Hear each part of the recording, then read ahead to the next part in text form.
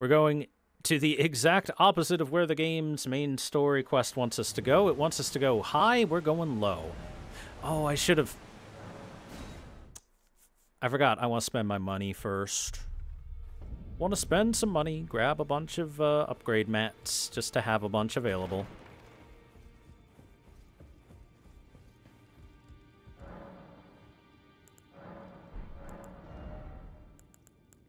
At 50 of those, and about 50 of those, but I need some smithing stone 5s and 6s.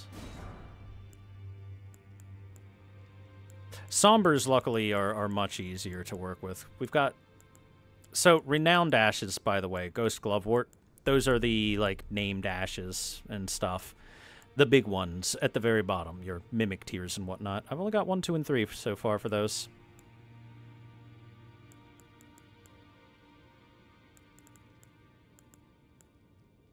Well, in that case, I guess I don't need to spend all my money.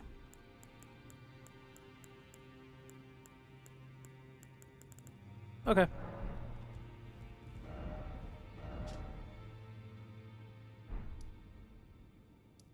We are heading to the Great Waterfall Basin. If you recall, there was a coffin that we could hop on in after we defeated those 2 large gargoyles.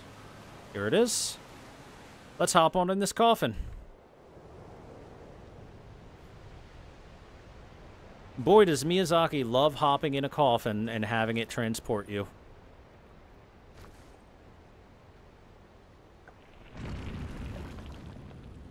Cozy.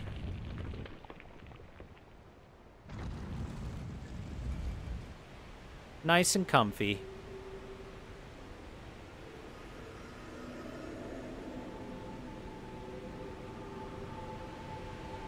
Holy shit, that's a really magic coffin.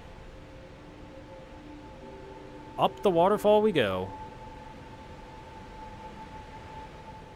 On a string of runes.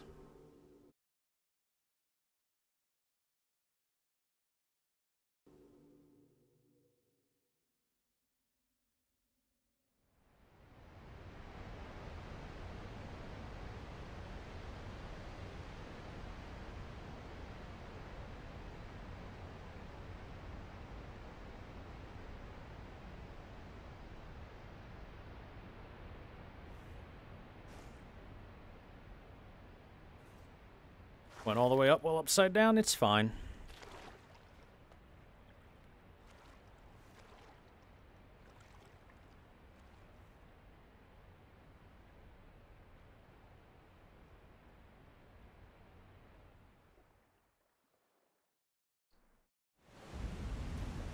Oh, we sure found our way to a weird place, the Deep Root Depths.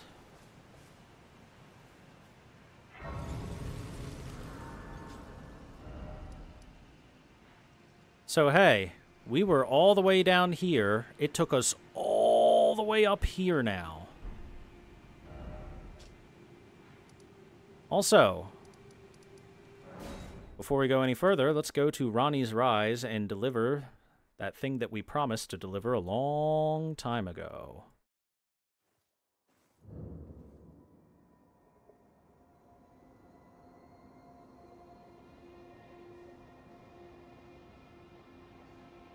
And I mean a long time ago.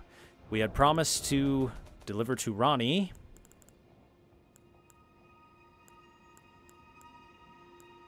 a Fingerslayer blade, the hidden treasure of the eternal city of Nokron. Blade said to have been born of a corpse. This blood-drenched fetish is proof of the high treason committed by the eternal city and symbolizes its downfall. Cannot be wielded by those without a fate, but can harm the greater will and its vassals. Oh, but one sec. Let's talk to EG real quick. I don't know if EG has anything new to say, so I should double check.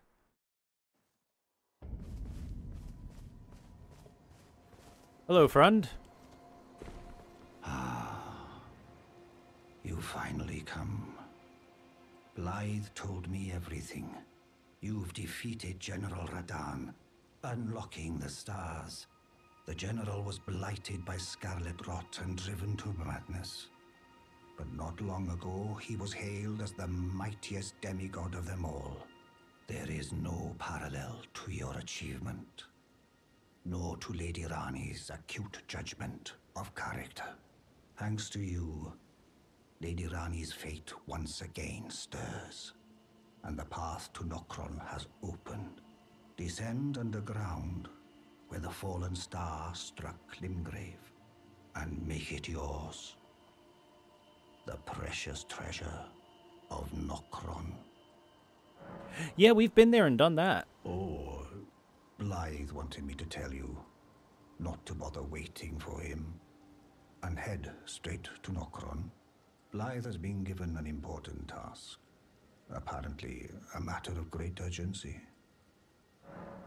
So that's why we didn't meet Blythe while we were down there. Huh. What happened? You need not await Blythe. Descend underground alone, where the fallen star struck Limgrave, and make it yours.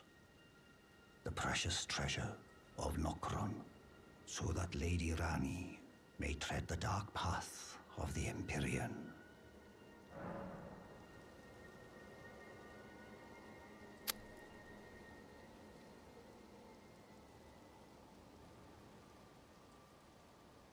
Are we sure that Blythe...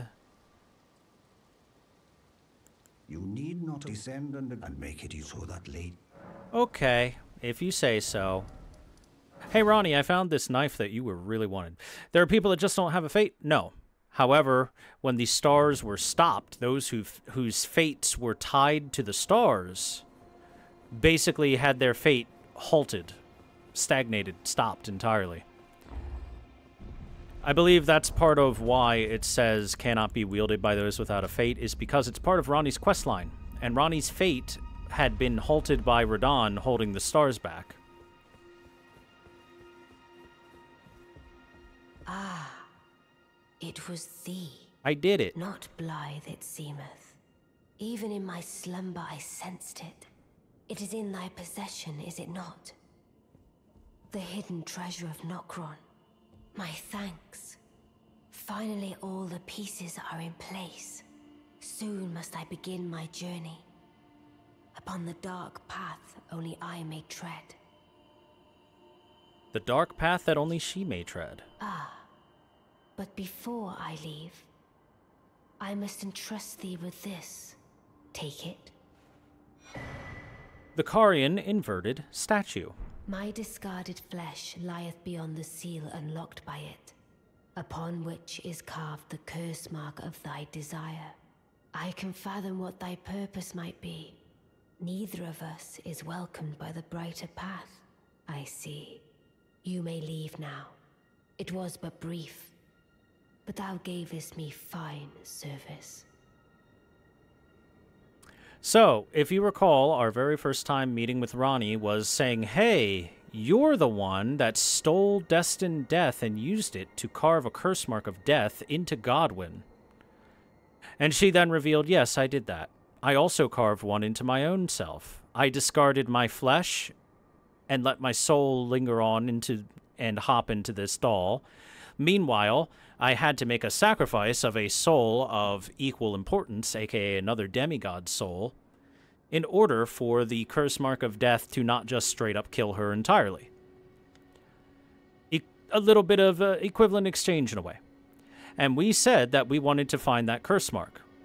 And she basically said, okay, if you work for me, then fine. You may try to find whatever information you can about it while working for me.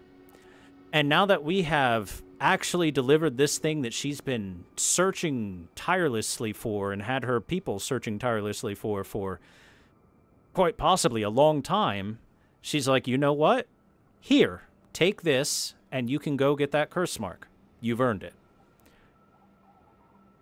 So, hey, you can't doubt her or fault her in any way for her payment methods. She did exactly what she said she would do and gave us what she wanted, or what we wanted if we gave her what she wanted. What is it? Thy purpose in approaching me was to obtain the curse mark, was it not? You may leave now. I too am to depart on a journey. Upon the dark path only I may tread. What is it? Thy purpose you may lead. I too. So let's quickly reload the area.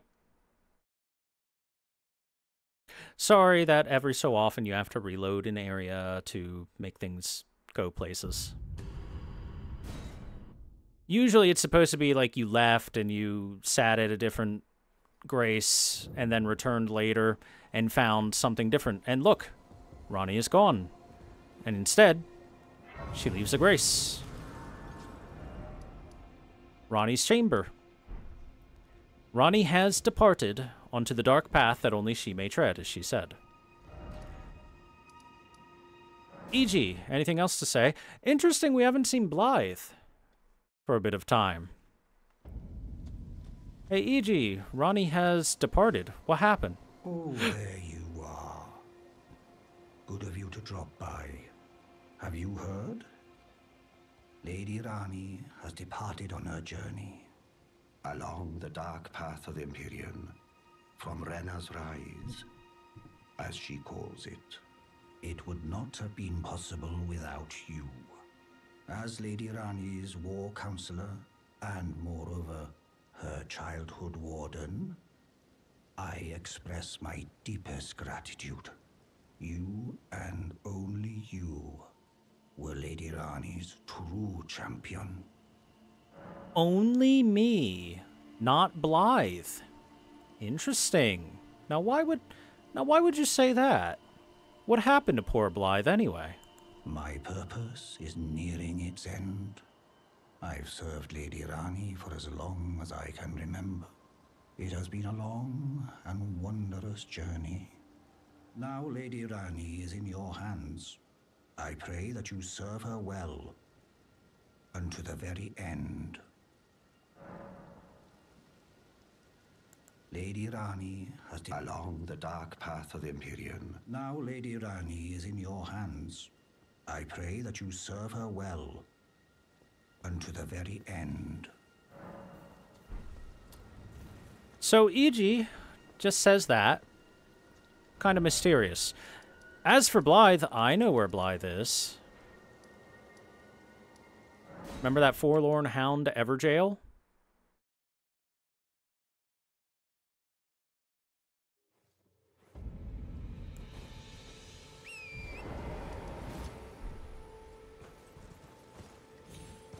Where we fought our very first Bloodhound enemy.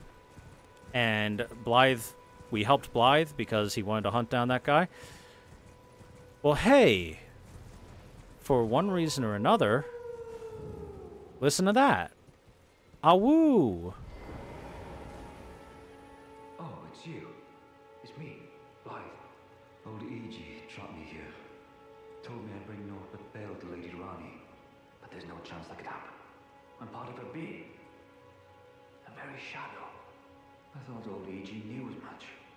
Honestly, I don't know what's going on anymore. Now, why would E.g. trap Blythe here? Hey, E.g. You got some splaining to do, man. What you doing with, putting Blythe in jail? What did he do?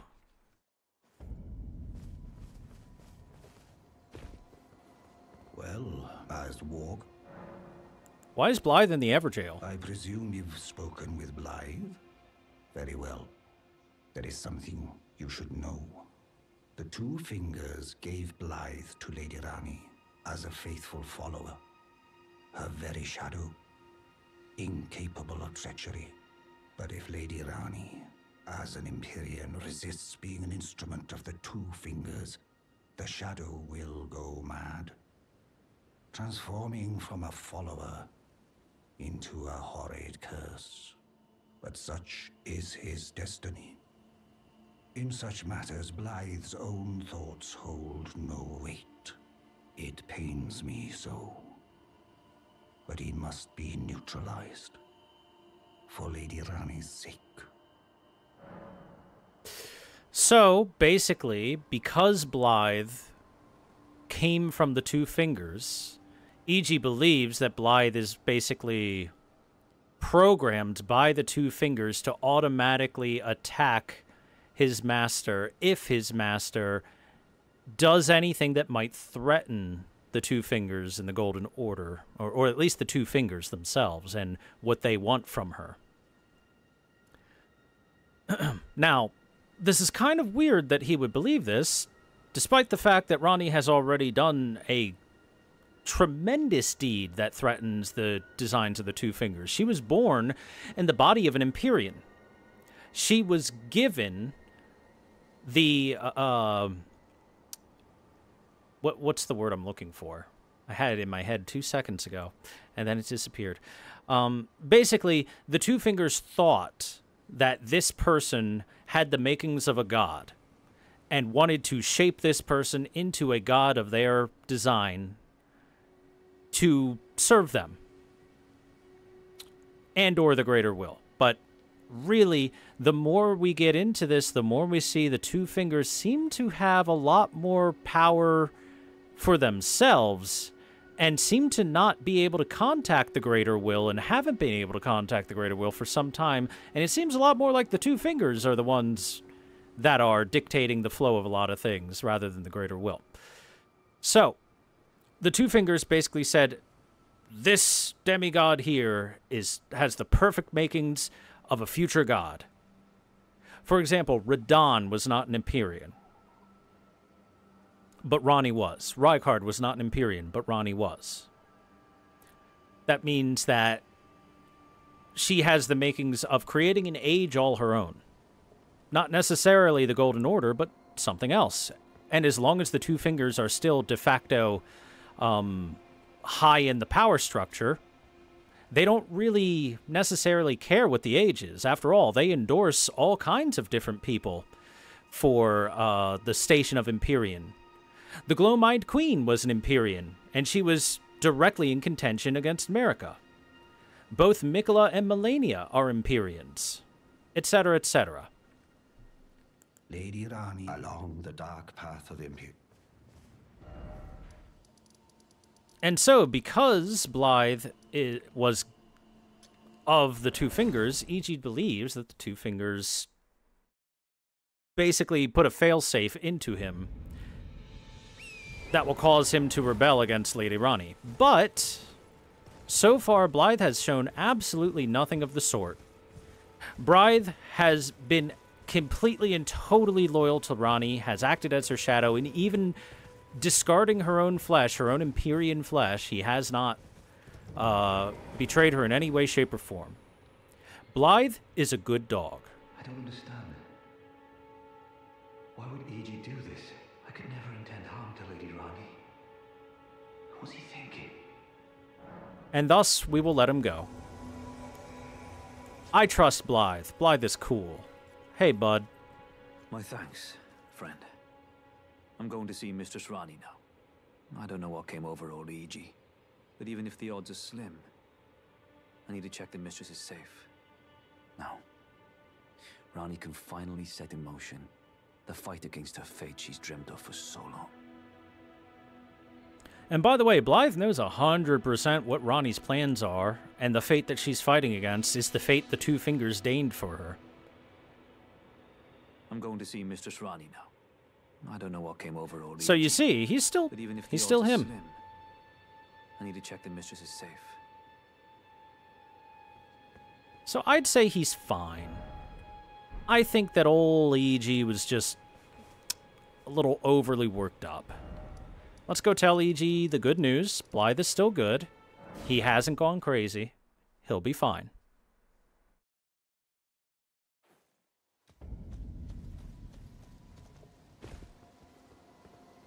Well, my fellow, as walk Lady Ranni along the now, I pray that Lady Ranni. Well, he's got nothing to say, apparently. For now, at least.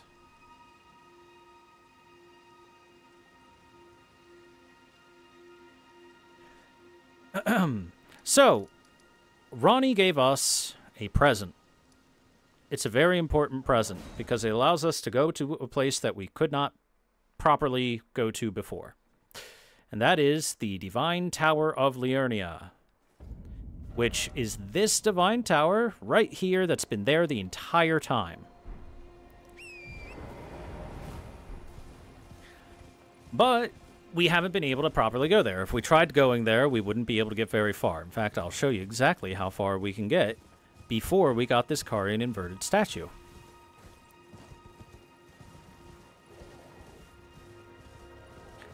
Yeah, that's right, guys. It's time for big Ranni quest advancement.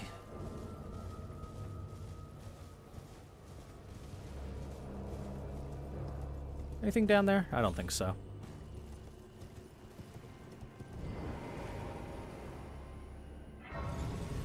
The Carian Study Hall. O celestial globe, transmit to posterity the wisdom of the moon and stars, and obscure forever the transgressions of the princess. Let's take a look at that item that she gave us. Carian inverted statue. A statuette of a scholar with ground and sky inverted. Reveals the hidden form of the Carian study hall, which connects to the Divine Tower.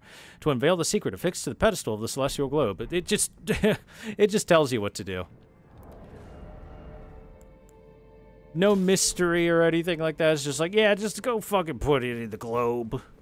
If we don't put it in the globe, though, let's see how far we can go and what we can see.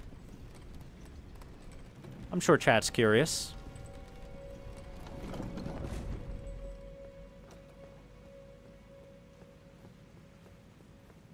Welcome to the study hall. Look at the hands.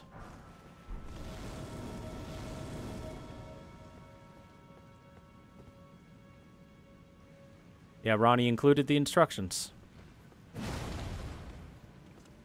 Look at these spirits. Oh, they're so pathetic. Get out of here, dummies.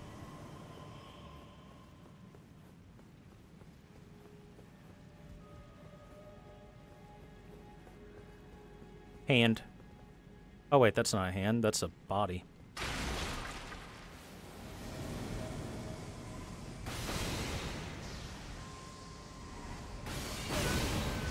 Hey, remember Loretta's spell? Preceptor Miriam. Another preceptor, just like, Celavis. I mean, we're gonna have to kill her for this. By the way, I specifically waited to come here until I was strong enough to make this easy, because if you come here right when you can come here, Preceptor Miriam is a fucking nightmare. Or at least she can be.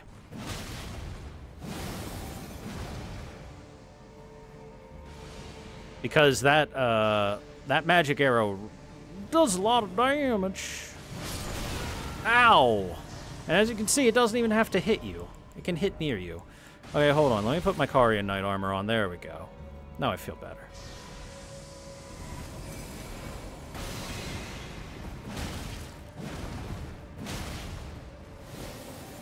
Up, and there she goes.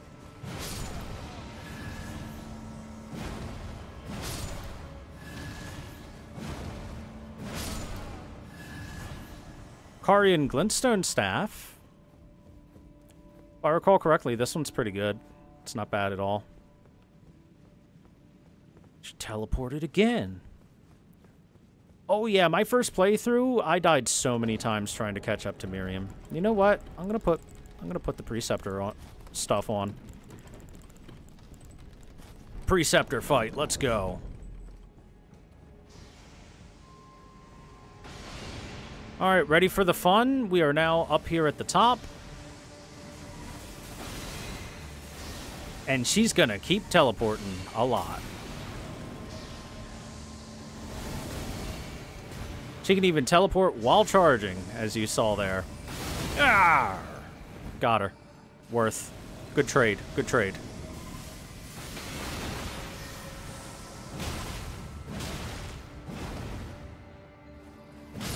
No.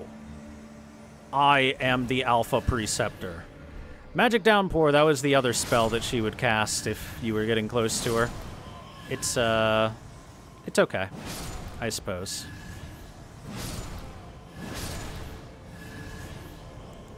Okay, let's take a look at that. Magic Downpour. Where is it? I think it's...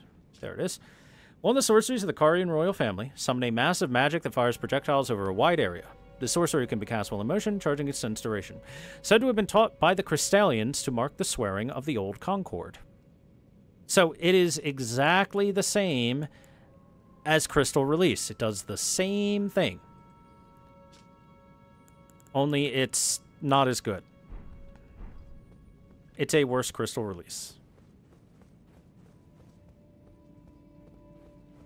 Teleporting while charging is straight up cheating. Yeah, teleport and then instantly fire is pretty strong, isn't it?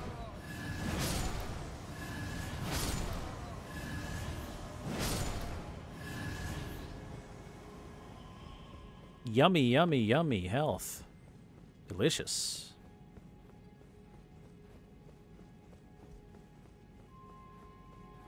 Yeah, if you come in here and it takes like 3 hits to kill one of those spirits, this place is hell.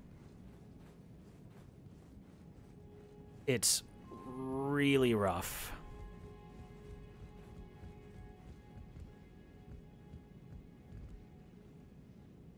Hey, look. Rats. Rats. We're the rats.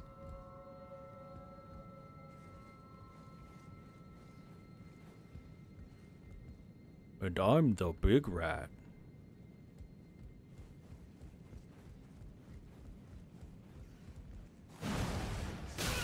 I missed. It's a small wooden beam. How'd I miss? Weird. The Cerulean Seed Talisman. Probably up at the top, right? Yeah, there it is. A cerulean-colored talisman patterned after an Erd Tree seed. Boosts FP restoration from the flask of cerulean tears. The Erd Tree was once perfect and eternal, and thus was it believed that Erd Tree seeds could not exist. Turns out they were wrong. They were wrong, wrong, wrong, wrong, wrong.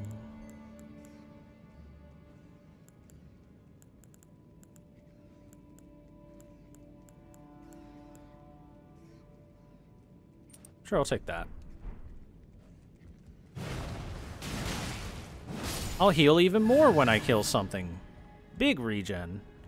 I'm a true vampire now.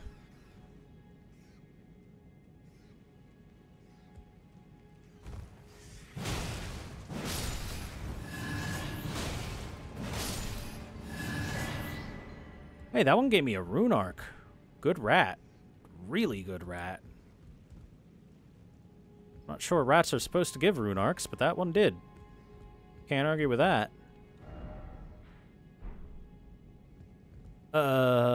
Isn't there something on one of these chandeliers? Am I stupid?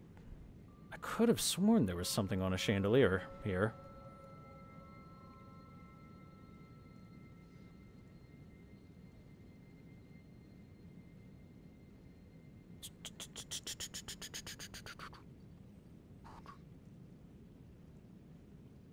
Let me double check some stuff.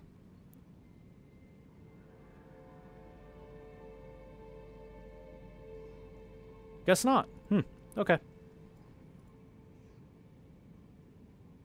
Alright, well, there's only one thing to do. Let's get back to the start of the study hall and flip this bitch.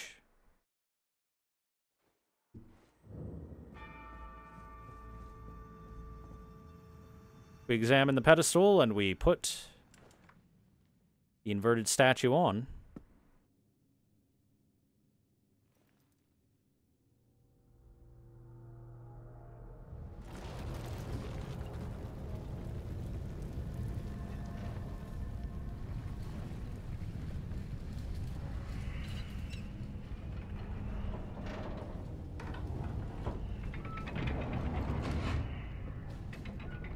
The moon held in the astrolabe gets spun like crazy.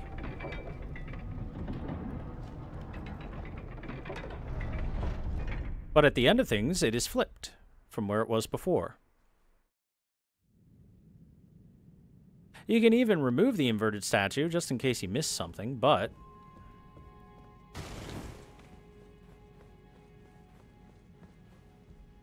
Now look.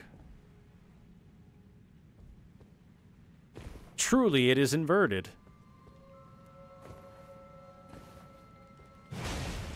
This is great.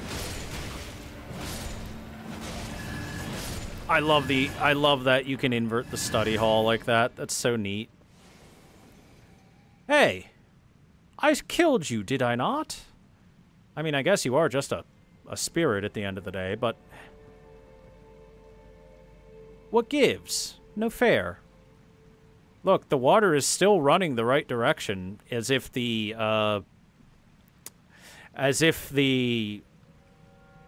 entire study hall didn't get flipped. In fact, that's water right up above us.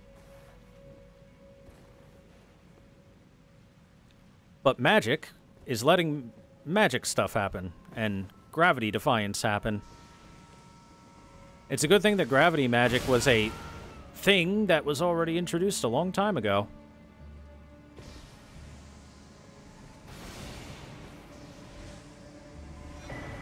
We get the Mask of Confidence, which is the same as the Preceptor's Mask, but without the big hat.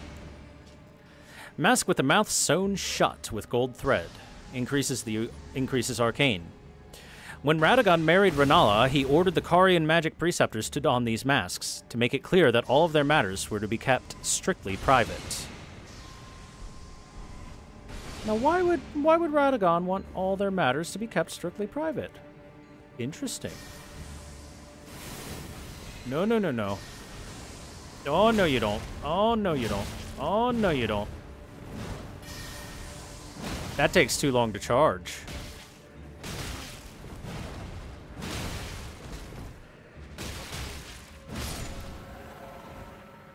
What are you... Hey! Yeah, you better fall. We get Lucidity. She was walking on air for a second there, and I was a little upset by that. Knights of the Cuckoo are here. Or at least the spirits of them.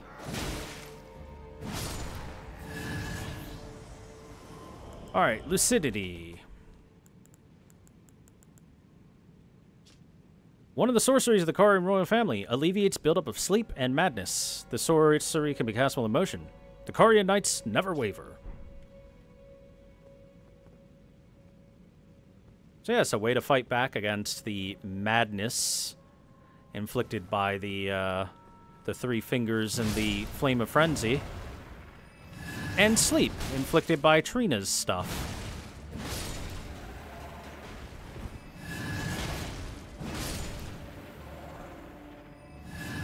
Damn, look at our huge vampire power. We are healing so much when we kill something.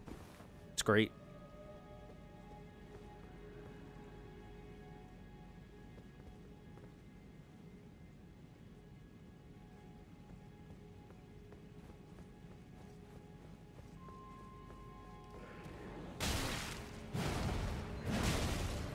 Oh yeah, it's much worse than Flame Cleanse Me. Like, Flame Cleanse Me is literally the best turn debuff off button in the game.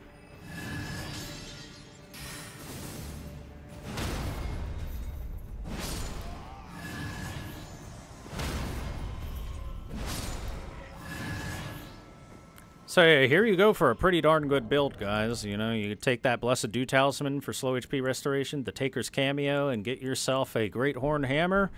You are a hell of a vampire going through normal enemies. Hey, a Rhea Lucarian helm. I don't think we actually ever found one of those before.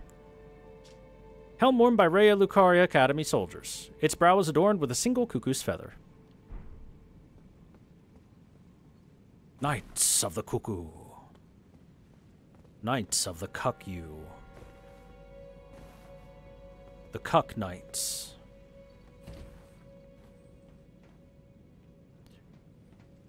Chandelier time.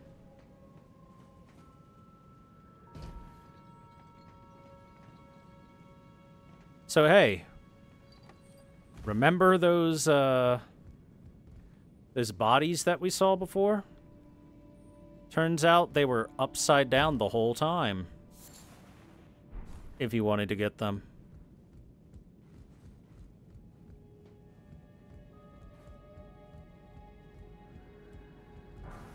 Holy proof dried liver. I do not believe there is anything else important for us to grab here. I'm going to do a double check real quick. But I'm pretty sure we got everything. Got that, got that, got that, got that, got that. Yeah, okay, we're good.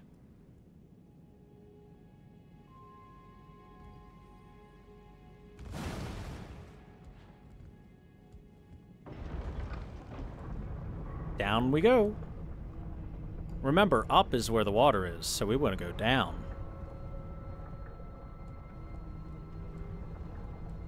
Flame Cleanse Me is the reason every single one of your characters is at least 12 faith, no matter the build. It's too useful. It's incredibly good. Madness build up, Flame Cleanse Me.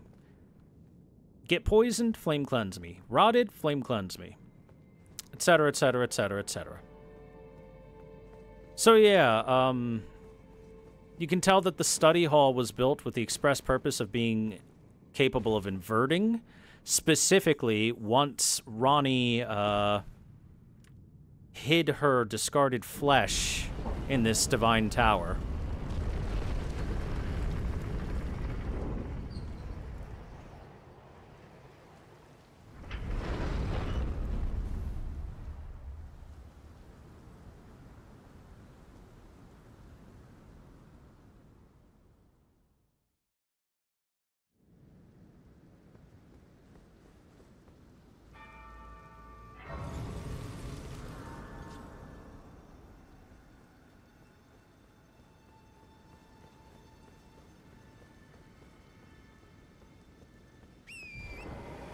I miss... This is a long time ago, but I miss the time when you could just...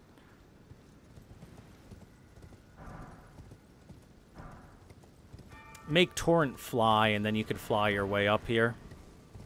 Godskin Noble, what are you doing here?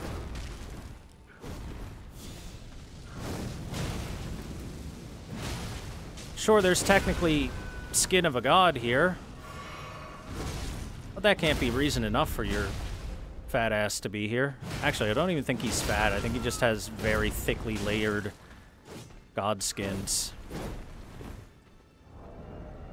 Anyway, let me swap weapons. We need something to bleed your ass. Otherwise, this is going to take forever.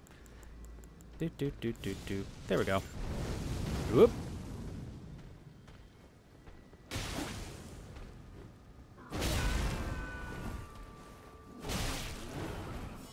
I'm dead. Yep. Yep, I rolled way too soon.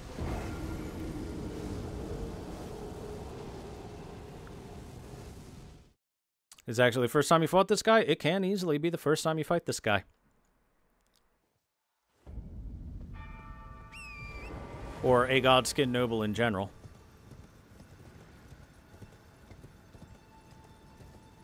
You can also just run right by him and ignore him, but I gotta kill him. He's a Godskin. They must die.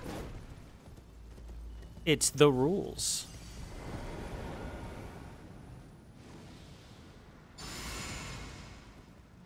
Alright, big boy, let's go.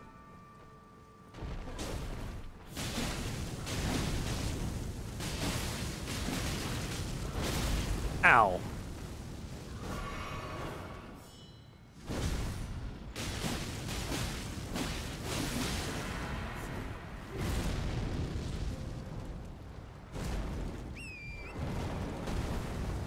Yeah, that's right. You stay over there.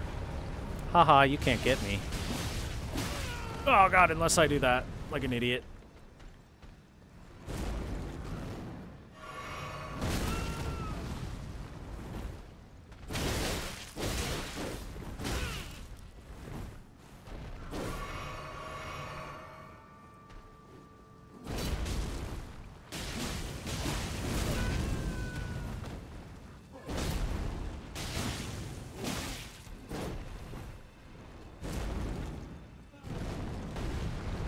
Alright, Pillsbury Doughboy, you get up there, and you have fun.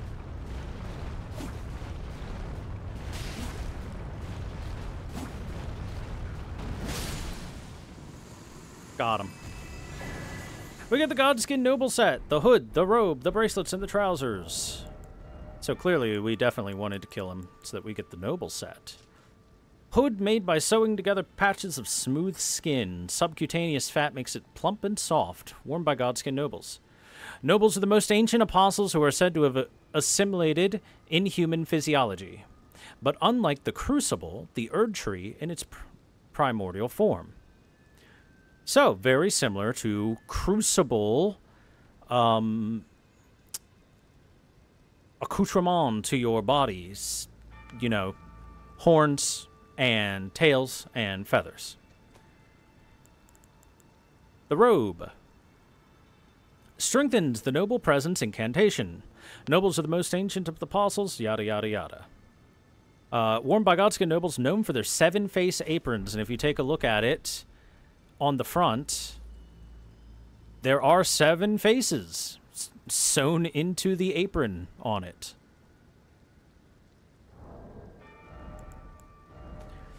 And I do believe the other descriptors are going to be the exact same as what we've seen before for any of this. Actually, which one is the Godskin? The Noble's gloves, no.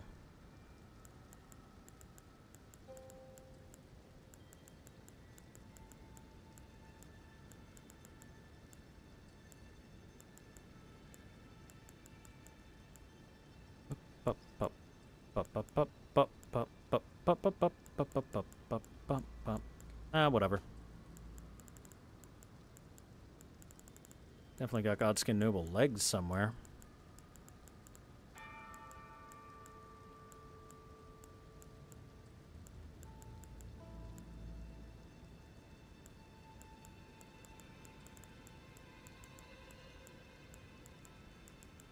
There it is. Trousers made by sewing together patches of smooth skin. Subcutaneous fat makes it plump and soft, yada yada. Worn by Godskin Nobles. So same as before, same as before. I just had to make sure it's the same as before.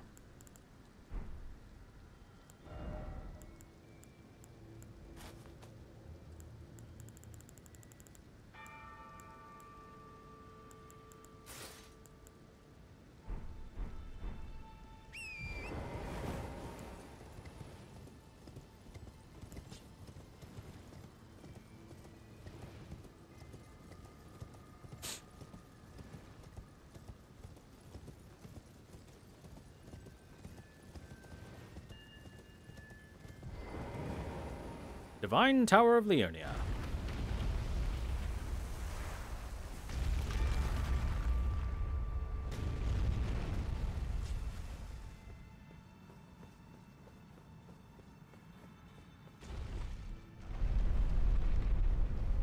And yes, Godskins do have that stupid, stupid roll that everyone hates.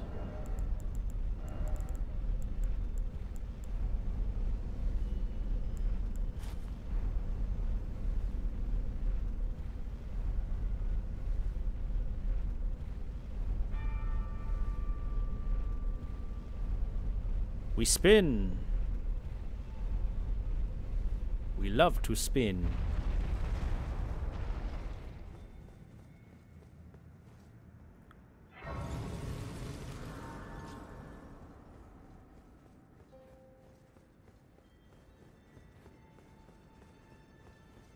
Look at the view we get from up here, though. Isn't it beautiful? Look, that's Stormvale Castle we're looking at down there. Way back here at the Divine Tower area. See, it's there. You can now see the rocks that were raised at the meteor site that eventually leads into Nokron. There's Stormvale Castle. There's the Church of Beginning, which is where we start the game at. Don't you love how you can see all this stuff in game? I do. And up here, what we find is not a dead Two Fingers. Instead, what we find is a body. Ranni's discarded flesh, which has been charred into nothingness. And you can see some remnants of red hair At least what's left of red hair that has been kind of molded to the skull. And from it, we get the curse mark of death and the Stargazer heirloom. The Stargazer heirloom. A talisman engraved with the legend of a queen. Raises intelligence. The young astrologer gazed at the night sky as she walked. She had always chased the stars every step of her journey. Then she met the full moon, and in time the astrologer became a queen. So, obviously this is Ranala, where she started as an astrologer, but she met the full moon. I find that interesting. I wish it wasn't morning right now. And we've also got the curse mark of death. Curse mark carved into the discarded flesh of Ranni the Witch, also known as the half-wheel wound of the centipede. This curse mark was carved at the moment of death of the first demigod, and should have taken the shape of a full circle. However, 2 demigods perished at the same time, breaking the curse mark into 2 half-wheels. Ranni was the first of the demigods whose flesh perished, while the Prince of Death perished in soul alone. So there you go. If you remember all the way back when we first spoke to Dee, he told us that he had gotten information about the mark of the centipede being somewhere, and that we should not pursue these things or those who live in death. The reason being, the mark of the centipede exists on 2 bodies in the entire world. One is Ranni's, and the other is Godwin's. So Dee was trying to hunt down the source of death, the source of the curse mark of death, the source of those who live in death, and all that stuff. And he probably theorized if they were capable of finding these things and then removing them, offering them up in some way, shape, or form to something to contain them, then it would stop the spread of the death root. It would prevent those who live in death from rising anymore. That's why he was searching for the mark of the centipede.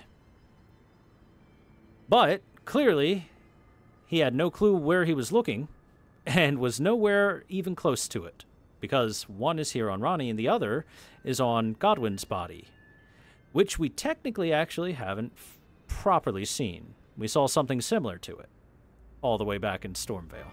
Sorry, I lied when I said it was Godwin's body. Sorry, guys. But it is very similar. Let me see if if setting this to night while we're all the way up here might help to illustrate something that I've been trying to show for a while and haven't been able to. I guess because of the weather and whatnot.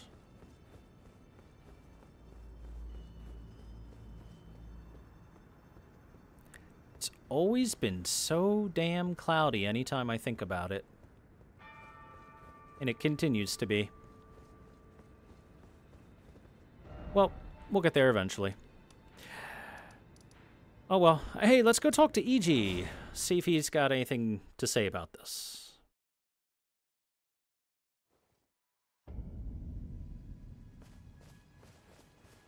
Hi, EG. I found Ranni's body. Greetings, my Lady Ranni. Along Okay. now, Lady Ranni. He's got nothing to say.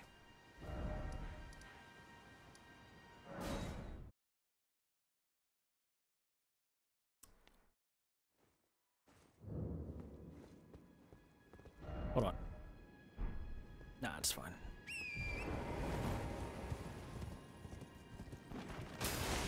Oops.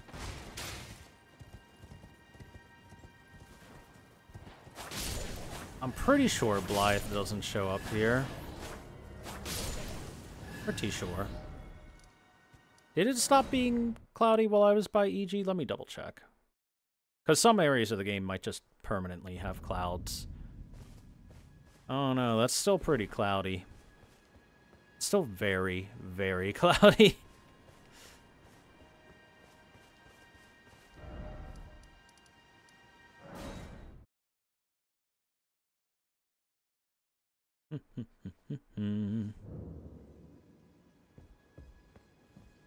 Nope, no Blythe.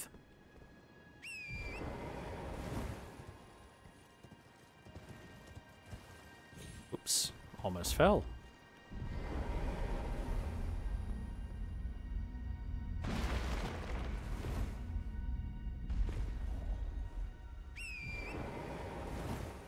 Anyway, Iji told us that Ranni went through Ranni's Rise, which is a place that we have seen before, but we couldn't do anything with because, if you recall, it was closed off by a magic barrier.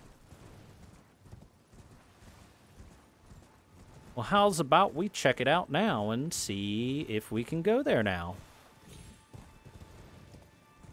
Well, would you look at that? The barrier's gone. Up to Ranni's Rise we go.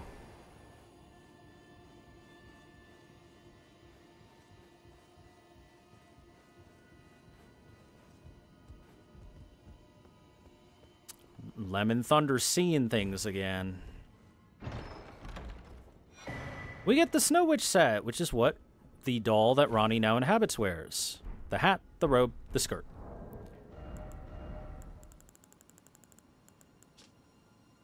A witch's pointed hat, frigid and frozen through, of a style associated with practitioners of heretical sorcery, strengthens cold sorcery.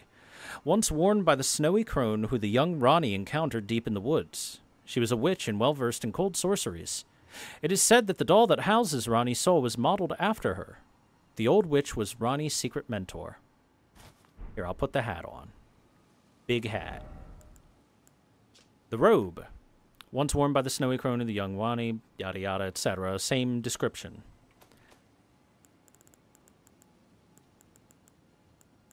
And then the skirt. Same thing. Which is skirt in the color of snow. So, essentially, Ranni found the snowy crone, who was just a lady that practiced cold sorceries, and started learning from her. Another thing that we saw was that the snowy crone taught Ranni to be fearful of the dark moon. And so we have two different moons that the game has talked about. The full moon in relation to Rennala, and the dark moon in relation to the snowy crone and Ranni. And so the thing that's important about them is they seem to be very similar, if not the exact same, as a lot of other things we've seen in the game, aka the Outer Gods. And if you look up at the night sky at night, you can see two moons when it's not completely freaking cloudy. It's not super cloudy. And hey, we found our way back underground. We've got a miniature Ranni.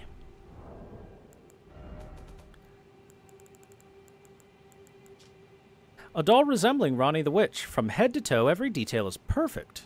This unresponsive doll seems pleasantly cool. Somebody was a big fan of Ranni and decided, hey, I'm going to make a nice 1/8 scale model of her. Let's talk to the miniature Ranni. And again, hello, little mini Ranni. Oh, a dogged fellow, aren't we? Or is it merely thy habit to talk to dolls? Fine. Fine. I hadn't expected any soul to recognize me in this guise. But now the cat is out the bag. I cannot allow thee thy freedoms. Perform for me a service as recompense. Eliminate the baleful shadows which prowl these lands. The name of Ranni the Witch is already sullied by thee. I will not brook disobedience in this matter. I love that. All right, fine. You figured it out. It's me. God. Okay, you got to do this thing for me because you weren't supposed to figure this out anyway. Perform for me a service as recompense. Eliminate the baleful shadows which prowl these lands. The name of Ranni the Witch is already sullied by thee. I will not brook disobedience in this matter. Well, I guess we're helping defeat these baleful shadows.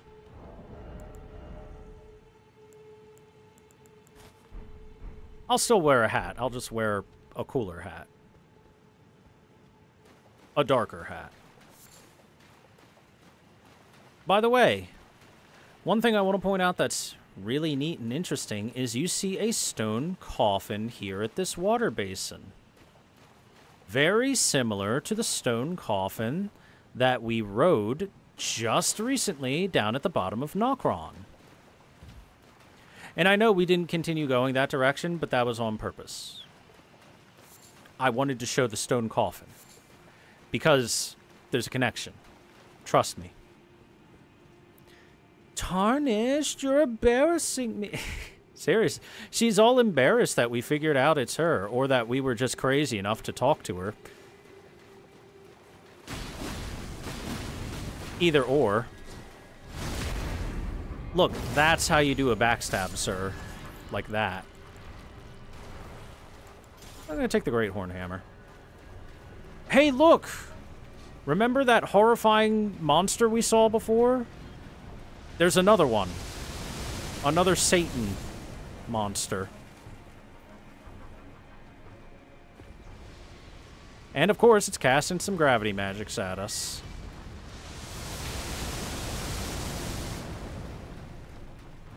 Alright, you. No more of that.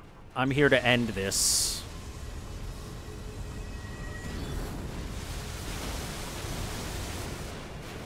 Stop that. You can see it's pretty similar to those falling star beasts we've seen. It has the mandibles of an insect. It has a giant eye in its skull. It casts gravity magics.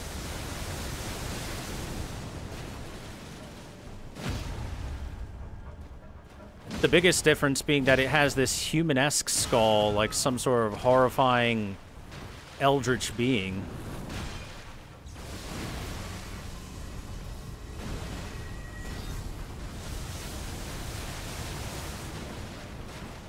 It's a lot scarier looking, I would say. And it likes to hang upside down and doesn't seem to move a whole lot. Alright. Had to get rid of that. Because if I didn't get rid of that, it would be sitting around shooting rocks at me the entire time that I'm looting the area, and that would be a big no-no.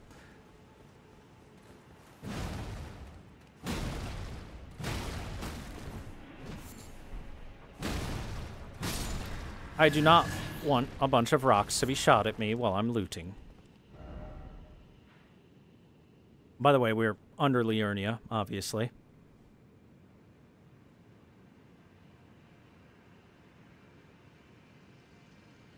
As for exactly where I am, that's a good question, man.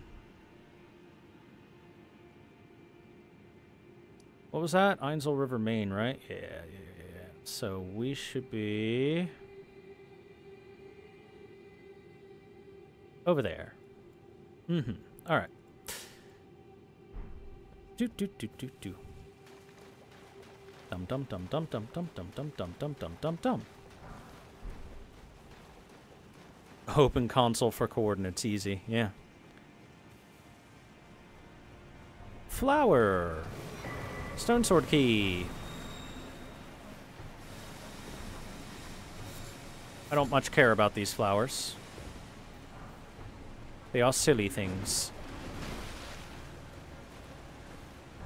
There it is, the Clayman ashes. These ashes suck.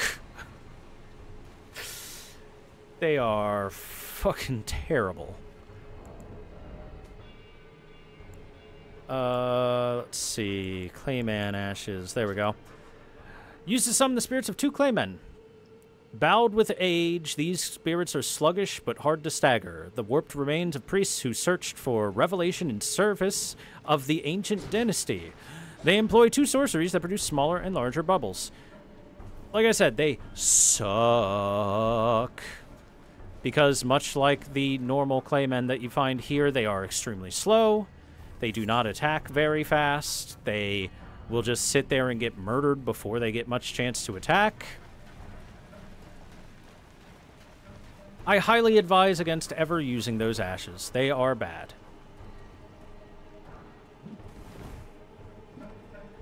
And as I've said for previous ashes before, by the time you get these, there are plenty of enemies that will do AoE attacks and just rip through them. Kind of like what by the time you get the big rat ashes.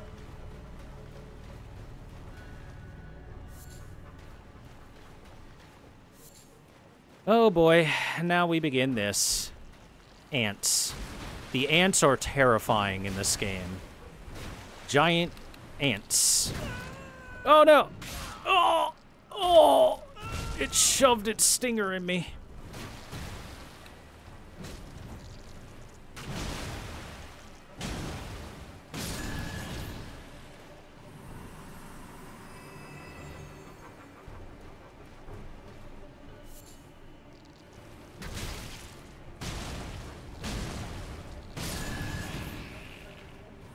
That giant stinger? Yeah, that's what got shoved at me.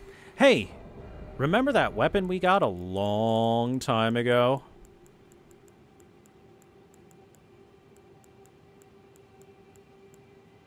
It's a rapier, isn't it? There it is, the ant spur rapier. Spur of a giant ant, which has been fashioned into a rapier. The blade drips with scarlet rot.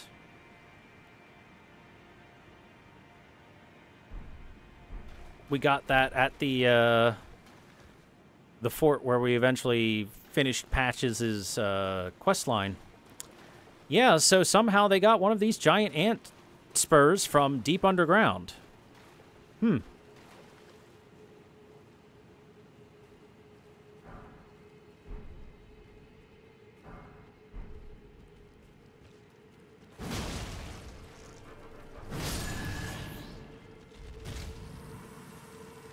Flying ants that spew scarlet rot. That's what that is. That is scarlet rot that it was spitting out there.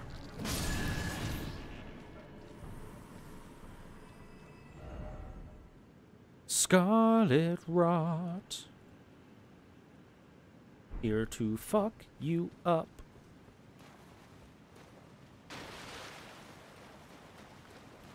Hey, this architecture looks familiar.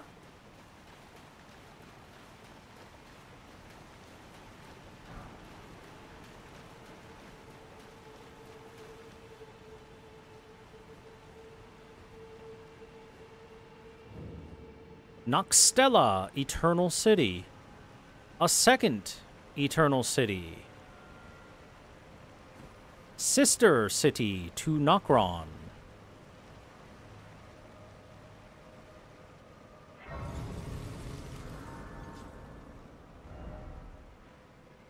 So, Noxtella, the Ul Palace, just like Nokron. Just under Liurnia instead of under Limgrave and Caelid.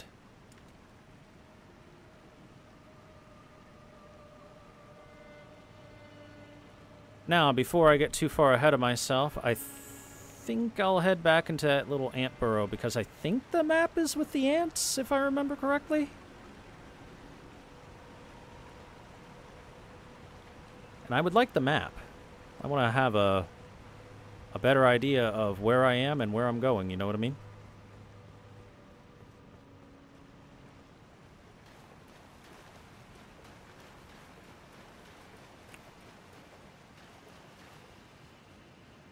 By the way, you're going to have all the normal kinds of ants, and look at all the, like, corpses and shit here, the eggs and whatnot. These ants have been putting in work. Here you have a shield head ant. These are actual ants that exist in real life, too.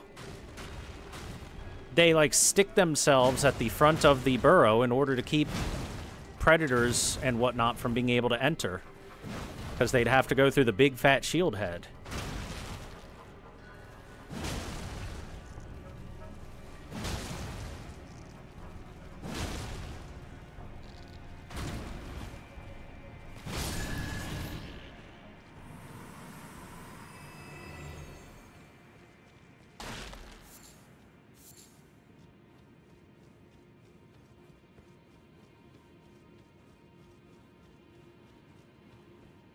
Hey, what are you doing over there?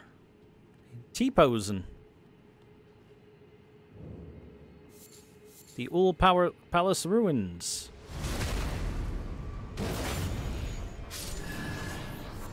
Wait a second, did I kill you already? Gravity magics. Look at that.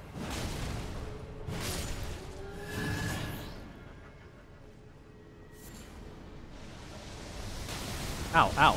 Stop that. Alright, you. Alright, you. You're clearly a different guy, because if you remembered me killing you, you'd be a lot less interested in doing that. Uh-oh. Rocks. Owie! The rocks hurt.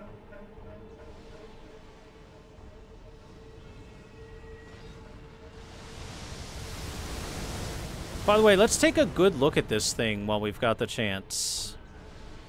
You can see it's made up of a bunch of teeny tiny little balls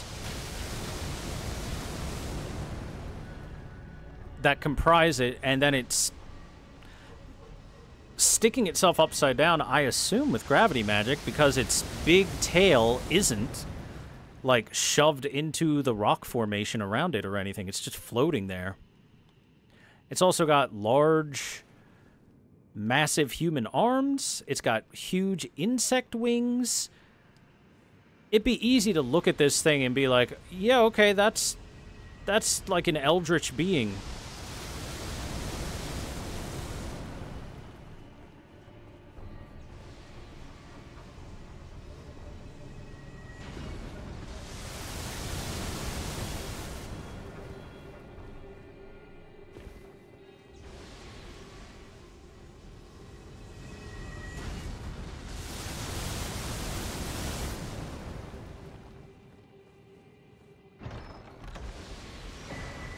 Wing of Estelle. Alright, you just keep doing that while I look at this, my new sword. Sword fashioned from a delicate wing suffused with the magic of the stars. Strong attacks unleash a wave of enchanted light. Crafted from a relic of the natural born of the void who is said to have assailed the eternal city. Unique skill Nebula. Imbue the natural born's wing with magic to send forth a dark cloud of stars that lingers briefly before exploding. Why, this looks like an insect wing. Why, it looks kind of like that, but more colorful. Thinking emoji.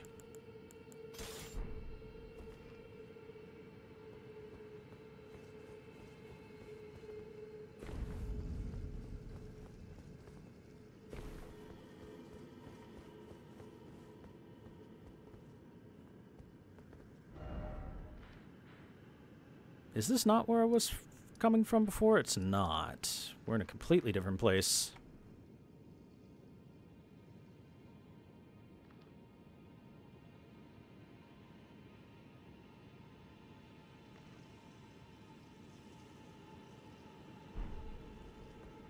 Alright, well, I need to go down there, and I need to teach this thing a lesson, so down we go. You need to be taught some manners, sir.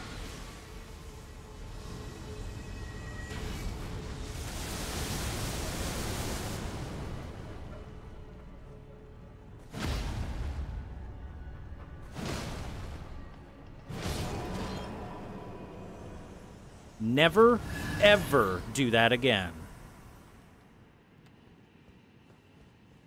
Boy, anyone down there that just saw that must be incredibly impressed. They're like, did that guy just kill the super devil? And the answer is yes, I did just kill the devil. I killed the devil. That's what I do. Let's take a look at the depictions here.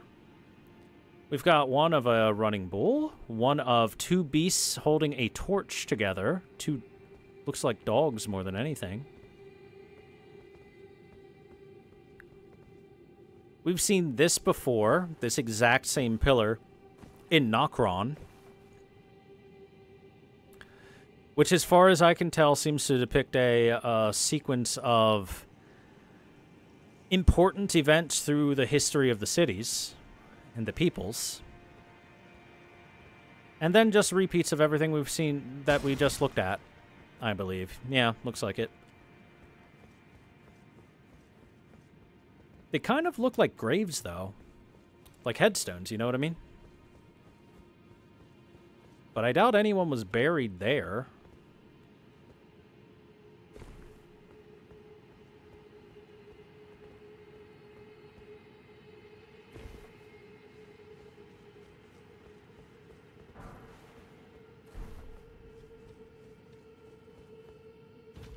He just hit it in the head and it died. He must have hit it real hard. And I did. There's the map of the Ainsel River. Perfect. Now we can tell where we're going and where we are. Map of Ainsel River and the environs. Two great rivers flow beneath the lands between the Siofra and the Ainsel. The vast region is said to be the grave of civilizations that flourished before the Erd Tree. The Nox people's civilizations.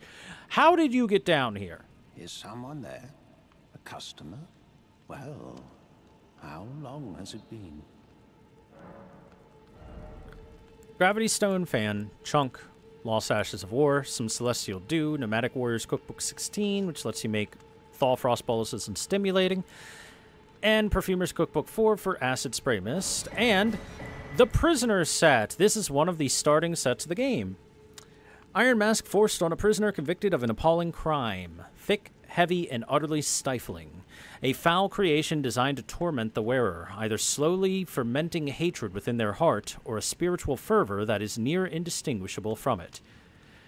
It's the Griffith helmet for when he was put in jail in Berserk. Prisoner clothing. Tattered clothing worn by a prisoner convicted of an appalling crime. Never once washed, every fiber is filthy. And the trousers. Never once washed, every fiber is filthy. The smell is beyond belief. Do you guys like Berserk? Miyazaki likes Berserk a lot.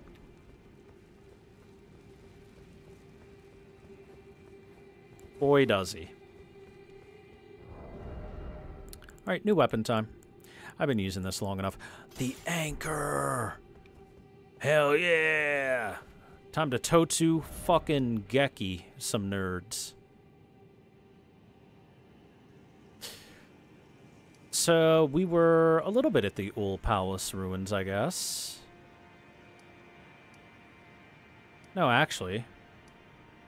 We were at this spot. It also unlocked that spot. We haven't been to that spot. There was an item up there, but it's honestly nothing particularly magical. I can go back and get it eventually. For now, there's no reason for it. Like I said, it's not an important item. The important items we already picked up were the Wing of Estelle weapon in the chest up top and the map. Which is important because I like knowing where I'm going.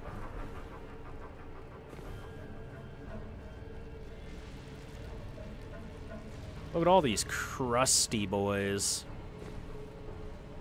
Covered in filth.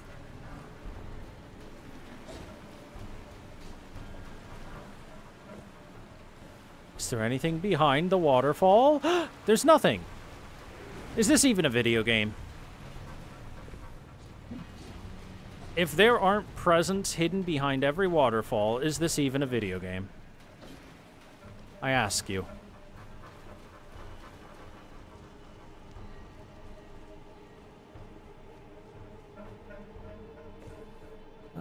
Can I get up there from here?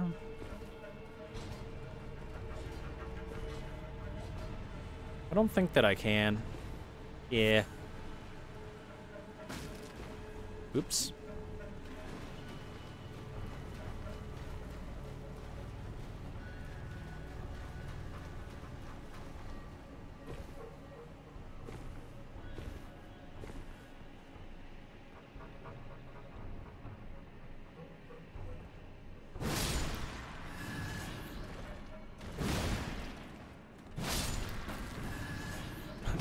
What are you doing? Your best skeleton impression with that roll?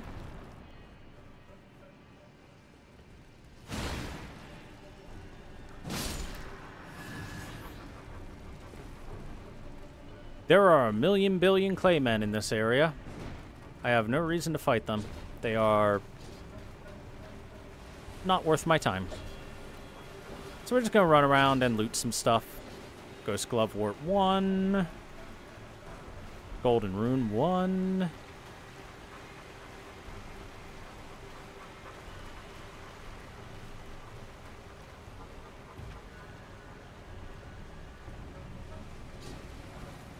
Golden Rune 2.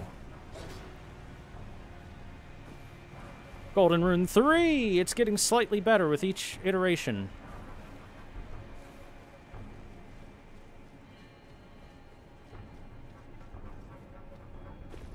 Now, it'd be nice if I could get out of combat long enough to open my map for like half a second.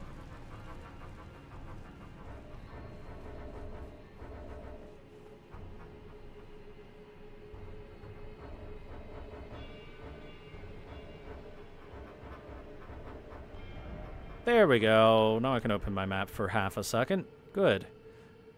Doesn't look like there's any major items for me to pick up in the area at all. Okay. I'll go grab some stuff here and there. Howdy, fellas. There sure are a lot of you. Don't know why you say goodbye. Say goodbye. Goodbye, goodbye.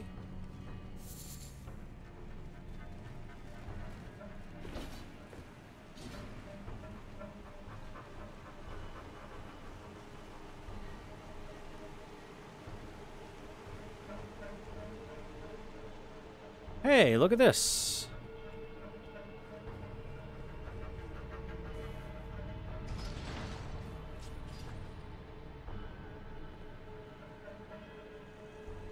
Get them squats in.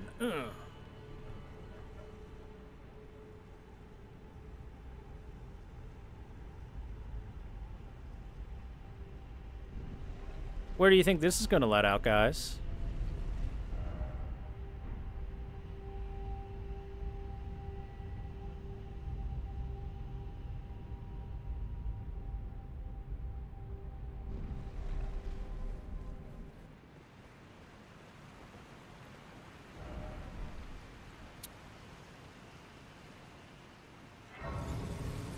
At a site of grace, the Einsel River Sluice Gate.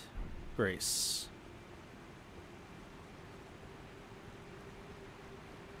That's what we were just at, is a sluice gate. And this is our way to get to the other side of it.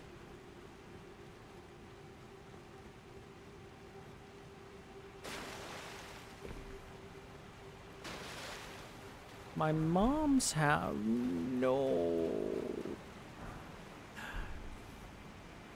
You can't own me like that, chat.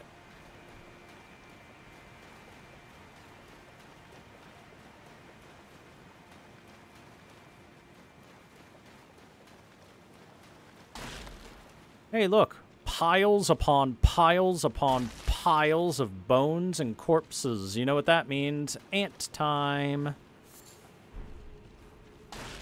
This is what the ants do. They just pile them up all over the place.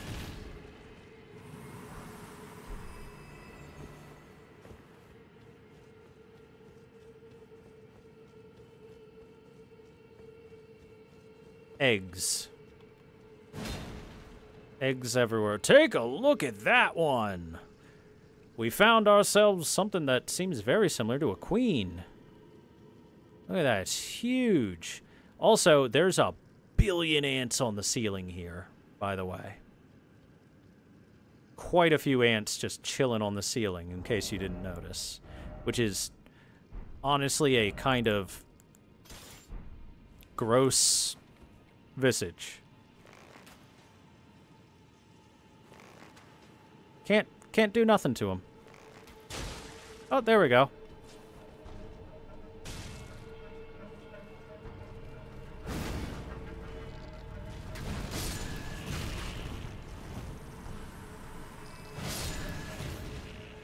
Here they come. Ow! That went for the grab. I was trying to face you guys not like all at once as a bunch, but we awakened the horde. Oh, by the way, I never did show the Carian glintstone staff. Staff emblazoned with a blue glintstone, one of two types of Carian staff, given to sorcerers that they might enact the role of knight, enhances Carian sword sorceries. If you're casting Carian stuff, it's good. By the way, one bonk, popped like a balloon. We get big runes from that. Golden rune 10 and a rune arc as well.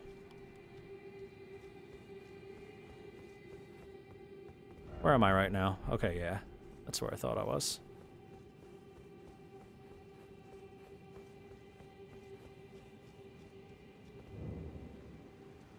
This takes us back here to the palace ruins. And lets us get up here to get this smithing stone, and more importantly, drop down to this and get some celestial dew.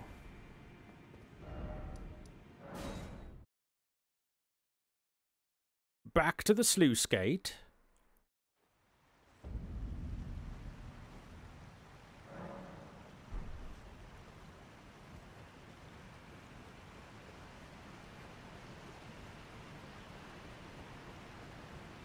So yeah, those giant ants with the big, like, what I would assume is an egg sac on the back of them. I guess you could call them similar to queen ants.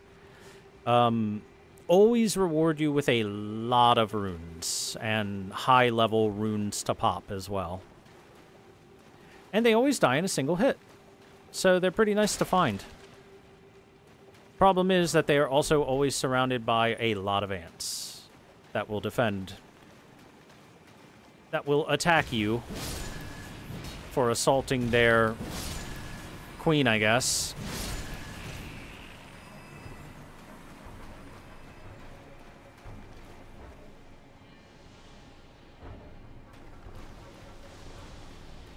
What's that over there? An Angie ant. I don't know how it knew where I was from so far away, but actually I do know. I know exactly how. It's because whenever an ant gets attacked, it releases a distress pheromone that the other ants can smell and follow. Yep.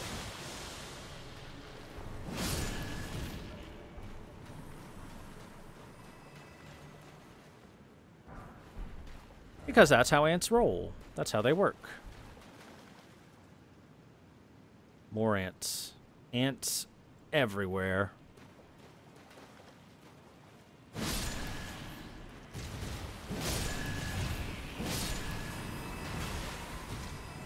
I'm actually kind of surprised I can one-shot them with this hammer. Did I say hammer? I meant anchor. Technically, I guess it counts similar to a hammer. I'm surprised I can one-shot them with this anchor. I did not think I would do enough damage to be able to do that.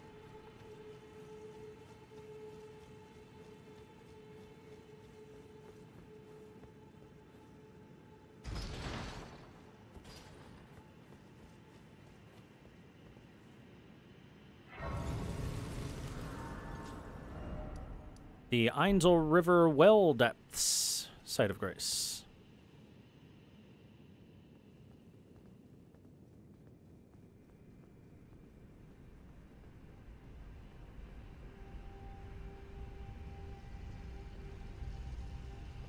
This is the other way that we could have first made ourselves down here, but as you can see by the path we came from, the fact of the matter is that we would have been stuck there and been unable to do anything more. We wouldn't have been able to get to that area because it's up higher.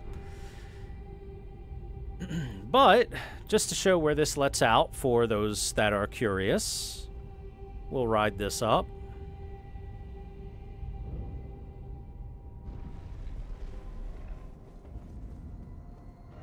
It lets out right here at Liurnia. If you'll recall, I purposefully ignored going down this when we first found this because I know that it leads to a dead end if you use this.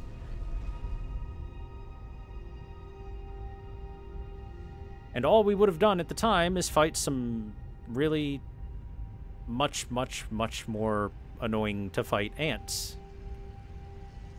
And picked up a map that would have shown us that, hey, there's all this other stuff. How do you get there? The answer is Ranni's quest. Gotta advance Ranni's quest far enough.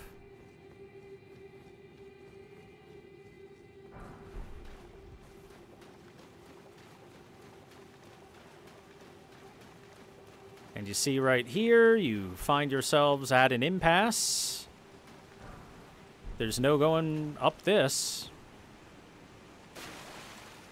And if you recall, when we got to the ruins here, there's an up path up there, but there's no way to get to it. And this path over at the side is too far of a drop to follow. So, that is the end of that pathway. Let's go back to the Noxtella. Should I go get that item that I didn't grab? It's nothing important. It's really not. I guess I gotta show it. Well, give me a second. We'll go grab that item past the ants. Where the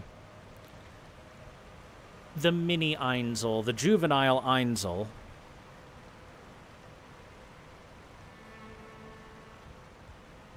was shooting rocks at us.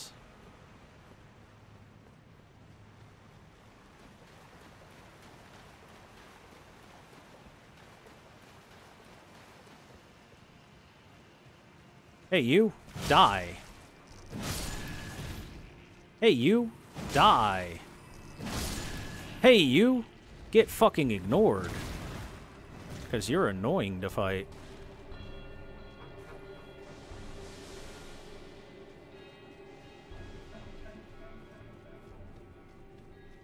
Hey, you, that thing you were like, looked like you were worshipping, it's gone.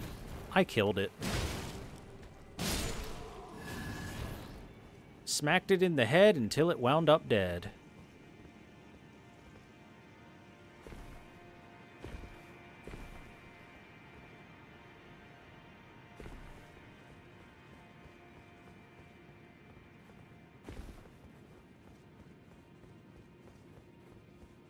All right, here you go, everybody. Here's that awesome item that we saw. Ready? Somber Smithing Stone 6. Like I said, it's nothing special.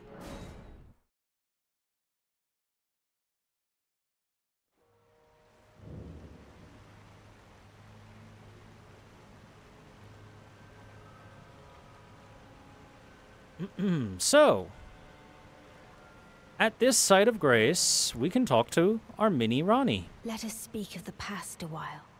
I was once an Empyrean, of the demigods. Only I, Mikola, and Melania could claim that title. Each of us was chosen by our own two fingers, as a candidate to succeed Queen Marika, to become the new god of the coming age, which is when I received Blythe, in the form of a vassal tailored for an Empyrean. But I would not acquiesce to the two fingers. I stole the rune of death, slew mine own Empyrean flesh, casting it away. I would not be controlled by that thing.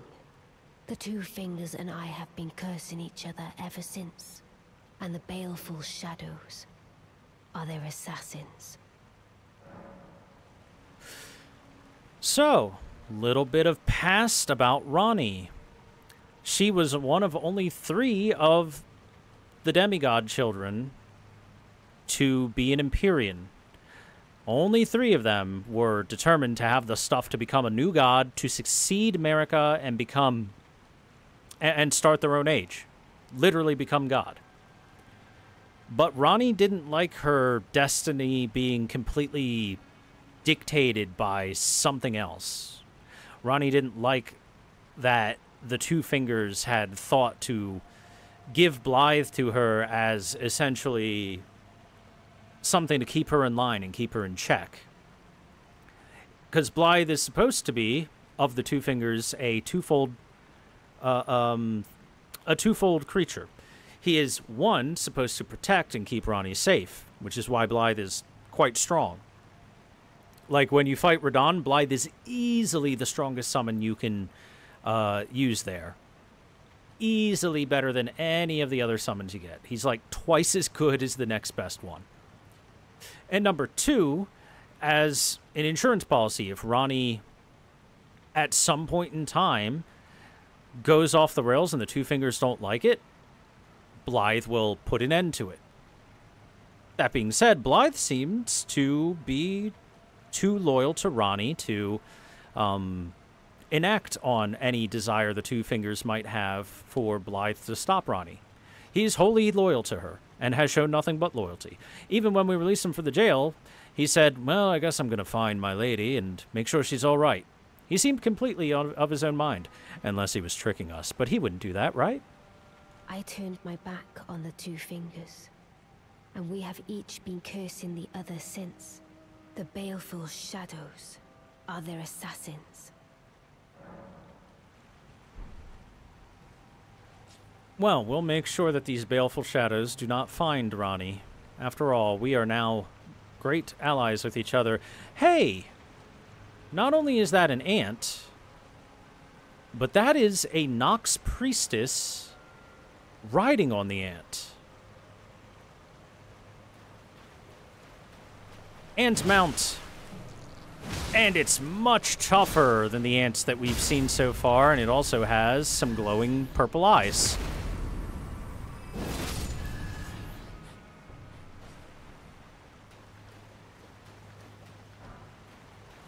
So hey, despite the fact that the Nox people have been cast down into this deep underground and unfortunate situation for themselves, especially since they're basically the ancestors of the astrologers that became the sorcerers of Liurnia. So they also give great reverence to the stars and believe that the stars are a big part of their own fates and try to read their fates in the stars. They're astrologers themselves. So being cut off from the outside and being given this false night sky to live under, these false nebulas and false stars, probably a great insult to them, you know?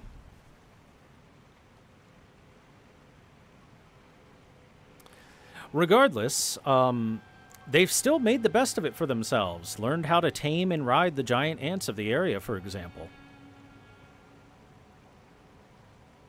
Alright, it is now time for us to search Noxtella. There's a lot to find in Noxtella. It's not a huge area, as you can see by the map. It's not massive, but it's dense. They found a way to pack a lot in here.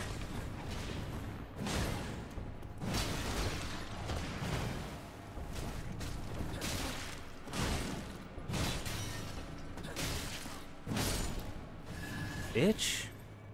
Ow. Treasure chest. Within, an ant's skull plate, which is a shield. Huge head of one of the giant ants which inhabit the two underground rivers.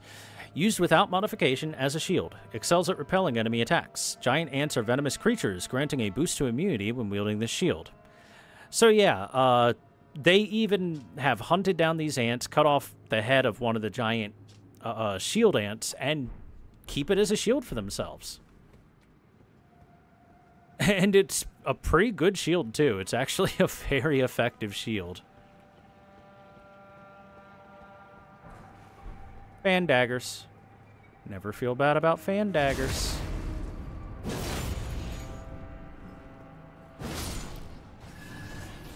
Hey, these guys look zappy. That's because they are zappy.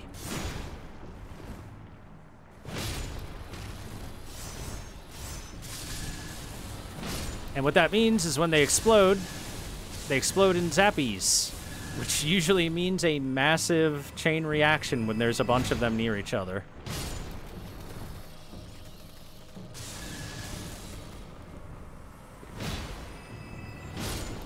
It does make it very easy to farm groups of them. If only they were worth more runes, they'd be worth farming. These ones are equipped with shields.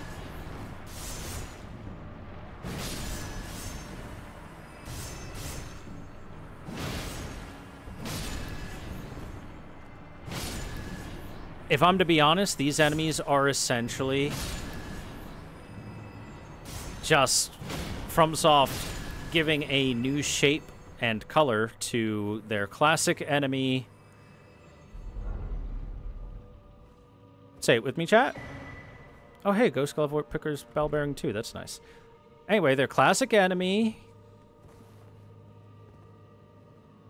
This is where you answer, chat. Come on. Have you been taking notes? You better have been taking notes.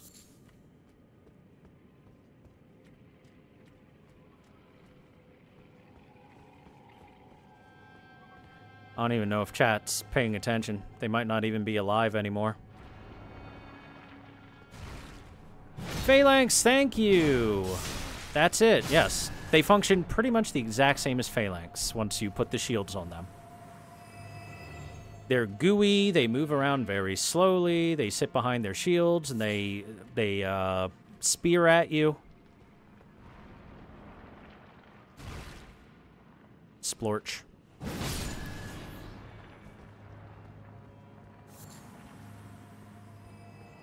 They are essentially Phalanx, just Elden Ring version.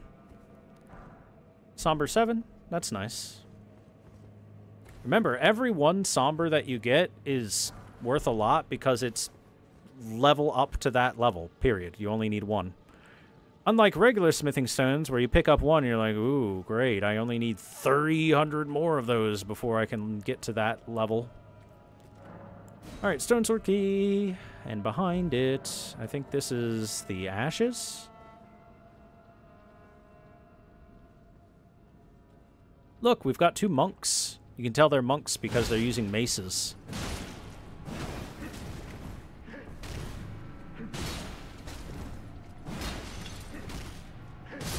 Sorry, how did I take damage there?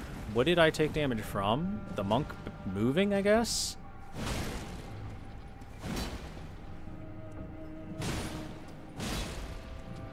Yeah, the monk moving is dealing damage to me for some reason. That's weird. I don't know why.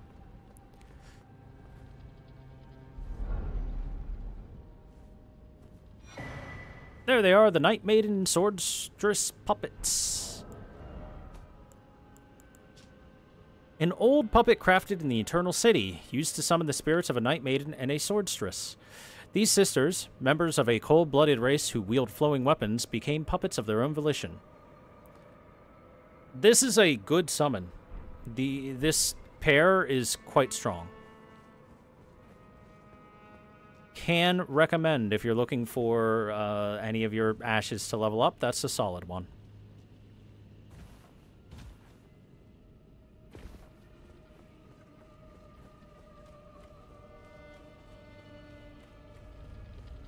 Hey, look. Big ball.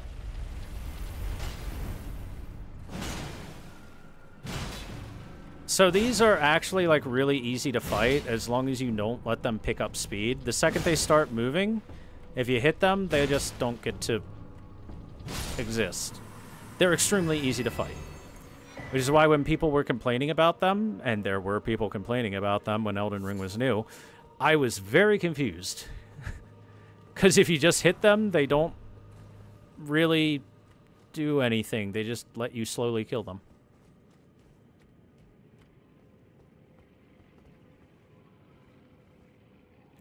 Ceiling. Anything? Nothing. Oh, God! If only this thing was at all threatening.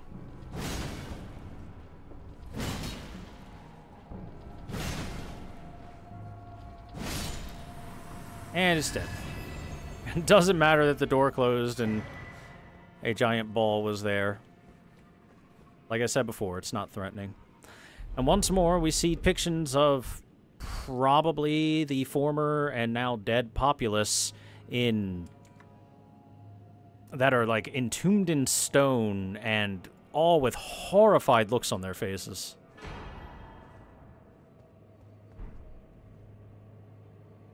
And in that chest is a great ghost glovewort.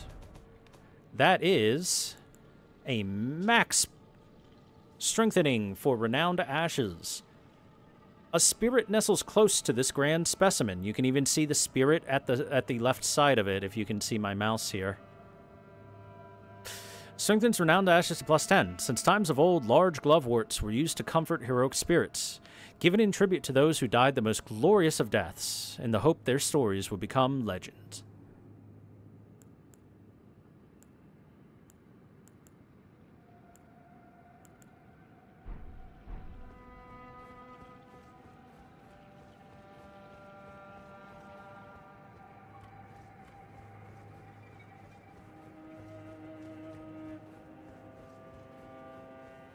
So yeah, that's one of the max upgrade materials for ashes. And it's for the good ashes too. You know, your mimic tiers and whatnot. By the way, at one point in time, people were theorizing that the false night sky you see over these cities, the eternal cities, was actually like glittering rocks in the caves, but you can tell that the glittering is floating outside of the rocks. The rocks have none of that inside of them. It is literally some level of spell that's been cast to imitate the night sky. More than likely done as a way to rub salt in the wound on the people of the Eternal City, because, again, they read the stars and have great reverence and a level of worship to the stars, much like the astrologers and the sorcerers of Raya Lucaria. Big ball. Do you see the big ball?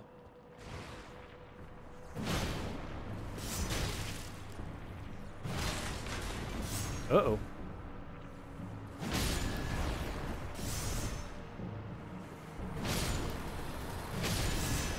Alright, you will now all explode.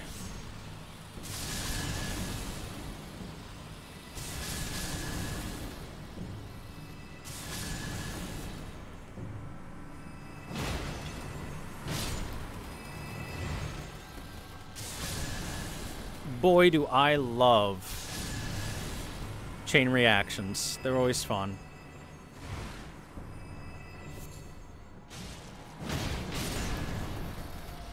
Big ball fell.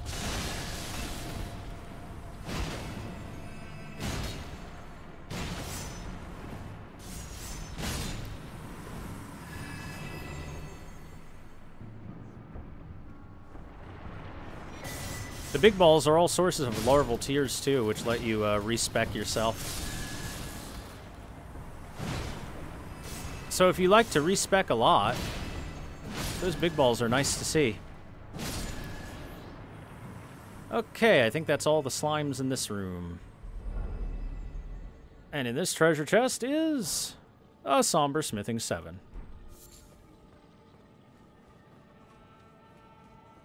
It's not quite at the same level of picking up, you know, a 10 for a max upgrade of something, but it's still good. Hi there, I see you.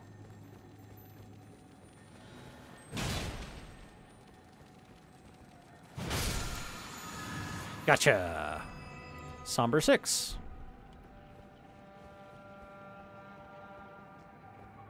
And you can see, this is a very important looking building. It's at the highest point of this area. It is a lot bigger than a lot of the other buildings. So this must have something very important in it, right? It also has a lot of dead guys around it. Near and around it. What are you hiding in here? Well, hey. Let me ask you, do you remember the giant dead things on thrones?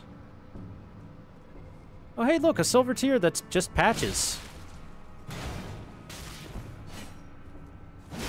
I'm not even kidding. That's the exact same equipment that Patches has. And it's bald. That silver tier is just Patches. Ah!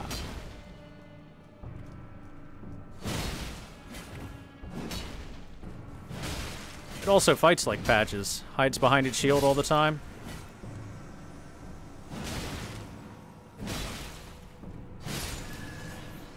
Got him.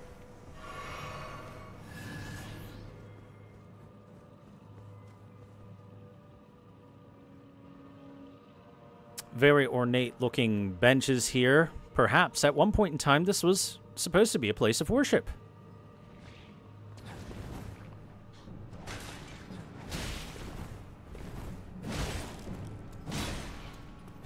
Akin to a church.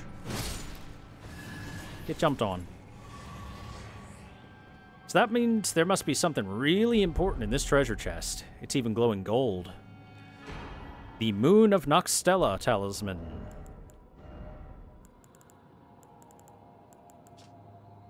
This legendary talisman is a treasure of Noxtella, the Eternal City. Increases your memory slots. This talisman represents the lost Black Moon. The Moon of Noxtella was the guide of countless stars. A third moon, you say? Unless, of course, that's referring to the Dark Moon, which Ranni is a strict adherent to. Considering the fact that she has us coming all the way down here into the Eternal Cities, that apparently were at some point worshipping this Black Moon, seems to say that it's probably the same moon. So Ranni is technically following in the footsteps of her ancestors, because the Nox people are definitely the ancestors of the astrologers and whatnot, to a point at least, when she is following the Dark Moon. By the way, it's clear that giants or giant humanoids at one point in time were very important to the Nox people. The people of the Eternal City had built these massive thrones upon which they would sit, those giants, and probably worship them. If not that, then that's where their remains would go, and those would be worshipped at some point in time. But we don't really get a whole lot of actual info and proper lore about those giant skeletons that we saw in, say, Nokron. Sitting on the thrones. We're just kind of left to wonder a little bit. I can throw out some possible theories that perhaps those were those who were touched by the stars in some way, or maybe they were giants that didn't worship the fire god that most giants had worshipped. And instead, those giants were more attuned with the stars. Could have been something similar to that. But it's kind of impossible to tell. At best, I can do a guess, and that's about it.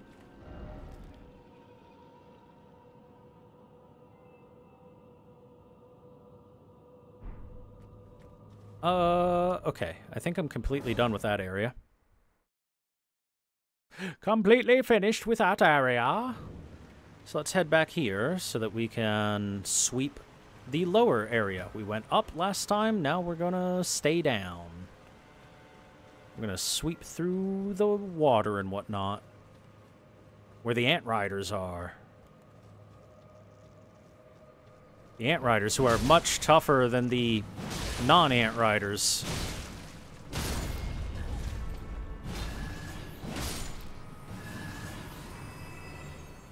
By the way, reminder, we can start as a Nox person when we begin in the game. That's one of our possible starting background races.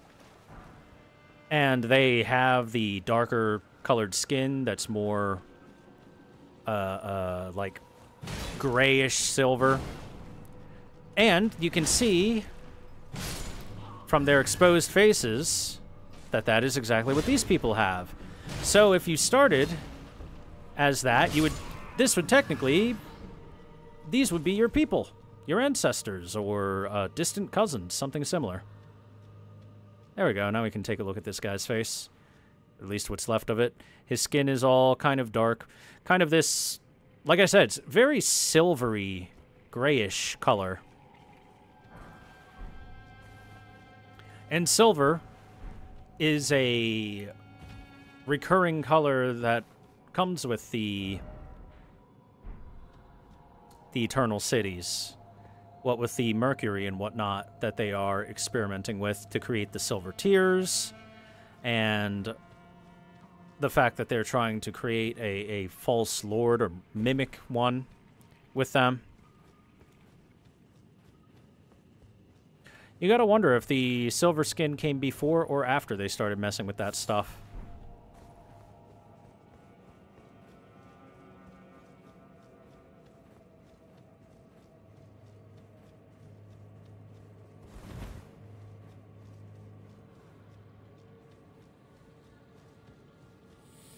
Snails.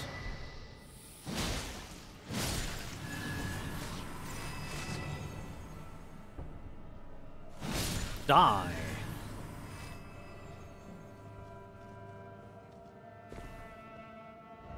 More snails. What are these snails doing here, I wonder? Maybe they just live down here.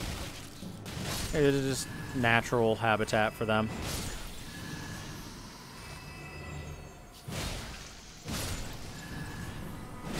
Reminds me of the guy whose skin turned blue after drinking homemade silver liquids? Yeah. That's why I said it makes me kind of wonder what came first. If their skin was always like that, or if all the messing with the silver tear stuff is what turned their skin into this, like, silvery hue. Because there's precedent for that kind of stuff. Oh boy, this is going to be a great chain reaction. Here it comes. Oh no. Oh no, I gotta be careful. There we go. Shouldn't have rode over next to all the explosives, dummy. There, see what I mean by you can absolutely, like, get a bunch of kills very fast, and if they were worth just a little more runes, this would be a phenomenal farming area. Because you just kill one, and then all the rest follow.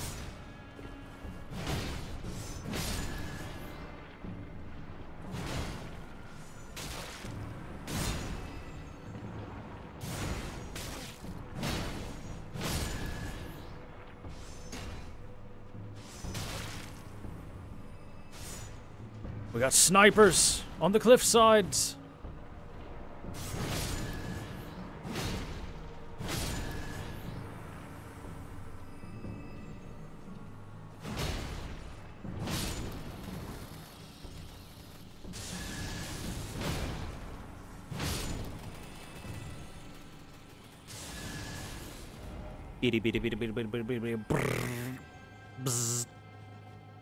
Hey, look, some wild ants with no riders. Can I ride the ant? Can Loretta ride the ant? No, she's a wolf whisperer, unfortunately.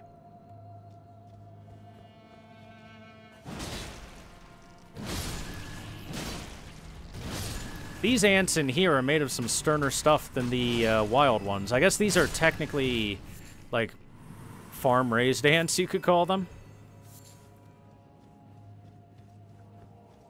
Maybe they're just left out grazing and they aren't currently saddled up. Stone sword key. Always nice to find those since we need so goddamn many of them.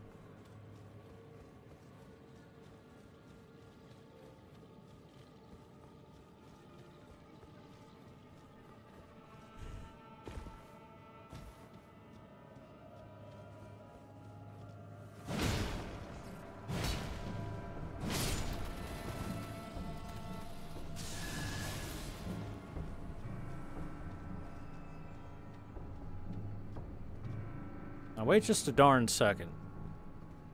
How do I get up there? I want to get up there, because I would like that golden seed.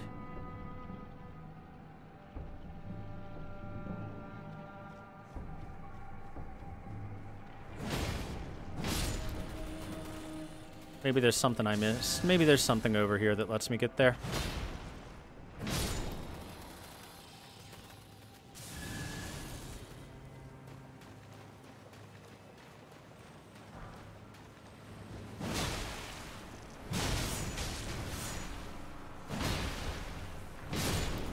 Hey, why don't you come on over there? Enjoy the explosions. Wow, that was a really electrifying experience, eh?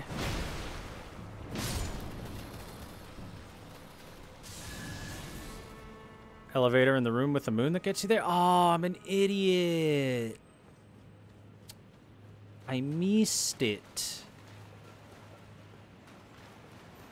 Fudge. I just grab that celestial dew while those things explode on each other.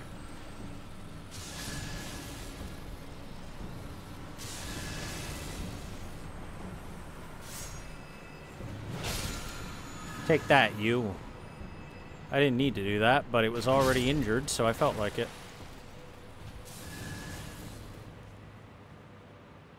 Damn, I'm gonna have to run through all that again, aren't I? In order to go get that. I feel really dumb.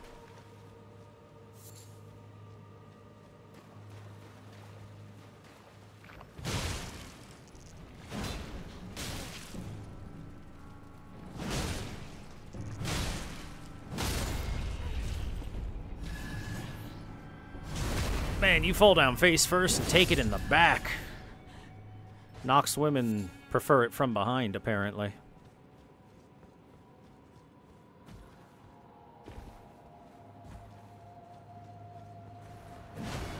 Hey, look, more zip zaps.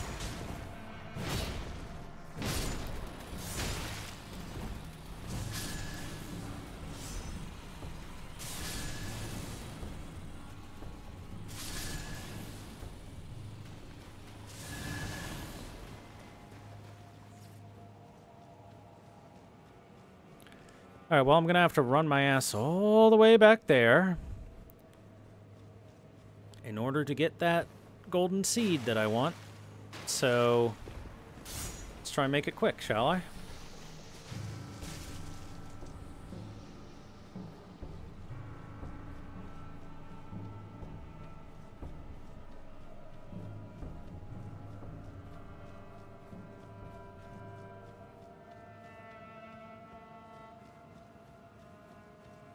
Ranni must be really impressed with me, considering I'm not even having to heal through most of this.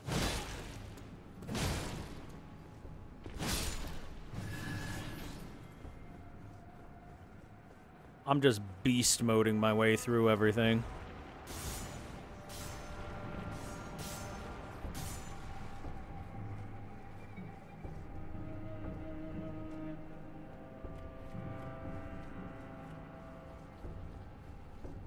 I think this might be the only respawning giant ball as well.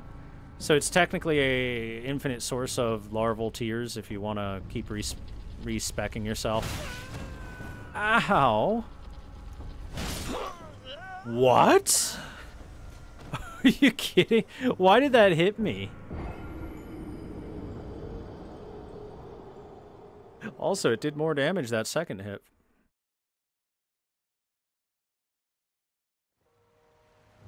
Well, that's weird. I didn't think it had moved enough to count as moving. Hey, you know what? If that happened to you, I can understand not liking that enemy. Because that was some bullshit.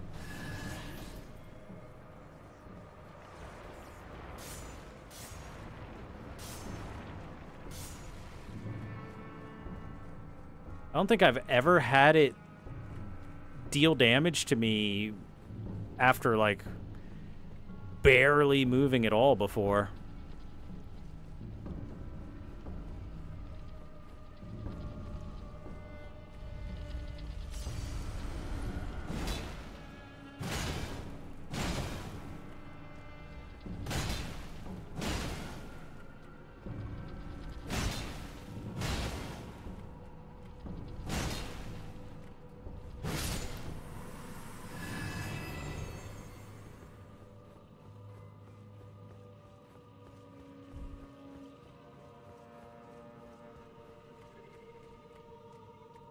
Like, damn, I'm pretty sure that's a first.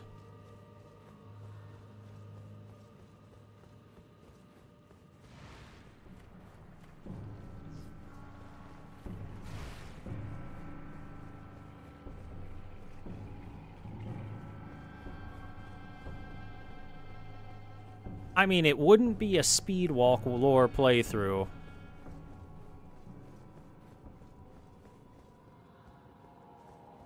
if we didn't get a world's first, right?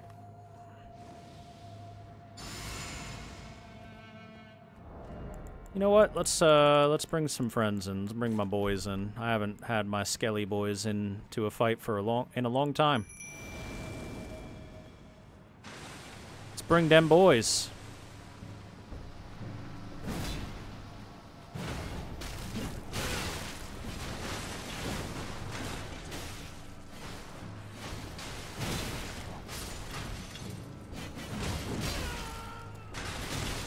Ooh, they're two groups. Boy number 1 may have fallen, but he'll get back up. Then boy number 2 shall follow.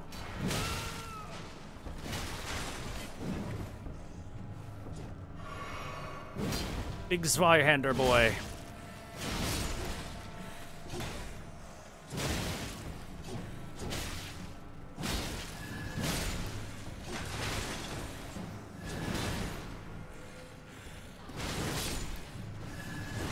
Well done, boys.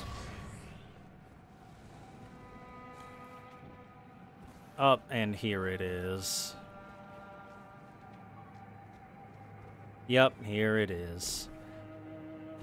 I was just too dumb to look over here.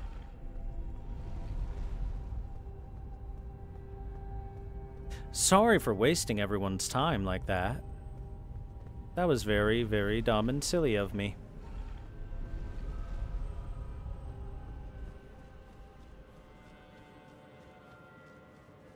Golden Seed.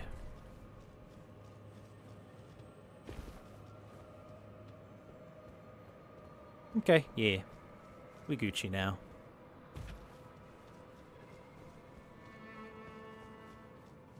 Pretty sure I can just drop right down here and move along.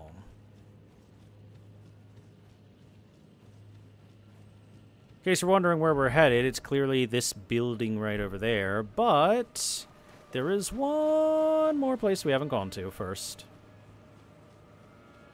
I do think there's a thing here, isn't there? Oh, nope. Never mind, we'll save looking for it for later.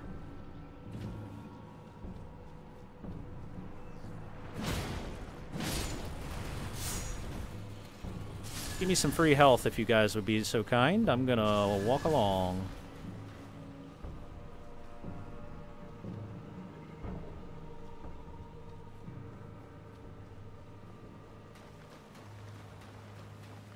Oh, right. I don't think I can get to it until I take the elevator in the first place, so it doesn't matter. Let's get moving then. Down we go.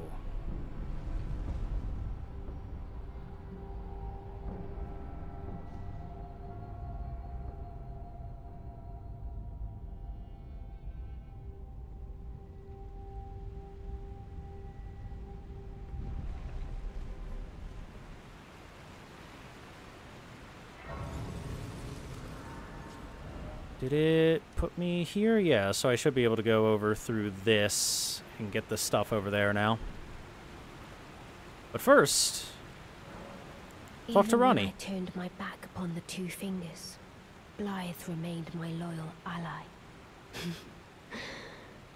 Though he was created a vassal for an Empyrean, he was a colossal failure on the part of the Two Fingers. Blythe and E.G. both. Art willing to give too much to me.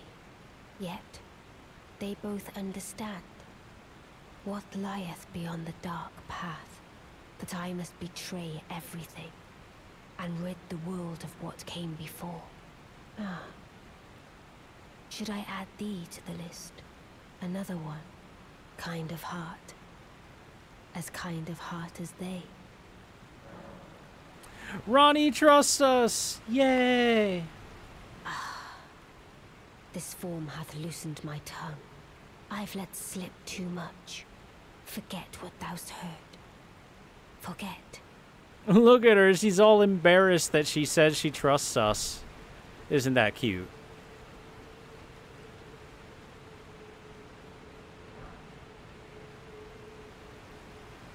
Oh, am I dumb? I might be dumb.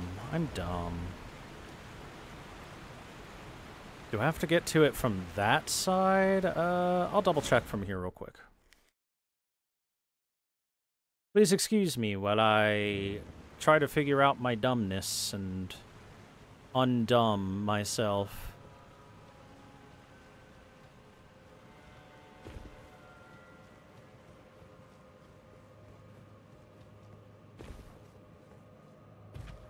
Could have sworn I had to tackle it from this side instead of the other side to get there, but maybe I was wrong. Maybe it was the other side.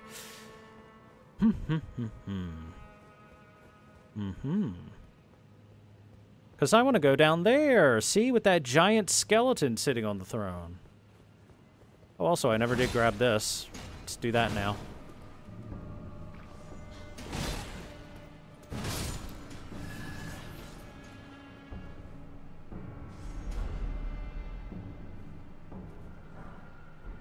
Ghost Glovewort 9. A lot of Ghost Glovewort coming out here.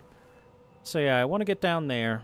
I think I have to go down that direction. I thought it was the opposite way. My bad. Well, let's go do it.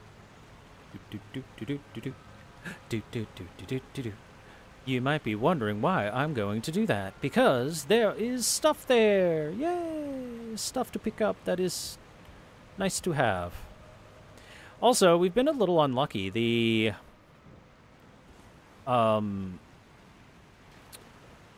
Guardians of the Eternal City, you could call them, the priestesses and monks, can drop their outfits, but they just haven't. I haven't even gotten a piece of them. Maybe I need a silver pickled foulfoot active. Whoa! I'm gonna ignore you, because you have a big head.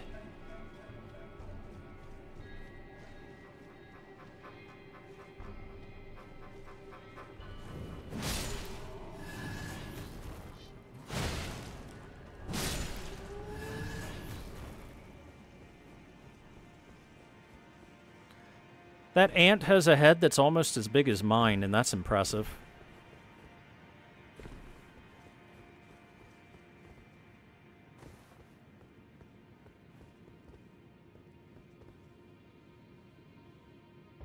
Oh, for the love of God.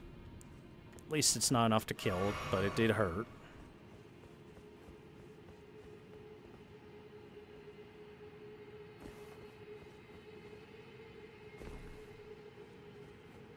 One of the very, very, very few instances in which that, By the way, if you want to get the items, you drop to that, and then you go across there, and then you get over there, and then those items are there, and they're just a couple of upgrade materials. It's nothing important in the least.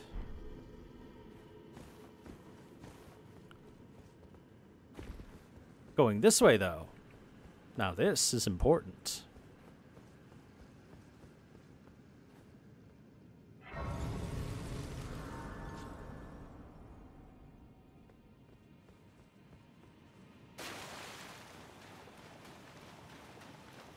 Because, look, more ants.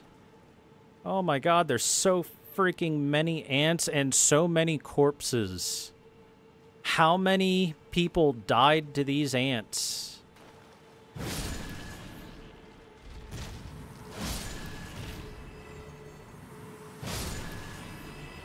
Where'd the ants find this many people? I guess over an incredibly long period of time.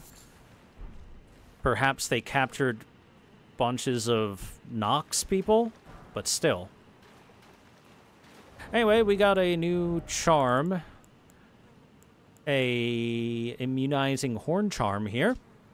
An accoutrement worn by the ancestral followers raises immunity, which governs resistance to poison and rot.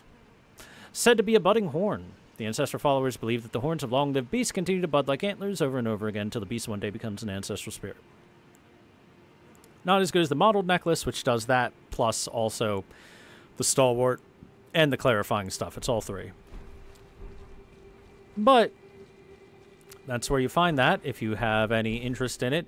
And we actually find it in a place right before we're going to see a lot of poison and rot. Oh, look. Look what we found here. Basilisks. Oh, look. More basilisks.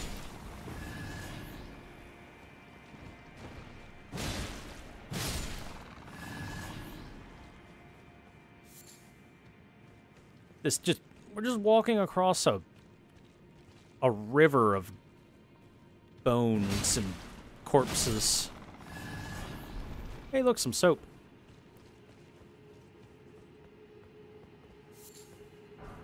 An Aeonian butterfly. A lot of Aeonian butterflies. And there it is. We'll be tackling that soon. You know what that is. You know exactly what that is. It's Miyazaki's finest creation.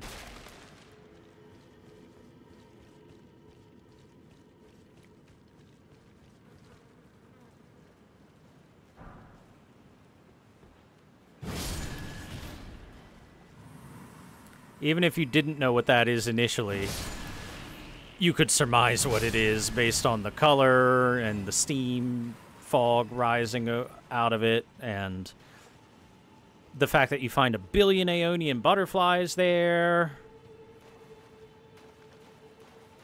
A poison swamp? Oh, you wish. I wish. We all wish. Don't worry, we'll get there.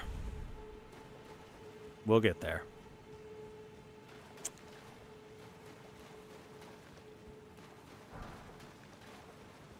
But first, we have to take care of what we've been looking for over here. After we go through these long ant tunnels, we come out here. Behold. By the way, you notice that there are some giant or extremely large corpses here that have turned to stone and whatnot, which seems to suggest that there were giants or something very similar, or perhaps the people could grow to gigantism way, way back in the day in the Eternal Cities. The Nox people might just have that ability. In fact, the Nox people we find are all much bigger than me. They're like a good 2-3 feet larger than our player character. So that's a possibility of where these things come from.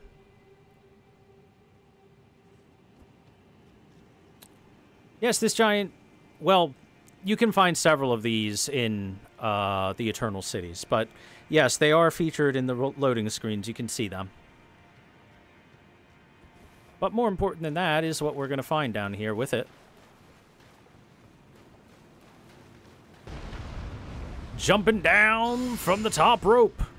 The Dragonkin Soldier of Noxtella.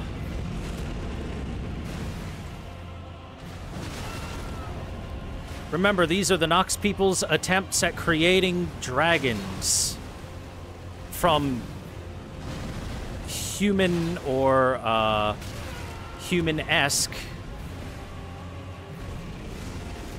starting points.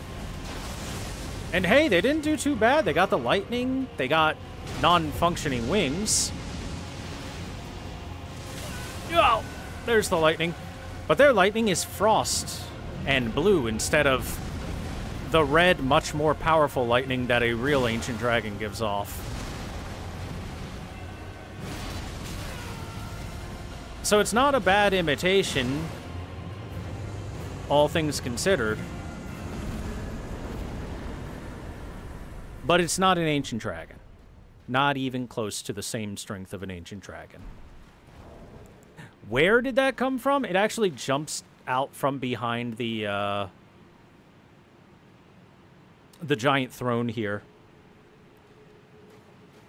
I don't think it's actually spawned in and you can't see it, and it spawns in after you get here, but it visibly, like, jumps out from behind it. Okay, let's take a look at that new lightning we've got. Which, I think it counts as one of these. Yeah, Frozen Lightning Spear. Incantation that channels the power of the Dragonkin soldiers. Creates a spear of ice lightning and stabs it into the ground from above. On impact, the spear will burst into trails of lightning advancing forwards. So, very similar to leaving the trail of lightning that Lanciax's glaive has, which is a for realsies ancient dragon. The Dragonkin were born in the Eternal City where they knew no true sky nor true lightning. Instead, ice lightning was their weapon. Again, the biggest issue with these Dragonkin soldiers are the fact that they rot and decay, unlike the ancient dragons, over time. And they do not have, like, the use of their legs. Their legs are all busted. They eventually become emaciated and whatnot. They're pretty good facsimiles.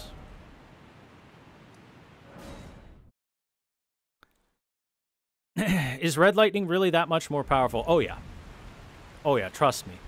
If I compare the damage that a Red Lightning incantation does to this Ice Lightning, it is, like, a lot more. Now, Frostbite's a great debuff, but it's got a cooldown before it gets hit again. The Red Lightning will do more damage over time, easily. Easily. How's it compared to Yellow Lightning? They're both better than Yellow Lightning. Yellow Lightning is some weak shit by comparison. So, hey, giant ant's nest. Hey, look, a stone coffin. Which suggests that at one point in time, there might have been stone coffins that were used to transport their way up and down these areas. But the Nox people have clearly built much better ways with their really awesome magic elevators. Careful of the Death Blight. It builds up fast. Oh, no, you don't.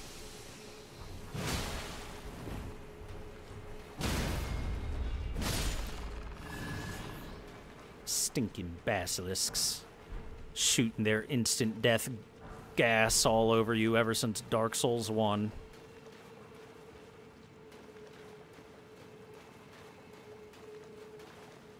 Behold. Remember what Ranni was telling us about?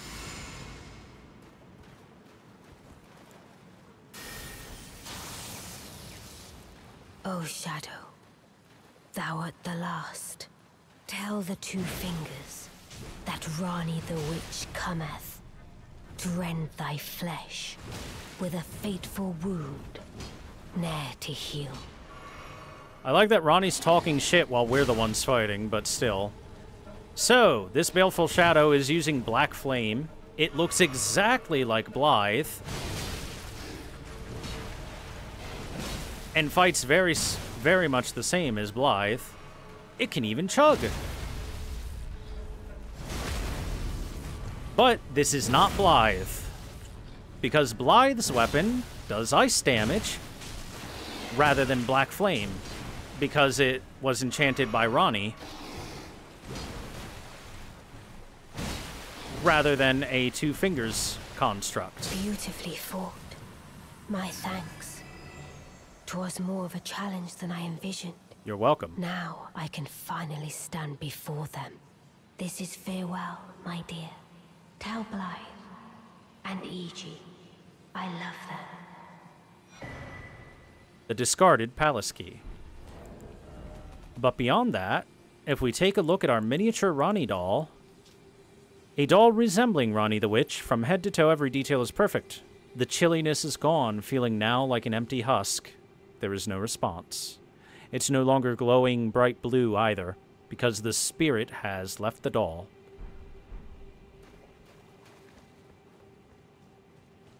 By the way, hey, do you see these mushrooms and stuff growing here? I wonder why there's a bunch of mushrooms growing here. Anybody got any clue as to why a bunch of mushrooms could be growing here, guys?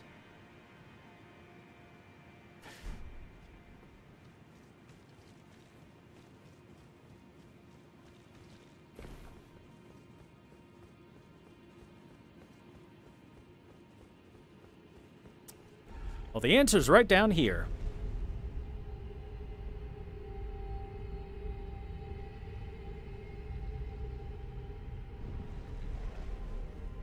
Welcome to the worst area of the game, the Lake of Rot.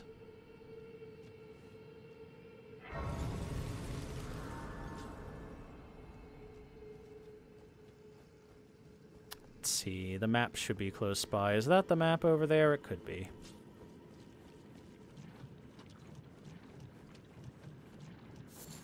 Nope, that's an alien butterfly. By the way, this rot is special. This rot is strong rot. There's our map, the Lake of Rot.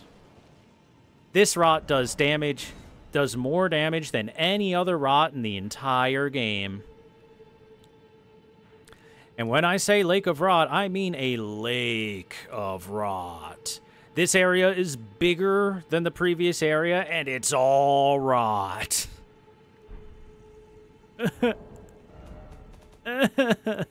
Why does Miyazaki hate people? Map of the Lake of Rot and the environs. A great lake of standing water downstream of the Ainzel River. It is said that the divine essence of an outer god is sealed away in this land. Hey, guess what? We've gotten hints about that before. Like, say, if we were to look at the blue dancer charm, the dancer in blue represents a fairy who in legend bestowed a flowing sword upon a blind swordsman. Blade in hand, the swordsman sealed away an ancient god, a god that was Rot itself. There you go. The ancient outer god of Rot, its body and whatnot is sealed away under this area, which is why it is a Lake of Rot and why it is the most damaging rot in the entire game. Because it's literally god rot. Rot of a god. Hey, I hate it. Okay, before I do that, let's go talk with EG, see if he's got anything new to say.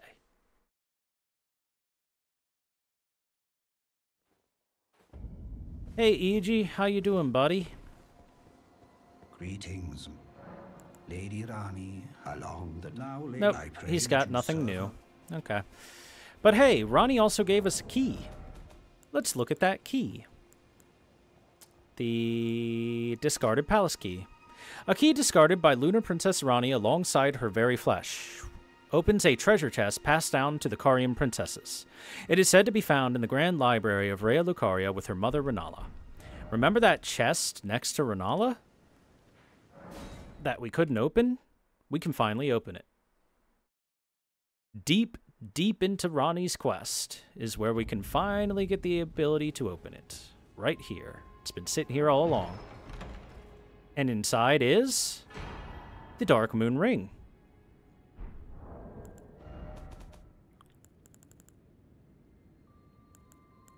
Another key item.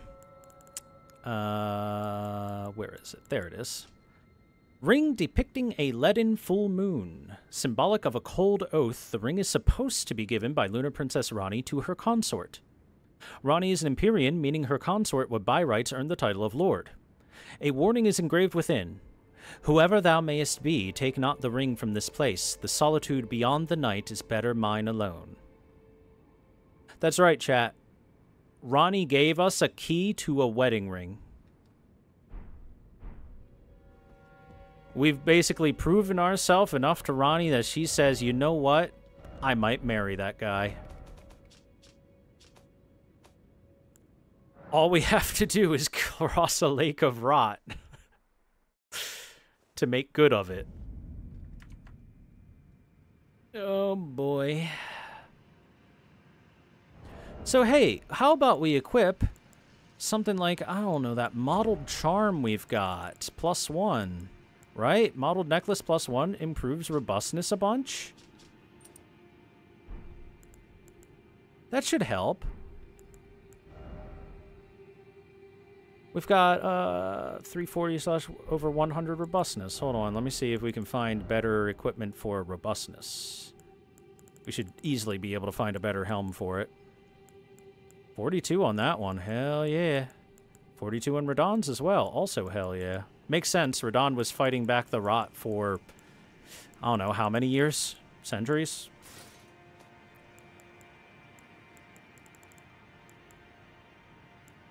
The mushrooms give immunity, which is really good for poison. But you need robustness for rot, so despite the fact that you might think the mushrooms are good...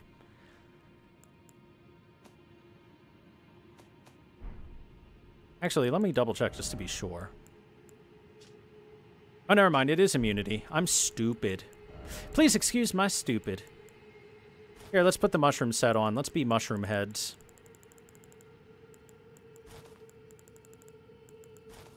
Just coated in mushrooms. There we go. There we go. I'm wearing a bunch of mushrooms and a loincloth. Exactly as God intended. Stretch? Okay. Stretching.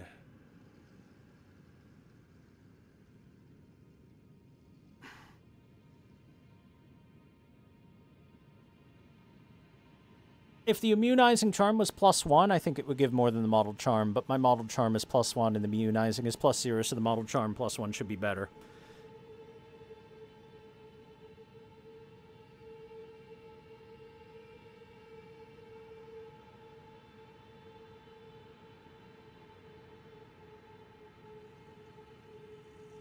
You know what? I'll also refill my water and get a drink. We're just taking a quick 1-minute break, everybody. It has been 7 hours. Be right back.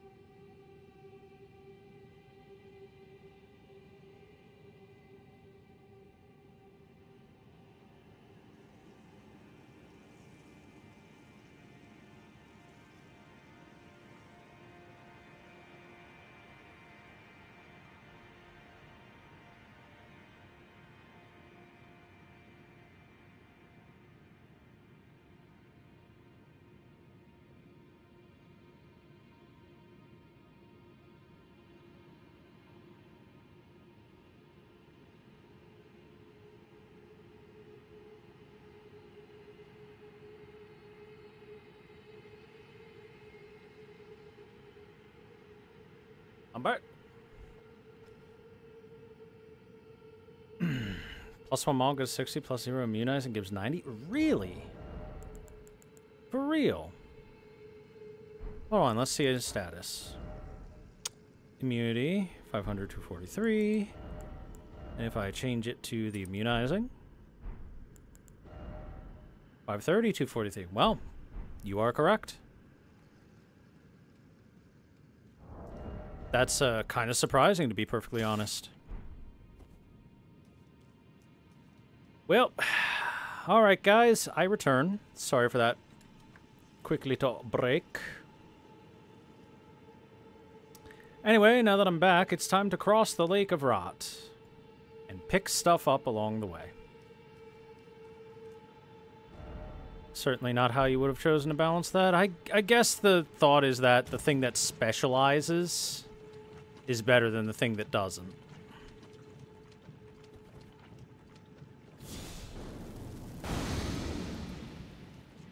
Boy, that builds up fast. Even with all this immunizing stuff, that builds up fast. At least we're able to run through it. If this was a slow move swamp on top of everything else, boy, would that suck.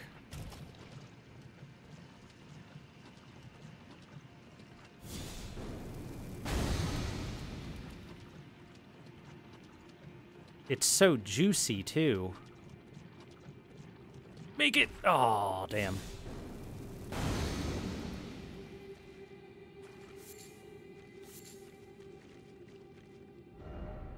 Let's see. There's a little bit of a structure over there that might have something. Hey, look, there's a guy just walking in the rod at the edge. Look at that ancestor. Look at him. Look at him. Well, how is he fine? You know how he's fine? Because he's fucking enemy. That's how. If he wasn't an enemy, he'd be dying right now. What makes that asshole so special? He's an enemy. That's how. That's what. Alright, let's kill him. Kill him fast. Kill him fast.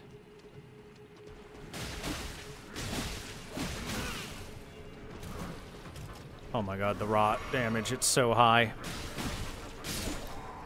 Give me your item. Immunizing Horn Charm +1. Yay.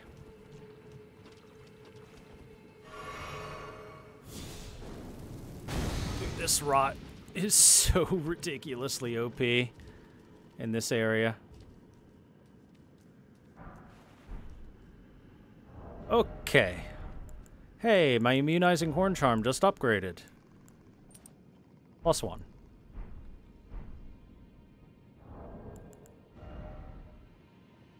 Let's see. Oh, yeah, look at our HP go up. Go, go, go, go.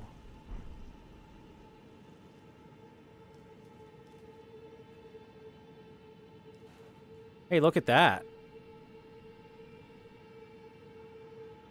Seems like it's got an item on it. Surely that's a corpse that's not going to get up and attack us, right? Continues to build up while you get out of the swamp? Yup. It sure does, doesn't it? It sure does. Fucking. Ugh. Just ugh, honestly. This whole place is ugh. It's awful.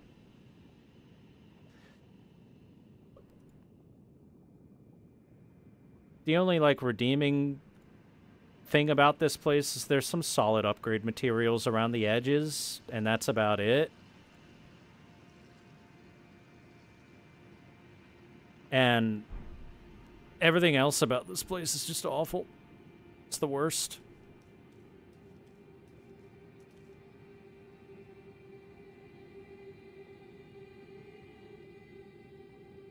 Since this is an optional area, what if I made it horrible, said Miyazaki, as a Grinch-like devilish grin curled on his cheeks.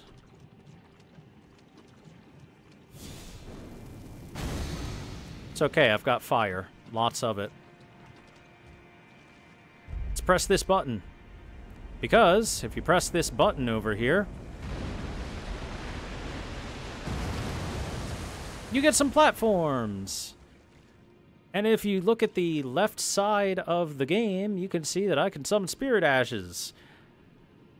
Which means, yeah, that thing, we're going to have to fight it in the rot.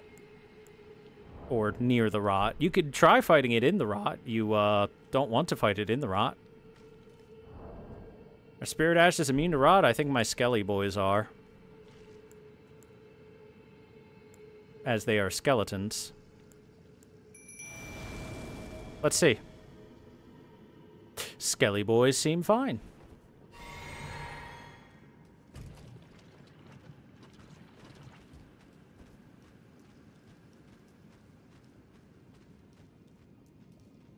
This is a Dragonkin soldier, in case it's hard to tell. Alright, here he comes.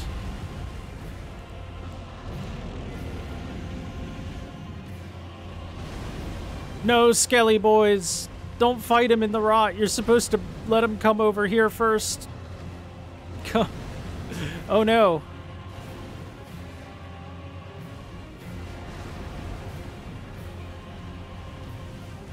Yeah, okay, come here, big guy.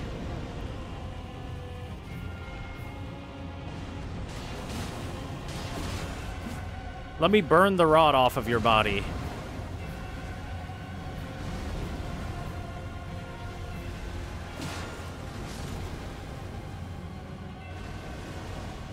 Skelly boys, no! You killed my children. You're gonna pay for that.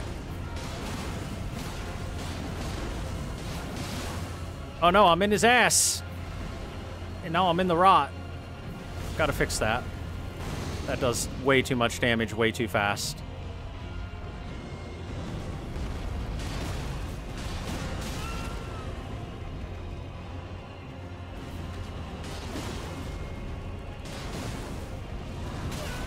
Ow. Oh, that's a big hit.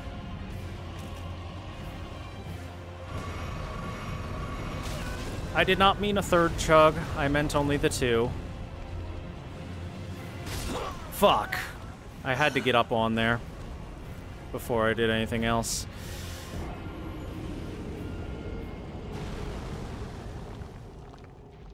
Damn it. He does so much damage? Yeah, he does. Welcome to Elden Ring late game. Everything hits you for 20 million damage. Your level does not matter. Your health does not matter. All that matters is if you have or have not stacked a shit ton of buffs. If you stack a shit ton of buffs,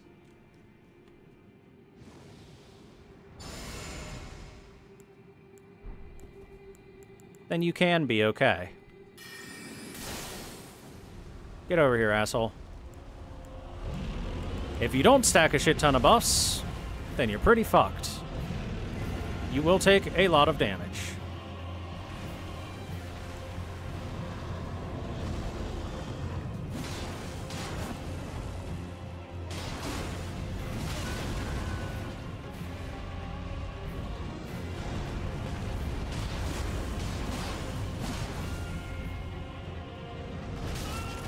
Part of why I like Golden Vow so much is because it's a very good defense increase. Jesus, dude. Every time I went to heal, he hit me the nanosecond before my heal went off.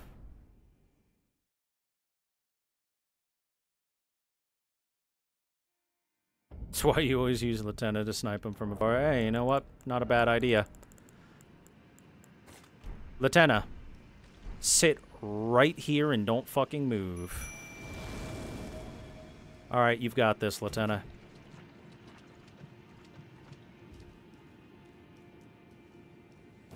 Nah, I wouldn't have died to one shot. If the heal went off, I would have survived.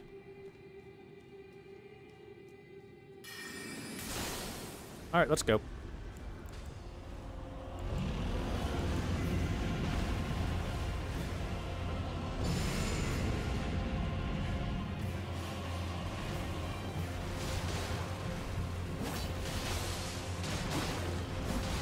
Leave her alone.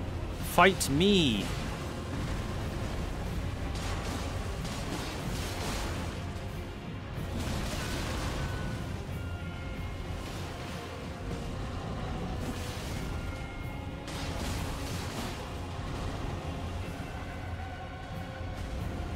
The real problem is that he's got those massive slams and whatnot that hit like the entire platform you're on. Oh no. I meant to heal. There we go. Boy, he's eating some arrows.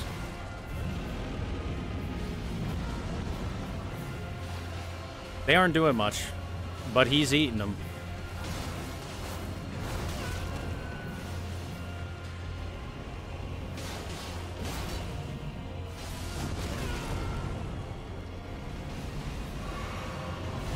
Oh, I didn't get the dodge.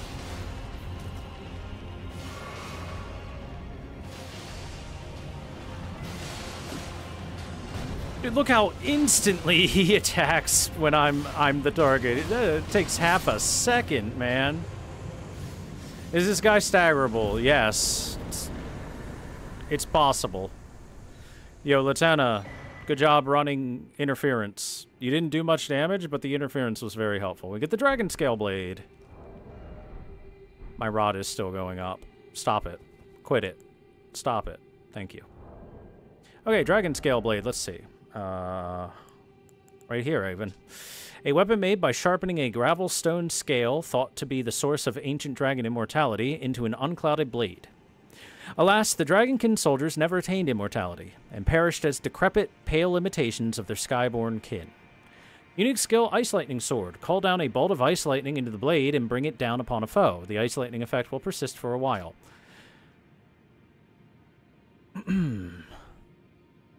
So you can build up, frost build up with this, and you do a little bit of lightning damage with it as well. But I'll be honest, the Dragon Scale Blade's not great. It's probably worse than most katana out there.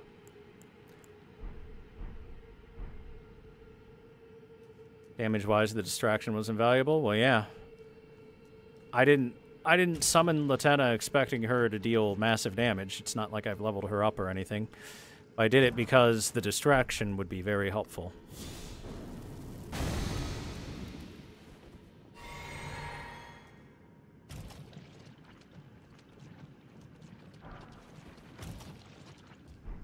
So yeah, Miyazaki said, hey, what if we had them fight a super giant enemy on tiny platforms, and every attack the giant enemy does covers the whole platforms, and if they ever step off the platforms, then they take super rot.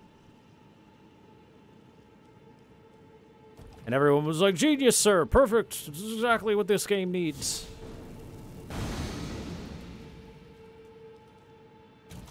A true visionary.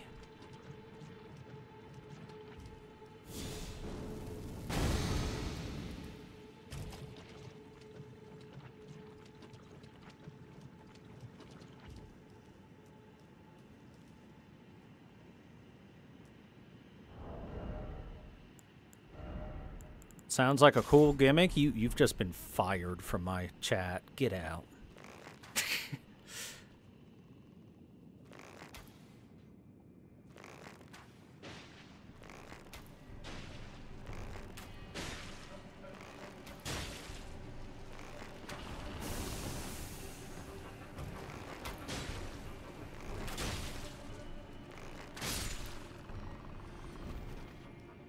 I've got arrows. I always buy a shit ton of them after I farm the crows. By the way, you can tell that those eyeballs are fake because when you hit them, you don't get a headshot.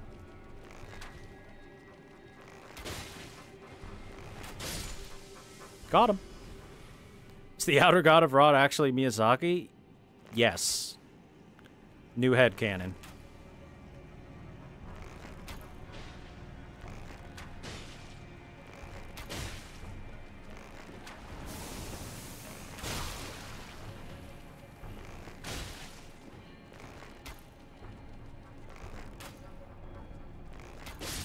There we go.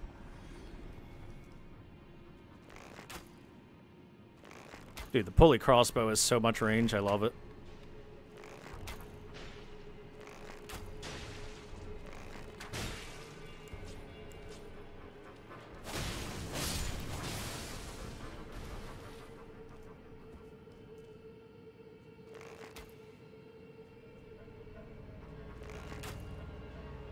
The basilisks in Elden Ring are a lot greener than in the other games. Except for this one, which is big and orange. And that's because it's a special one with an Aeonian butterfly in it.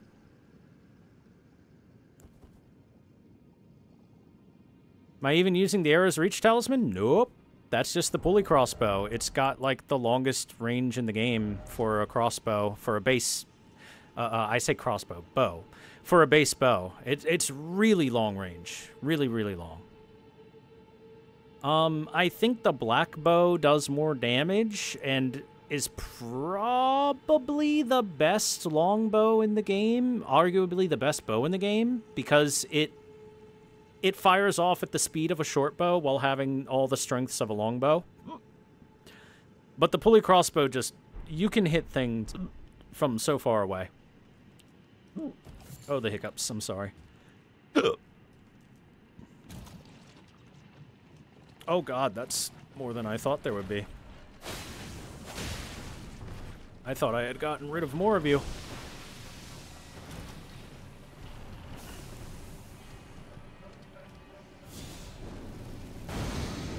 Flame, cleanse me.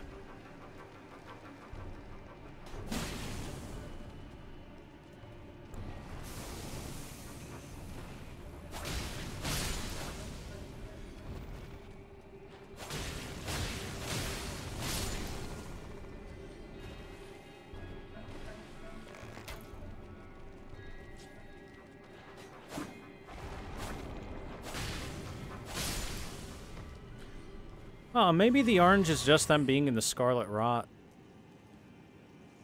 They tend to turn back to green once they're out of it. Again, I'm not sure why they're so green in this game. They weren't so green in the other games.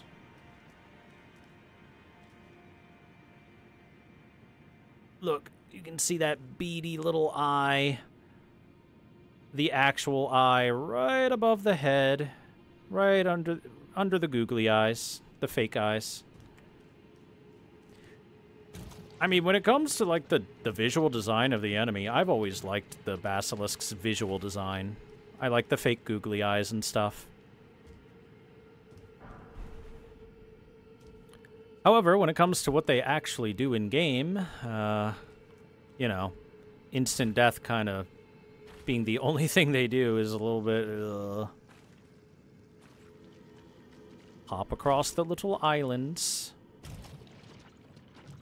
Little mushroom islands.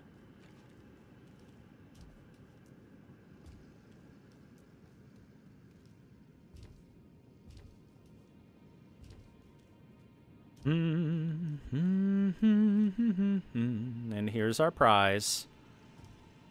Sitting on this corpse, the mushroom crown. A new hat. As you can see, it's a better mushroom hat. Mushrooms found growing all over the body. These overgrown mushrooms form a towering headpiece. Raises the attack power when something nearby suffers from poison or rot. Long ago, great lords served the scarlet rot. Perhaps such fungal bodies served as their crowns. So yes. Turns out, there's always been things and people that worshipped the rot. After all, it is an incredible force of nature that can bring entire kingdoms to its knees. It can bring gods down. Slowly but surely. Makes sense that something like that would get pretty much worshipped. So, I think there's one more pickup here. Two more pickups here. And then the rest are all just, whether or not I want to pick up some upgrade materials, which, nah, I'm good, man. Not unless they're 10s. If they ain't 10s, I don't really care that much. Well, maybe the Somber 9 that's here. There's a Somber 9 right around here-ish, weapon around here-ish, and then a cookbook around here-ish, and that's the only things worth picking up left in the area. So, let's get moving. Miyazaki's religion. I was born in the rot, molded by it. Why, I hadn't seen a clean precipice until I was already a man. And by then, it was nothing but blinding.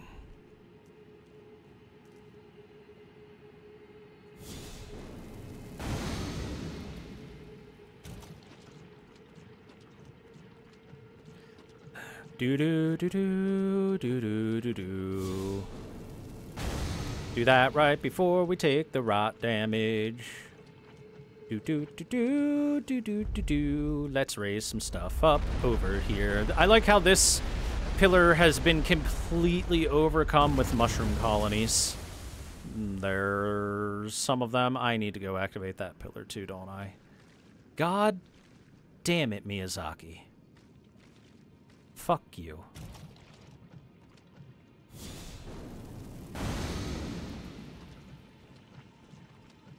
Fuck it, I guess I'll grab this over here. I have such a long bar before I get rotted because of all the immunity that I have equipped.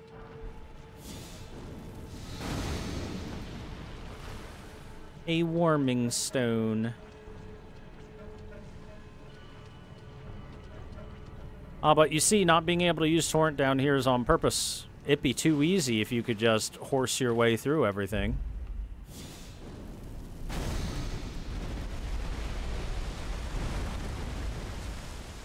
It'd be way too easy.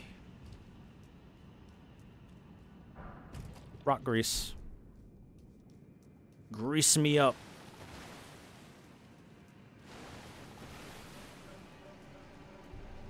My question is, how can these freaking basilisks just live in the rot without any repercussions?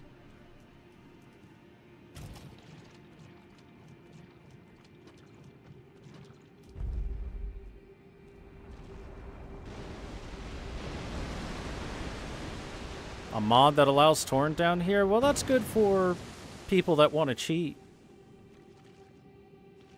Filthy, filthy cheaters. But we're not filthy cheaters, right, chat? We'd never do cheating, would we?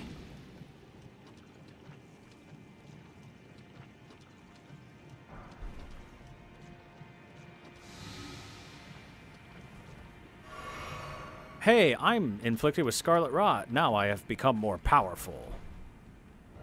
Alright, now that I've got all that stuff active, we're gonna heal. People who enjoy letting their good horse rot. Luckily, Torrent walking through the Scarlet Rot and whatnot doesn't get rotted or anything. Torrent is either immune, being a spectral steed, or just... No, I'll just say he's immune because he's a spectral steed.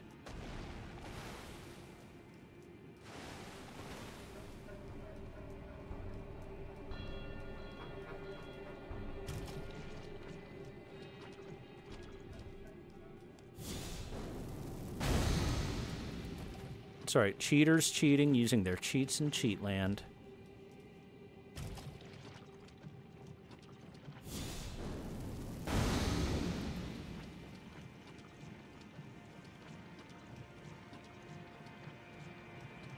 Hey, let me remind you for the, I don't know, like 11th time, Miyazaki, prior to Elden Ring releasing, in interviews said he had to hold himself back from creating poison swamps.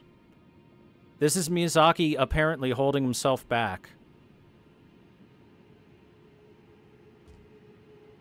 Is he created the most powerful poison swamp that he has ever created? I'm not even kidding.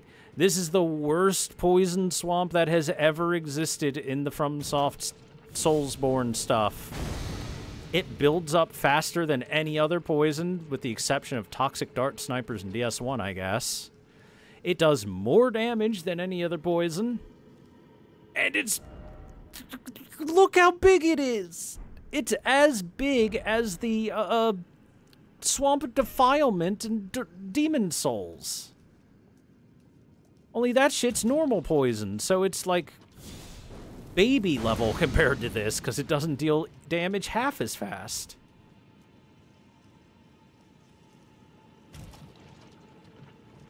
What I mean to say is Miyazaki didn't hold a damn thing back. Miyazaki said that he was participating in No Nut November, and then when you took a black light to his room, it was pure shining white. He's a fucking liar.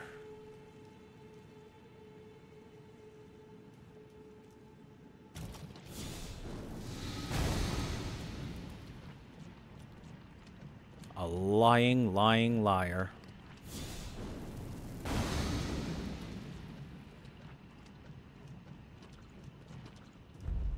Alright. Up we go.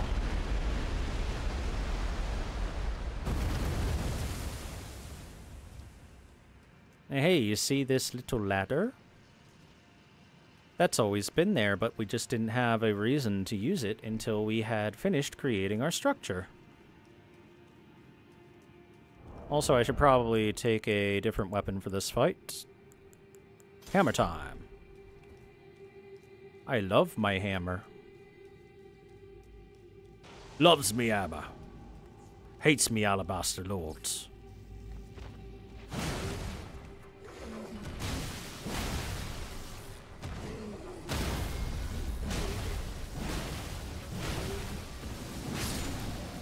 Bitch.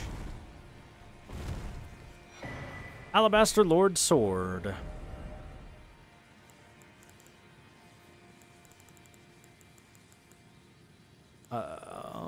It's not a katana. I think it's a curved sword. Might not be a curved sword. There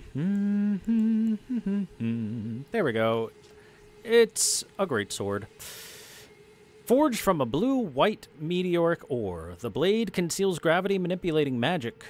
A weapon unique to the Alabaster Lords, a race of ancients with skin of stone who were said to have risen to life when a meteor struck long ago.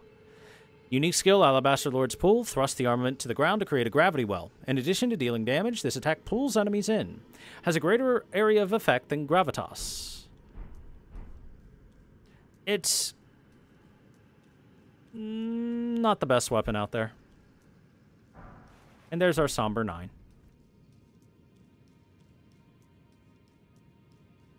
I will say this, though, about the Alabaster Lord Sword. It's a really helpful weapon to have available anytime you face a bunch of flying enemies. Because I haven't really shown it off, but gravity magic, like the gravity wells and whatnot, just basically clip the wings of flying enemies. It pulls them in extremely aggressively. And forces them down to the ground. Oh no. Oh no, not in the rot swamp. Not in the rot swamp. Don't make me do this. You know how I see these things and have to kill them. Damn it, game. It's only a Somber Smithing 6. It's so not worth it. I want someone to look at me the way Miyazaki looks at poison swamps. That's a level of love that few people can experience in their lives. Sorry to say.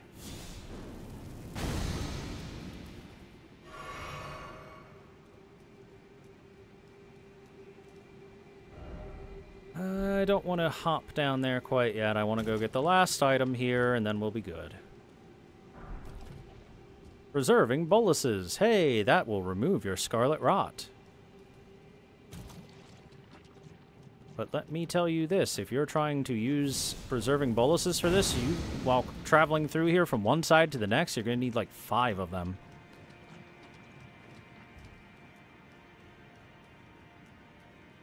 And here we go! The one non-rot place has the Nomadic Warriors Cookbook number 22.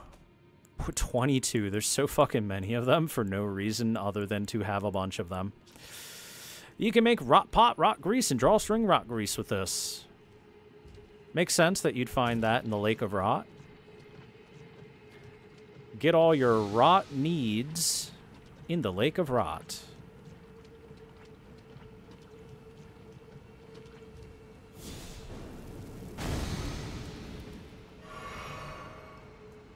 Flowing down the channel of rot into the river of rot.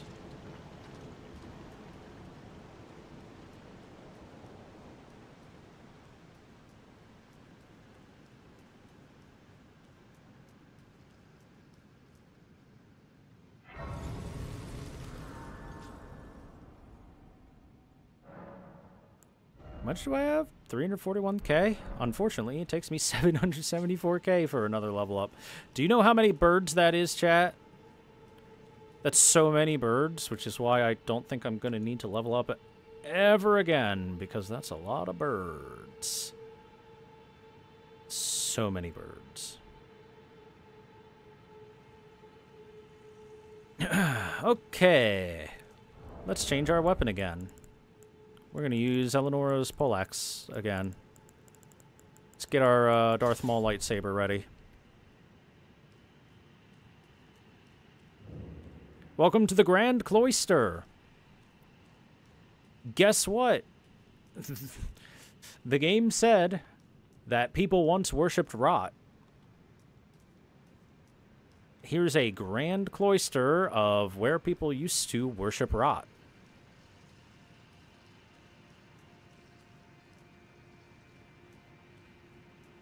Some, at least. Hates me rot.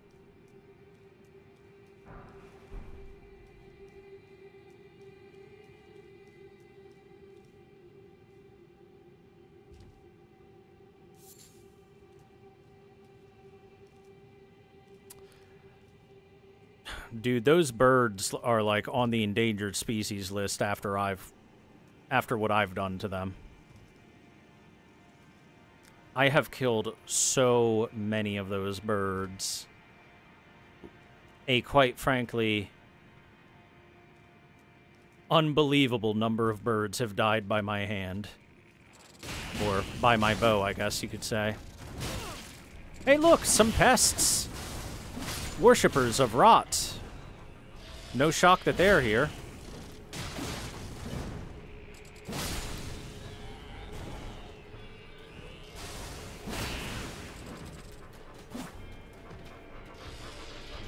Oh, that's the full Pest Threads. Pest Threads is actually a pretty solid spell for the player to use. I can confirm Pest Threads do pretty good damage.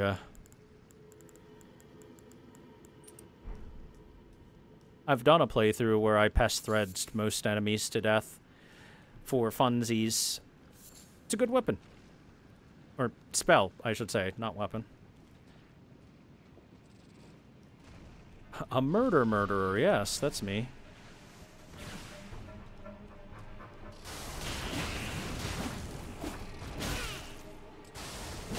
I rolled, damn you.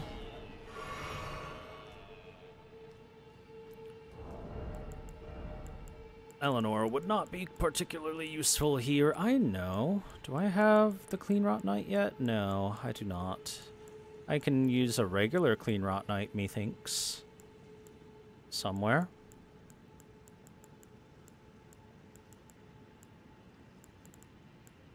I guess I don't have any Clean Rot Knight ashes at all. Huh. Well. What can you do?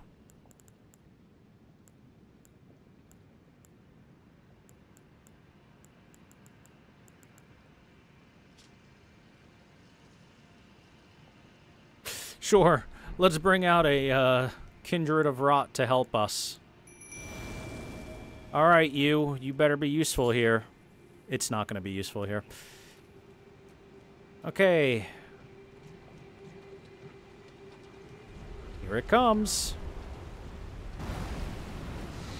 Behold! Another ulcerated tree spirit! Because we haven't seen enough of them yet. Oh boy, the Kindred of Rot is not doing too well so far. Well, it didn't do too well at all. Oh god, I'm dead.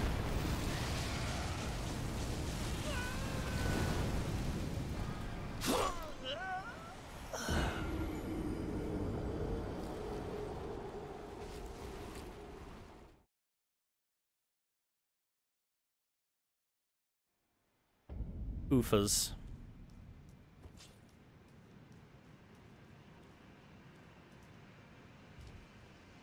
So yeah, that Kindred of Rot, pretty worthless. Let's never summon it again. Ever.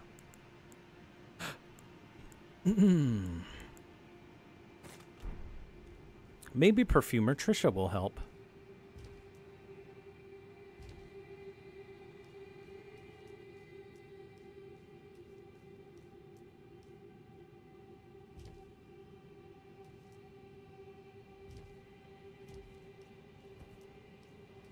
Take a look. It's in a book. A reading rainbow.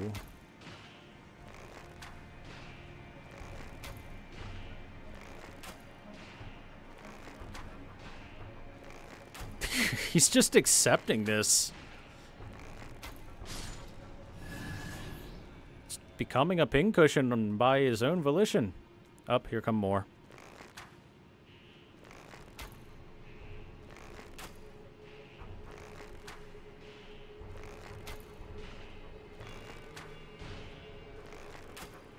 Bows are pretty good, chat. Don't sleep on them.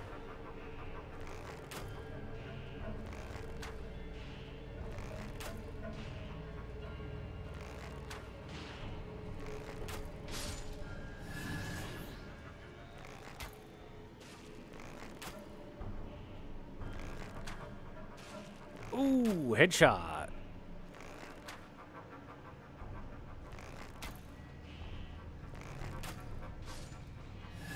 Okay.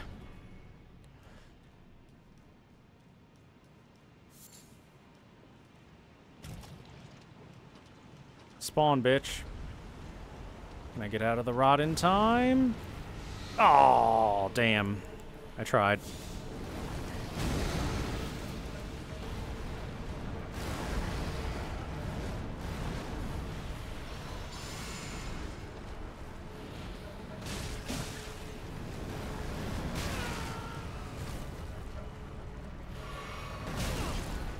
Ow.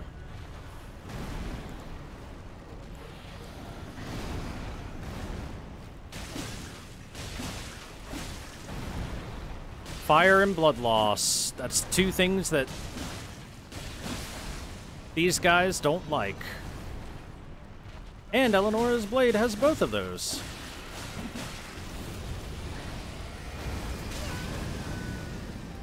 Wow, that was still in range to hit me? Damn. Rot breath.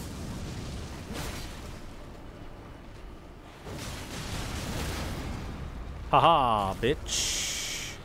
Die ya.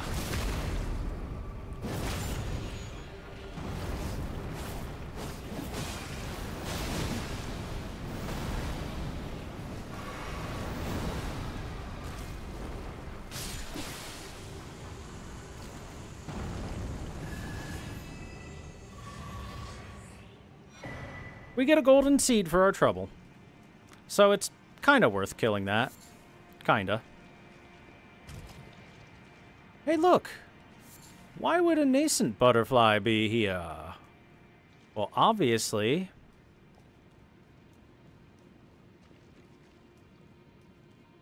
because of the connection between the nascent butterflies and the Aeonian butterflies. So I haven't really talked about it much, but I'll talk about it right now while we're here. Let's look at the crafting material, and there are 3 different butterflies in the game. They are the smoldering butterflies, serve as kindling for a number of items. The Aeonian butterflies, according to myth, these butterflies were once the wings of the goddess of Rot herself. And finally, the nascent butterflies. It appears as if it has just emerged from its cocoon for its entire life. And we know 3 different characters in this game that are all related to this exact thing. Something that appears as if it's just emerged from its cocoon for its entire life. Mikola, who has been cursed to always be child. The wings of the goddess of Rot herself. Melania, who since birth was cursed with the scarlet rot. And finally, a smoldering butterfly which serves as kindling. Melina, who is going to be kindling to make the flame to reignite the flame of ruin so we can burn the Erd tree. And this is the interesting and important one. Melina was born at the foot of the Erd tree. I think Melina is basically a forgotten demigod, or a hidden demigod in a way.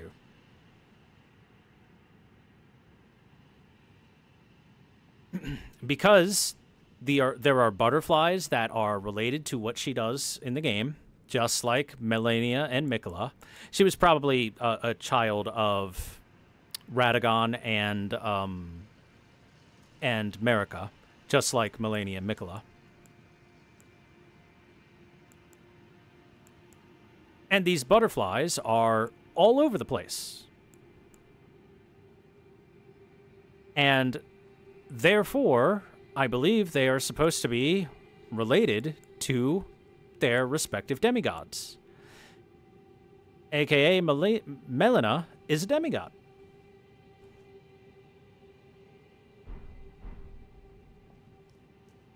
And the butterflies prove it, chat.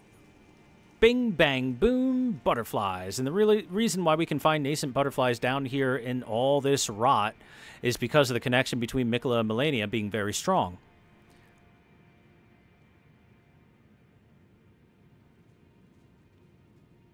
Damn, I'm so good at lore.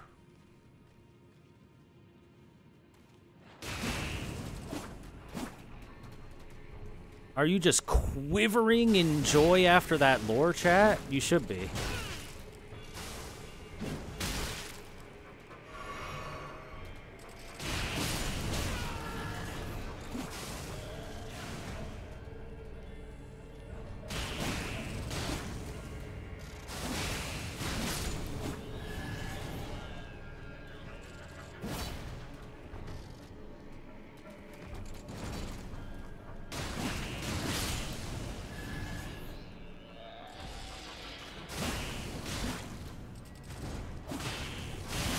These guys are probably like, but you're in mushrooms. You should be with us worshiping.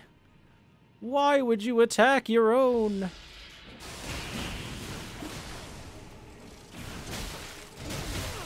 Ow.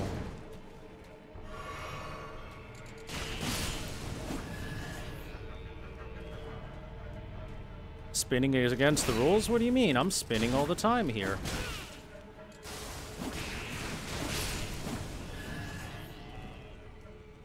This is a spin weapon after all. Fan daggers, you actually find them here because fan daggers are quite good against the Servants of Rot, the kindreds here.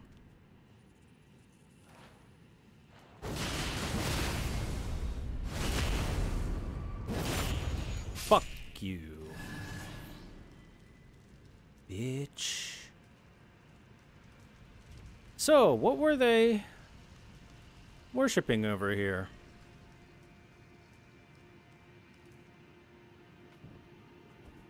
Well, as you can see, it is a former temple coated in rot all over the place. We've got the Scorpion Stinger in here, which is a lovely little dagger. Dagger fashioned from a great scorpion's tail, glistening with scarlet rot. A ceremonial tool used by heretics, crafted from the relics of a sealed outer god.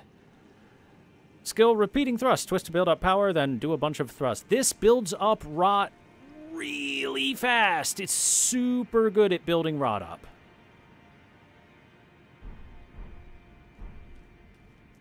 It's probably the best weapon in the game at building rot quickly. So yes, it's a ceremonial tool used by those who worship rot. That's why they're over here at this temple like, oh, the Scorpion Dagger.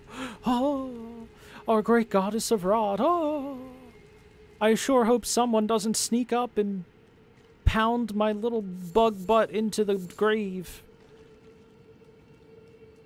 And then someone did. And it was me. Hey, look! A stone coffin. Let's get in. Let's have a nice, comfy rest in this coffin. Oh, boy.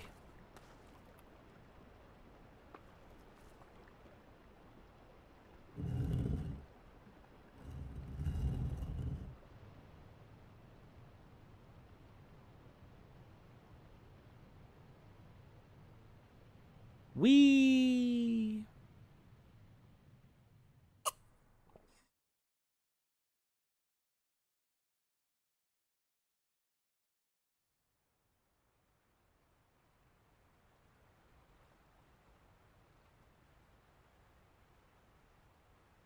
Oh, see you, Pluty Stare. Thanks for hanging out. By the way, I want to mention that resting in that coffin and the way we transported ourselves was a lot more insane than the other one. The other one magicked itself up a waterfall. This one had no magic and just went down the waterfall. We just decided, fuck it. Let's drop down. And hey, all the rot disappeared.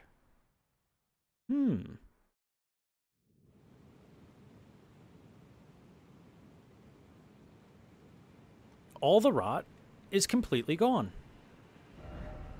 Despite us going from way over here, it went like that or something, and all the rot disappeared because, again, all this rot energy that's here is being created by the corpse of an outer god melting, I guess, and making infinite scarlet rot come out from it, just like the corpse of the demigod Godwyn is causing a bunch of death root to bloom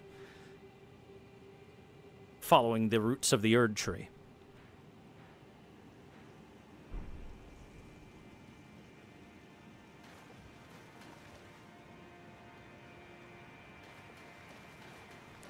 So yeah, like I said, interesting that all the scarlet rot just goes away the second you come here. And looky here, we're going to have ourselves a boss battle. Wait a second, is there not a,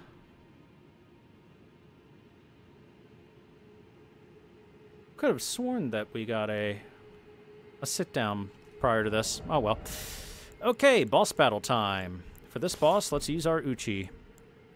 I will never feel bad about using the Uchi for a boss. And let's change our equipment to something different.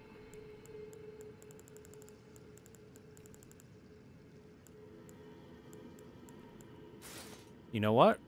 Radon stuff is actually quite fitting here.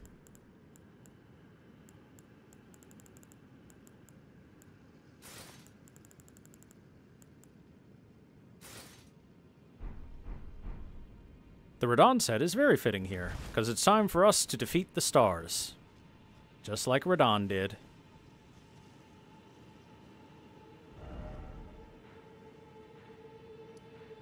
Maybe I should heal for... Ah, fuck it, we've got this.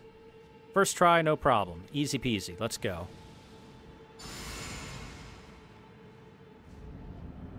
Behold! Astel, natural born of the void. And he has a false sky in his boss fight chamber. This is probably the full-grown version of those hanging things that we saw, because it looks the exact same, only it's more cosmic and bigger. Slam. Oh, I jumped, damn it.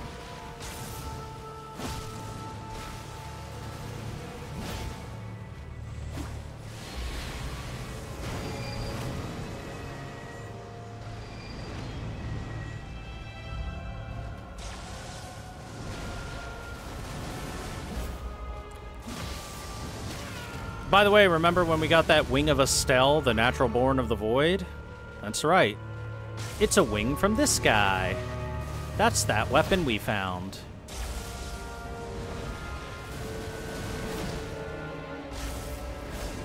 Ow. Tail. Uh-oh. No! I didn't get out in time. And look, he does the exact same move that those falling stars from the void do.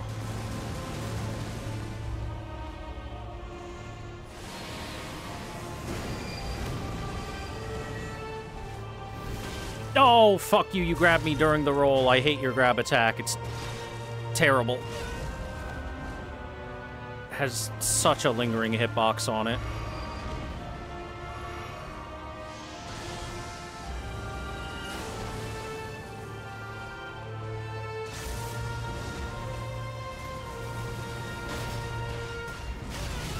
Owie. Nope. I rolled. Am I actually alive? Holy shit, I thought I was dead.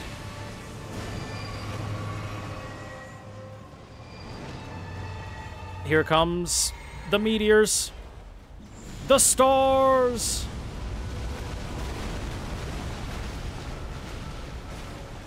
Radahn's here to hold them back.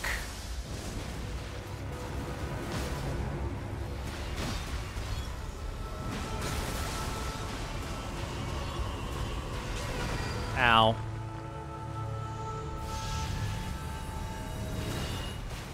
Don't get hit by that. That hurts.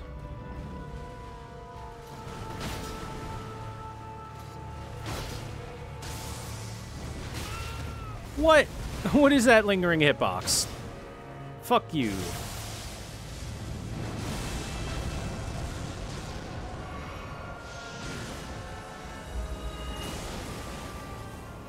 Finish him!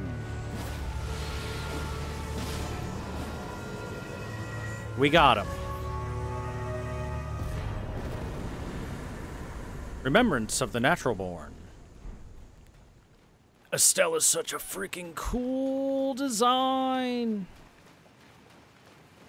Estelle is the coolest looking design, man.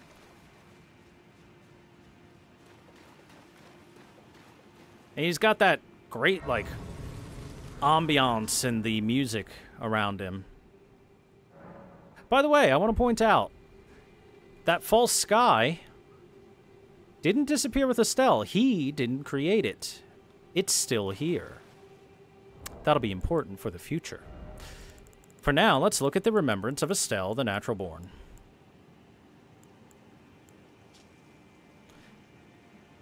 Natural Born of the Void hewn into the Erd Tree. The power of its namesake can be unlocked by the finger reader, blah blah. A malformed star born in the lightless void far away. Once destroyed an eternal city and took away their sky. A falling star of ill omen. So, Estelle is literally a star that fell from the cosmos to the planet here and destroyed one of the eternal cities and took their false sky away. The existence of shit like this horrifying thing is another possible reason why that Radahn might have done his whole let's hold back the stars thing, because, I mean, I don't know about you, but if I heard that meteorites falling could actually be this, I would do everything in my power to prevent that from falling onto the planet, because that's horrifying.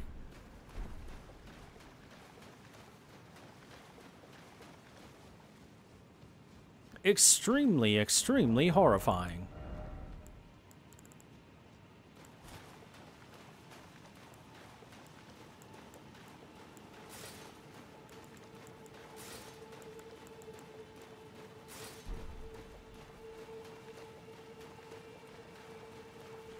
Oh yeah, don't worry about it. We just got an eldritch monster that fell from the stars beyond the cosmos, light years and light years away here, and it's all right. Don't worry about it, guys. Oh, am I going backwards? I'm going backwards. Luckily, we can just do that real quick. I like that this is still considered the Lake of Rot.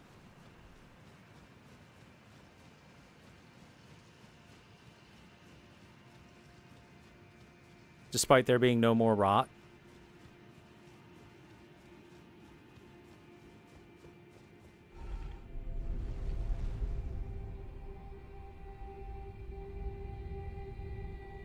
Up the elevator we go.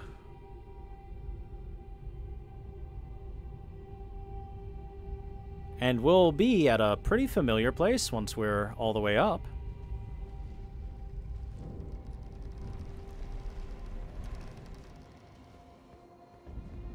We're at the Moonlight Altar, but more familiarly, we are at Liurnia. We are above the village of the Albanorex. We've never been able to get up here before, even if we wanted to try to. The only way up here is through the Deep Ainsel Well. Or, you know, if you could fly.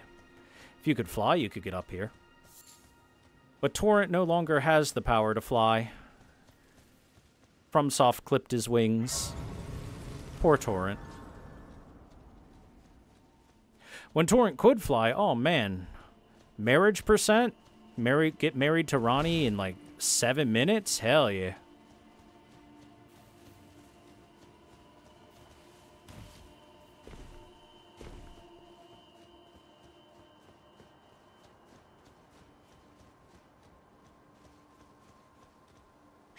Why am I walking? I can use my horse now. Alright, let me put my map over here. Let's see what kind of stuff we can grab.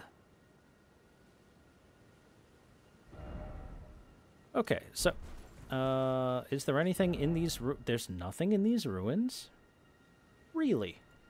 Just an upgrade material and that's it. Huh. Wouldn't you know it? That's kind of okay.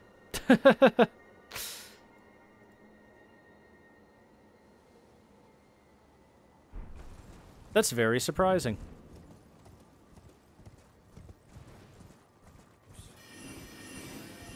Look at all these nerds. Moonfolk ruins, folk of the moon.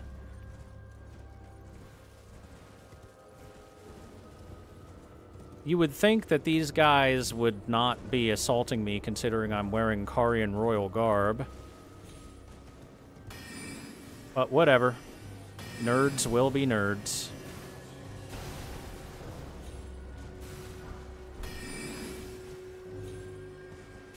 Oh, that's not even the upgrade material I was looking for.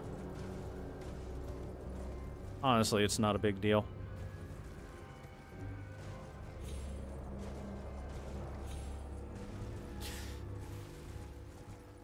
Let's see.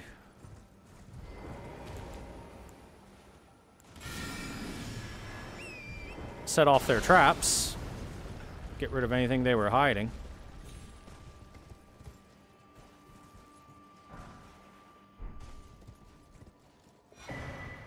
There's a rune arc.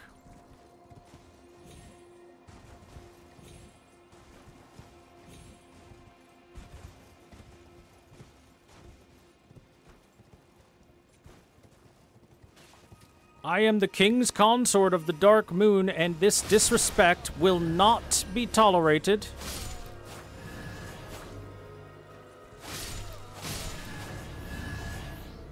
Okay, I think we're done with them. Good.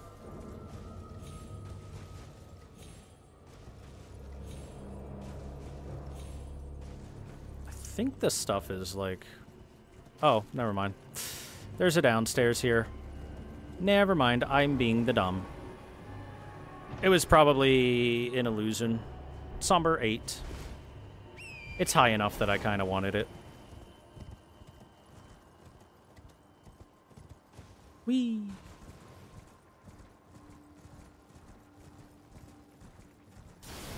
Hey, look! We know you!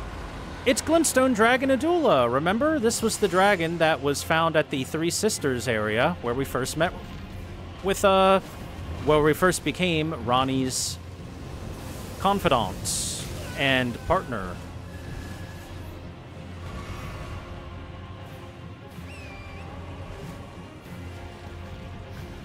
The only dragon smart enough to run the fuck away when things were going bad. Ow! Holy crap.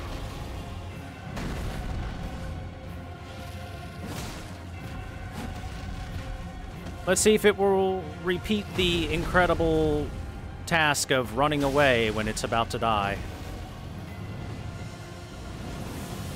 Because my thoughts are no, it won't.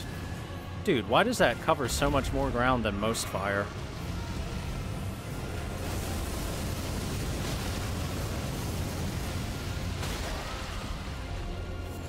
Sit. Stay.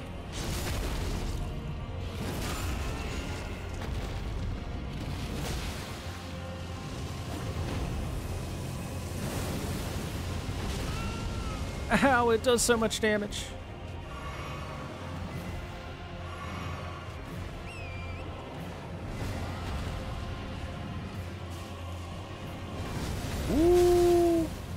The Frost Sword! Rare attack.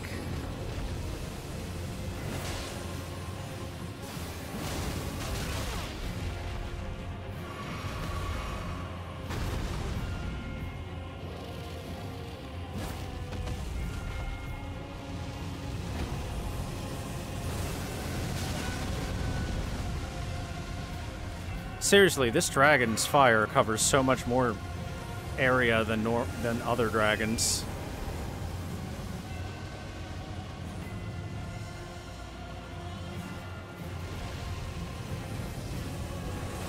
Yeah, you want to do that shit again? Go ahead. But I wouldn't suggest it. Ill-advised, because now you're not dead. Now you're dead. Omae wa mo shinderu. We have defeated the Great Dragon. We get a Dragon Heart and a Dula's Moonblade.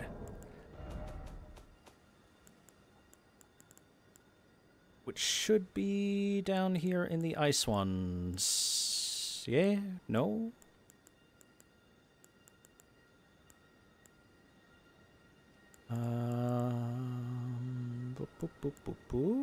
Maybe it's in the Carian ones. Yep, there it is. Sorcery of Adula, the Glintstone Dragon. Conjures a cold magic greatsword, then delivers a sweeping blow that launches a blade-like projectile of frost. This sorcery can be cast repeatedly. Adula, a devourer of sorcerers, was bested by Ranni and subsequently swore a knightly oath to her dark moon. So yeah, Adula got a taste for sorcerers and then went after Ranni, and Ranni won because Ranni is cool.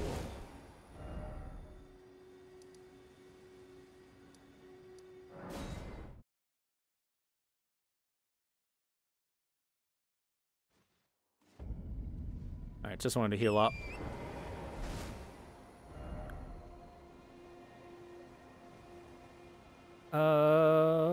Before I go into the obvious structure here, we're going to do the other stuff in the area. That's right, you're going to wait.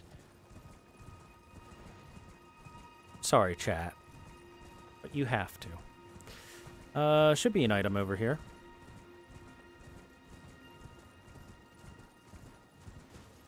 Past the squirrels at the Lunar Estate Ruins. There was once an estate here. No, not you. Luckily, you're small boys. Still annoying. Just nowhere near as annoying as the terrifying giant ones. But you know what that means. Where there's smoke, there's fire. Or bear. Small bear. Don't care about small bear. Small bear is not scary. There's the big boy.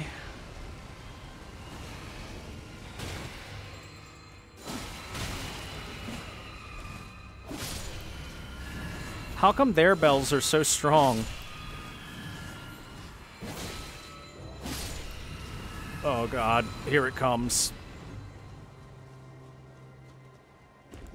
Oh lord, he coming. Sir, if you could hold on just 1 second while I... There we go, thank you. Oh! It's so fucking fast when it wants to be.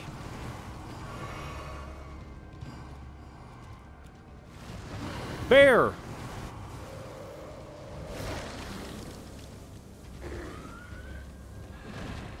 Oh, they can't hurt each other for some reason. I'm dead. Yep. This fucking bear ruined me.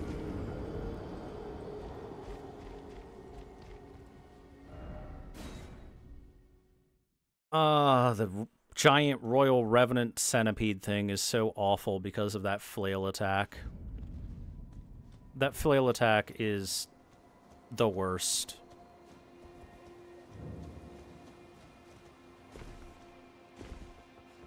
Because you can't stop it from flailing. It'll just keep going until you are dead, basically.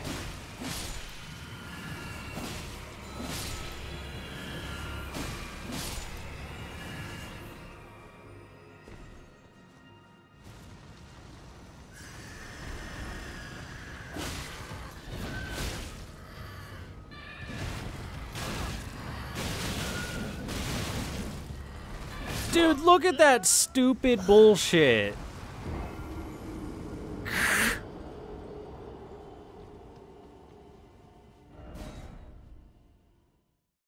Spam your roll away from it, otherwise die. Also, while you spam your roll away from it, it has a roll catch to end.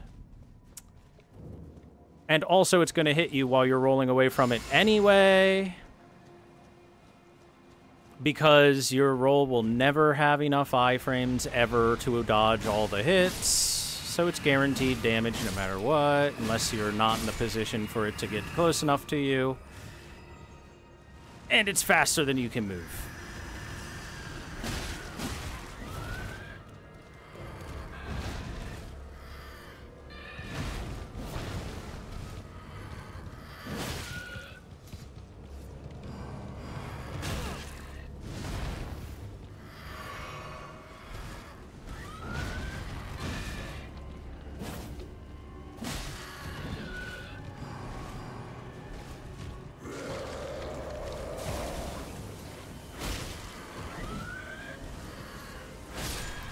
Okay, jeez, I hate those things so much.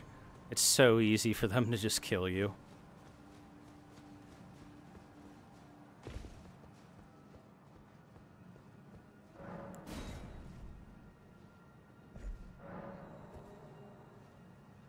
Do they only do the flail attack as a follow-up to the hit confirm? No.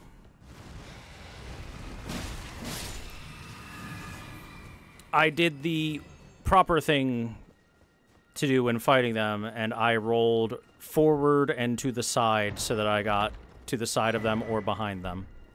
Cerulean Amber Medallion +2. So it gives you a bunch of max FP. Like our FP goes from 173 max to 192 max with that. It's 20 max. Well, 19 max, but that's a lot. FP maxing. Anyway, if you are in front of them, they will start doing that flail. Or they can start doing the flail, but they have a little bit of trouble turning to follow you, so they don't tend to do it unless you're right in front of them. So you should not stay right in front of them, and you should diagonal roll out of the way.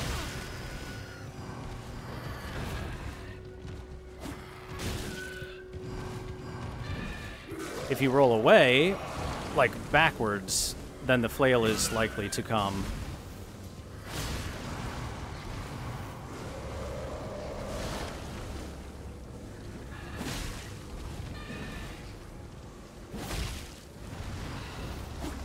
So really, it's a little bit of a skill issue if you get flailed at. It's... See? Notice how it can't hit me? It really is my own fault when I get hit by it. That being said, it's so goddamn easy to accidentally get yourself caught by it. Anyway. It's scary.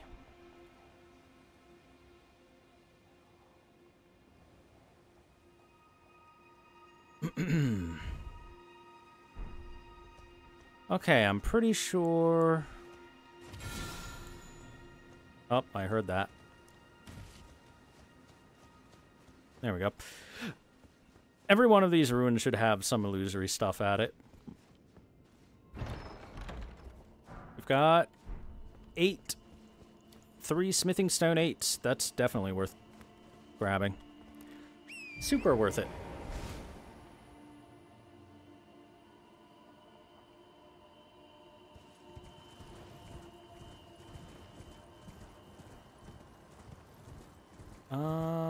I don't think there's anything up this way.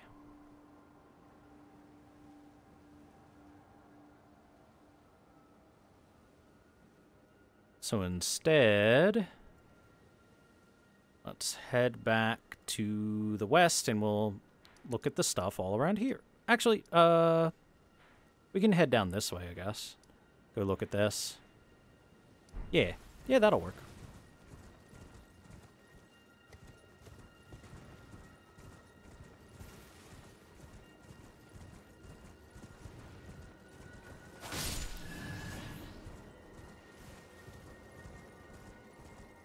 We can parry an omen punching, then we should be able to parry something from that guy. Yeah, Fair enough.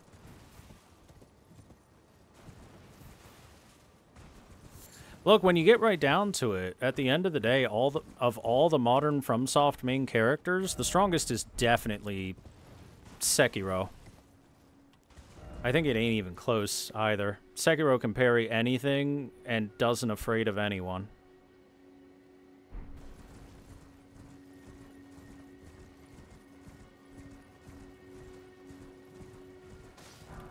Like, he's got grappling hook for mobility, so he'd have been able to just climb this mountain, no problem. He's got the Mikiri counter. So all those, anything with a thrusting attack gets wrecked. There's lots of lightning in this game, especially from dragons, and he's also got a counter for that. Dude, Sekiro main character is OP.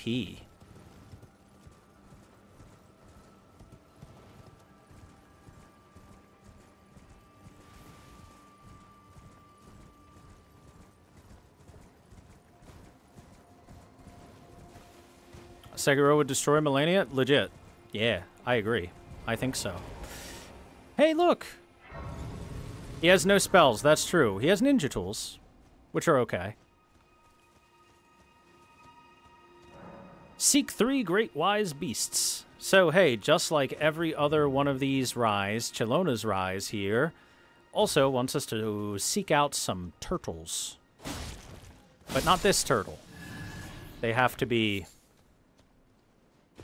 you know, ghostly turtles.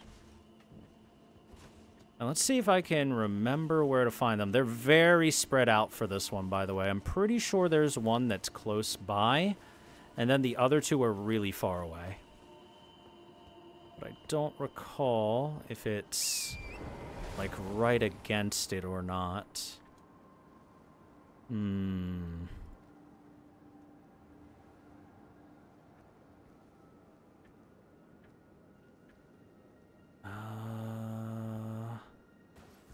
Isn't there a map for this one? I mean, I could look at one, but I want to do this myself. Wait, I remember. Yeah. The close by one is like... There it is! Yeah, I remembered. Look at him. Good hiding spot. You let me play hide and seek with my turtles, chat. One down. Okay, that's the close by one. The other 2 are pretty far away, if I'm remembering right. I think there's one... It should be up around here-ish. And the other one, I think, is actually way back here. That guy was huge? Yeah, they're great wise beasts. We're searching for big turtles. Big turtles. Alright, let's see if I'm remembering right.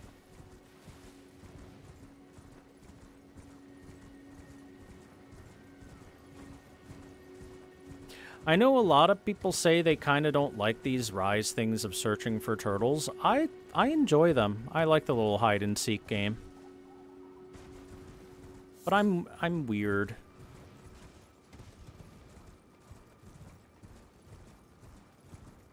Although this one might be a little bit much. Because I know some people definitely had a lot of trouble with this, and I don't blame them. It took me forever to find the 3 turtles for this.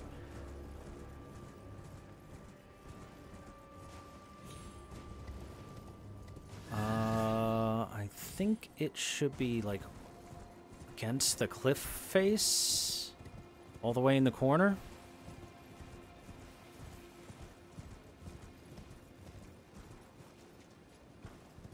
Am I wrong? I could be wrong. I might have misremembered. There's not another one hanging on the side of the wall, though.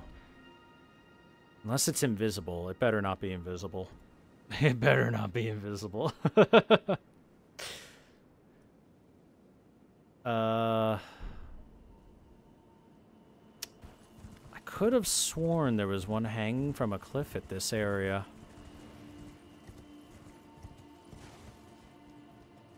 Oh, there it is.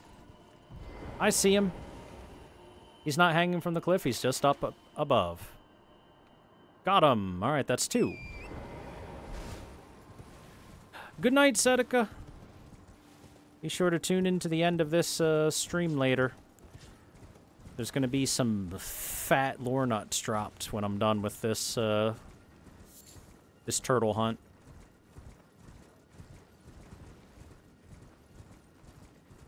By the way, look at the naturally growing glintstone against the trees and stuff. I mean, naturally, quote-unquote. As natural as a parasitic rock can be.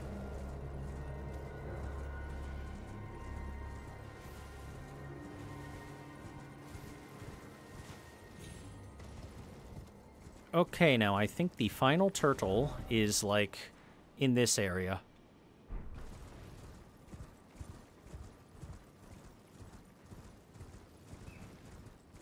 Parasitic? Yes. I believe that glintstone is kind of like a parasitic space rock. Because anytime you see it, it grows in whatever environment it's in, including forcibly growing inside of organic beings. Like, say, the dragon that we just defeated earlier. Let's see, Odula. The glintstone dragon, called as such because it was coated in glintstone, and glintstone was growing all throughout it. On top of that, we also have evidence of it from stuff like Azure and Lusat's crowns. Set with a prominent blue-green glintstone, this crown replaced Azure's brain and skull altogether. And now removed from his body, it is all but dead. So it was literally feeding on Azure's body when and implanted in it.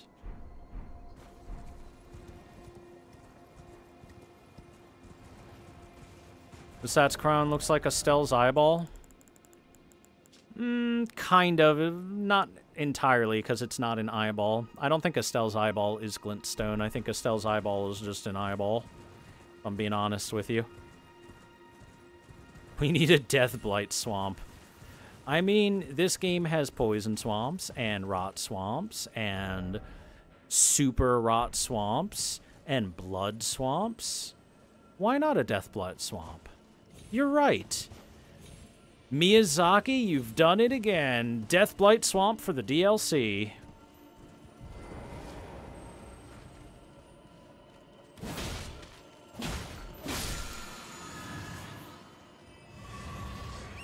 Hey, look. Is that a Crystallion? Well, I'll be damned. There's a Crystallion just chilling there. Look at that. Meditating, even. Hello, sir. Do you want to be friends? No? Okay. If you don't want to be friends, you want to be enemies.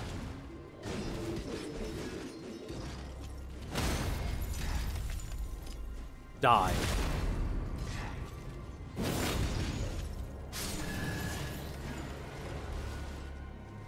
Another one.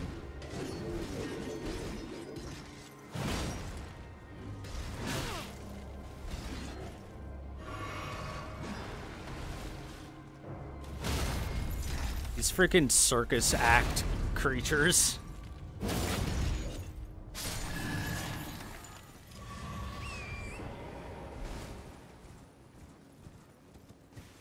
Do you enjoy my circus act as I spin my rings?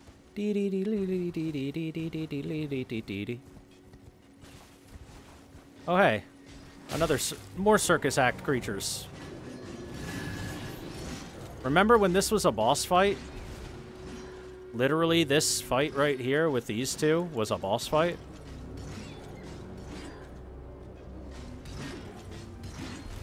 Three.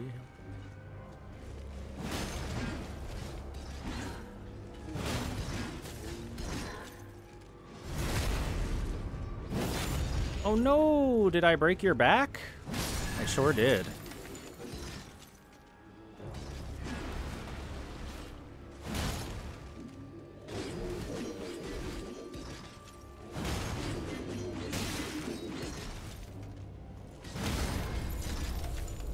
You know what I think made the Crystallians?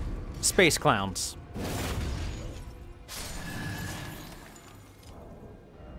I think space clowns made the Crystallians. That's why they do circus acts. I don't actually think that, but it would be kind of funny. Okay. Looking for another big turtle. Also, there's an Everjail over here. Big turtle. Big turt. I hope it's not an invisible big turtle. I don't think it's invisible. This'll help me find it. Whee! Oh, hey, I see it.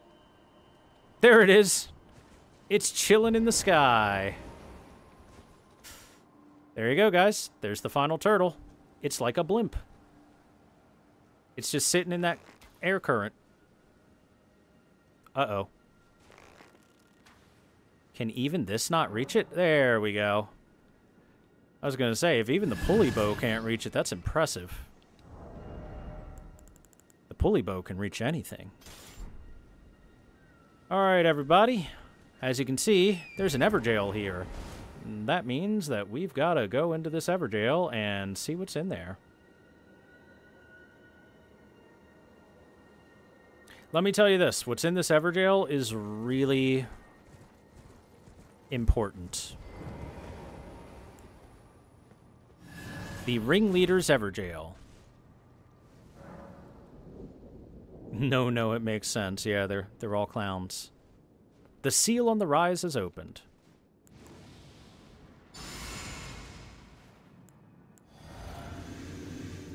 Well, of course your favorite summon's in here.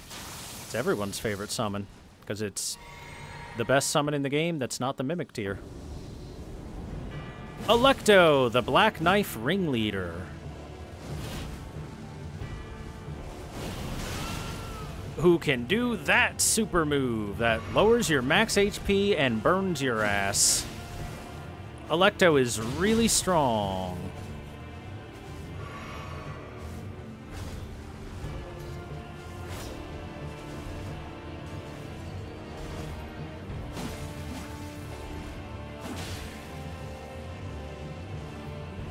Careful of that.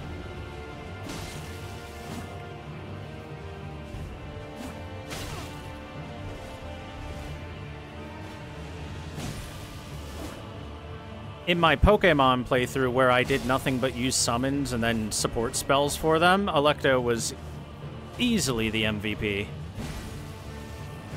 The only thing that could hang with Electo is the Mimic tier, and even the Mimic tier wasn't as good as Electo in some cases. So, yeah. We're going to want to win this fight. For more than the usual reason.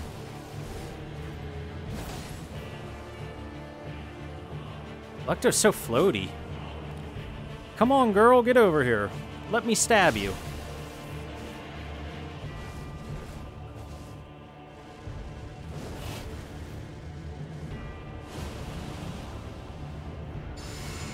I really want that active.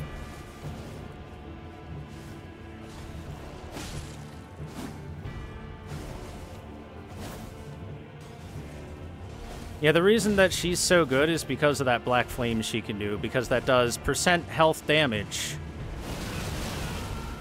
And as you can see, it does a lot.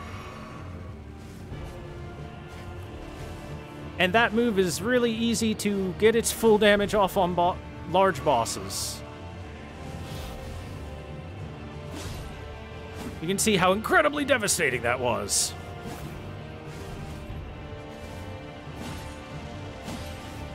Oh no. Ow. My max health goes down.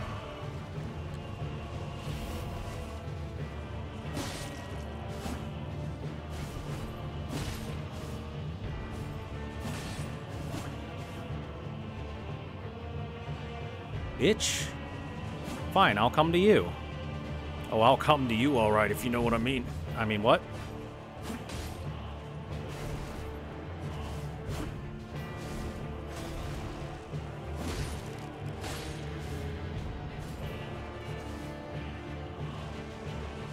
There we go. Free golden Val. Ow.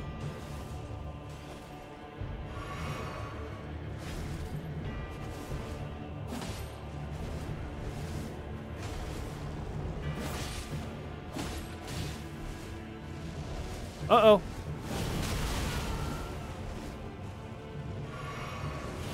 Oh, that move is just so cheap if she initiates it close to you. What? How'd that hit me?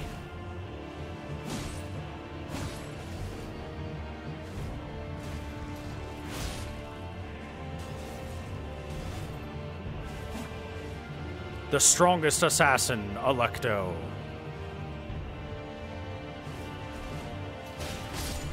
Got her. Woo! Owie! Black Knife Tish. There we go. Probably the best summon in the game, aside from the Mimic tier.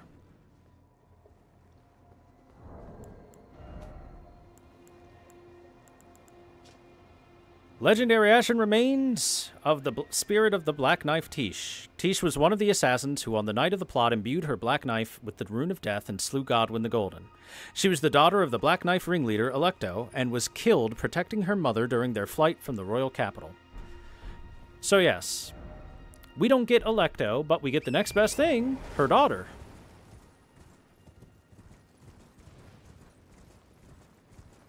Oh, by the way, I should just teleport over there. Why would I ride?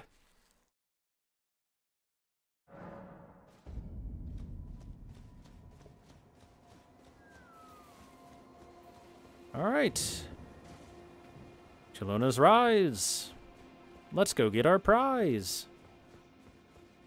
What do you think's in here, chat? It's got to be something amazing, right?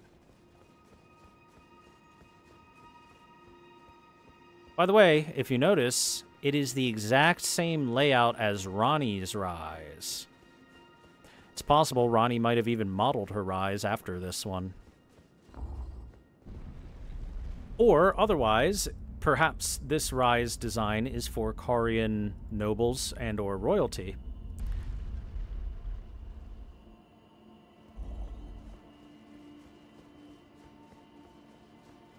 Either way, when we get up here, our prize is actually quite a good one. Ranni's Dark Moon. So remember, we could have gotten Renala's lunar moon, or Renala's full moon, sorry, out of her remembrance. Ranni's Dark Moon, we get here, and let's take a look. Legendary sorcery symbolic of the Carian Queen. Uses the caster as a vessel to incarnate a cold, dark moon, then sends it floating towards foes. The Dark Moon dispels all sorcery that touches it and temporarily reduces magic damage negation for those it strikes. This moon was encountered by a young Ranni, led by the hand of her mother Renala. What she beheld was cold, dark, and veiled in occult mystery. So guess what?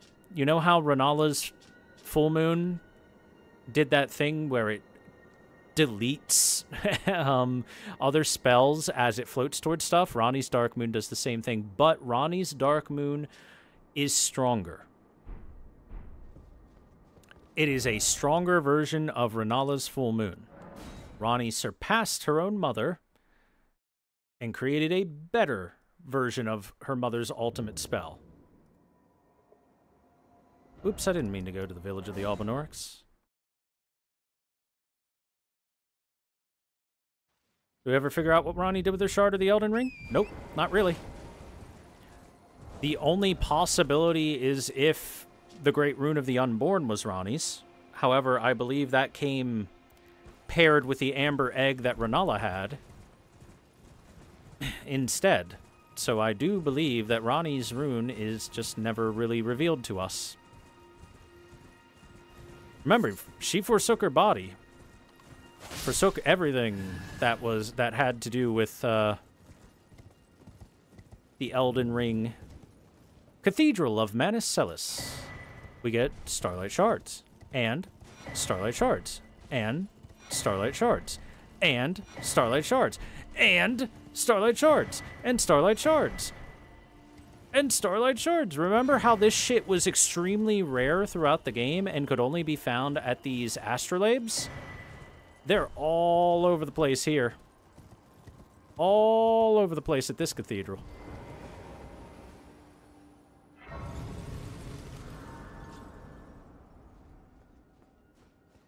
And look, you better believe Starlight Shards. Cathedral of Manus Celis. What's that? Starlight Shards? Sure is. More Starlight Shards. I'll go over Ranni's entire thing in just a second once we get down here. We'll recap it for everybody.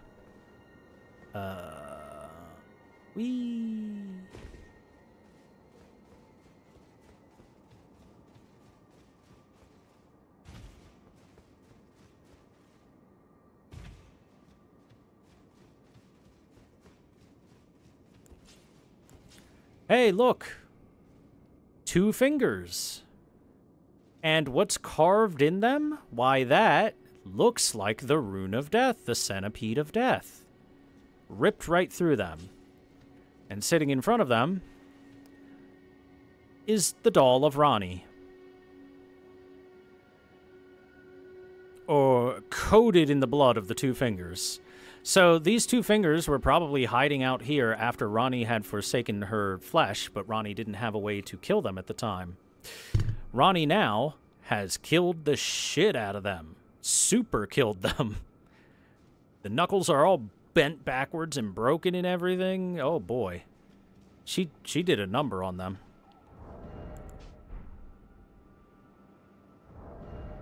That's what she does with the Finger Slayer blade.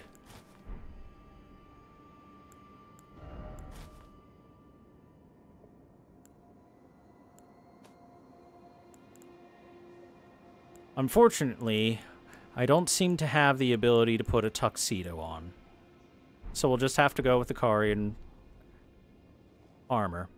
Let's put a ring on that finger.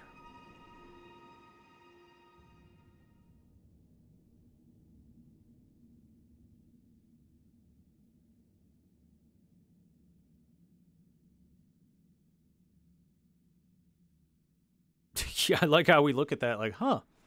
So that's what she needed that dagger for. Neat.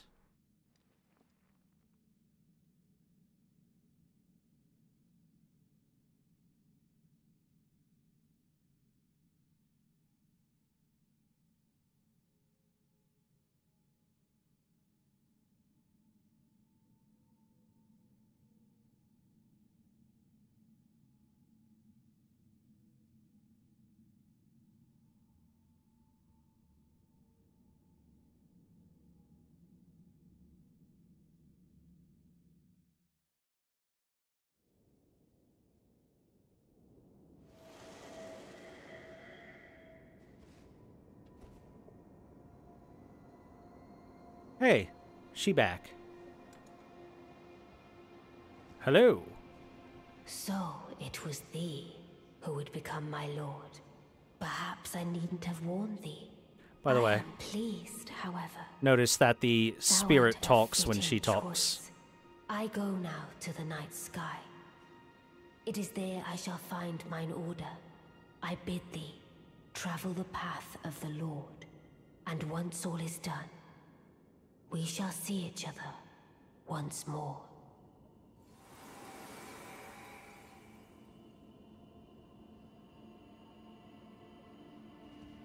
And she leaves behind a present for us. The Dark Moon Greatsword. AKA From Sop's favorite weapon. A moonlight greatsword bestowed by a Karian queen upon her spouse to honor long-standing tradition, one of the legendary armaments. Ranni's sigil is a full moon, cold and leaden, and this sword is but a beam of its light. Unique skill, the Moonlight Greatsword. Raise the sword aloft, bathing into the light of the dark moon, temporarily increasing magic attack power and imbuing the blade with frost. Charge attacks will then release blasts of moonlight.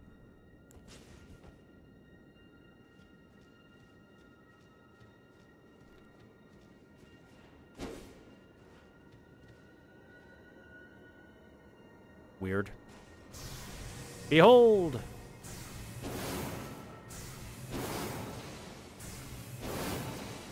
There you go.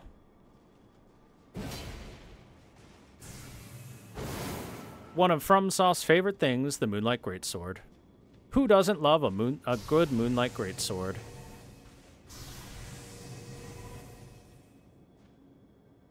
Alright, so with that, we are officially betrothed to Ranni. And not only are we officially betrothed to her, but she seems pretty happy with it, too. She even said we are a fitting choice.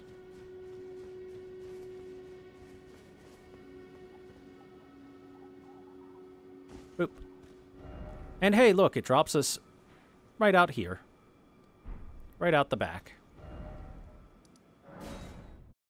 So, let's recap what happened throughout Ranni's questline and go over some of Ranni's motivations and stuff that have happened so far. We'll do this again at the very end of the game, for anyone wondering. So, we're going to go over this again. I'm sorry. So, the first time we meet Ranni the Witch is after we get Torrent. We head all the way to the very beginning area of the game afterwards at the Church of Ella near Merchant Calle. If we show up at night, there is a fog that has rolled in. Merchant Calle has been put to sleep by this, and she introduces herself as Ranni the Witch to ask us if we are the one who has been seen galloping around on Torrent, the spectral steed, because she apparently knew who Torrent was. She then made a quick little comment, basically saying, I wonder how long it will be before the Tarnished challenge the flow of what's been going on. Basically, how long until the Tarnished question the Two Fingers. Next time we find her is here in Liurnia at Ranni's Chamber and Ranni's Rise, where she then reintroduces herself as Ranni. But by the time that we had found her, we had already gone through a little bit of side quest stuff, and we had found a black knife print, mark of the Night of the Black Knives ritual. It is evidence of the ritual and hides the truth of the conspiracy. We brought that to Sorcerer Roger, who then looked into it and found out that Ranni the Witch was the one who had imbued the Rune of Death into the Black Knives. We brought that to her, and she basically said, oh, really? So you're quite the sleuth. What are you going to do with that? You're not welcome here. Leave. We then instead decided to become consorts for her. Well, not consorts, but servants for her. We would go in service for her and ask if she would have us. She then says, no doubt you're doing this just for information on the Rune of Death, but considering that you've already figured that stuff out, I don't mind, and as long as you make yourself useful, this could be mutually beneficial. From that point on, we are allied with her, Blythe, Iji, and Celavis. Well, kind of Celavis. You know, with Celavis.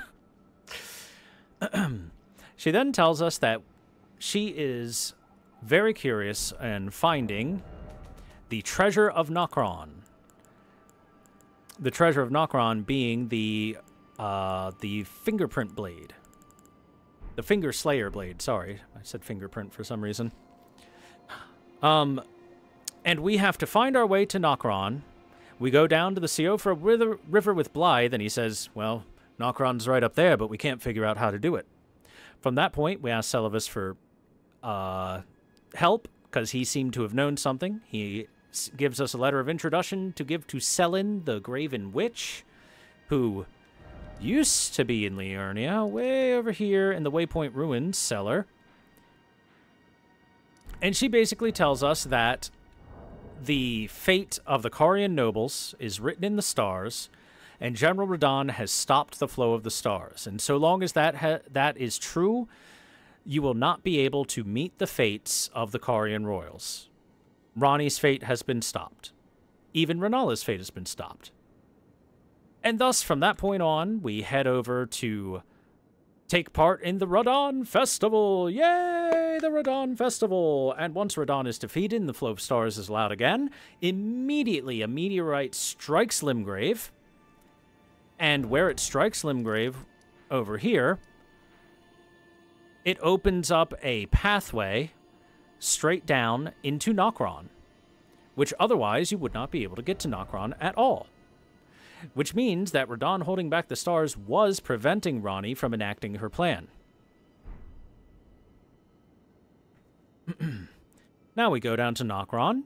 We do some parkour down some rooftops, and we find the Fingerslayer Blade. We even find a company of men called the Band of the Hawk. Oh, I'm sorry. Totally not the Band of the Hawk. Anyway, emblem of the company of slaves ordered to explore the Eternal City, the Inverted Hawk. But unfortunately for them, they were not successful in finding what they were looking for, which surely was the Fingerslayer Blade, sent to explore down there by the Golden Order. And here we have the Ghost Flame Torch, a metal torch that burns with cold ghost flame, tool of the fallen hawks who prowl the underground rivers.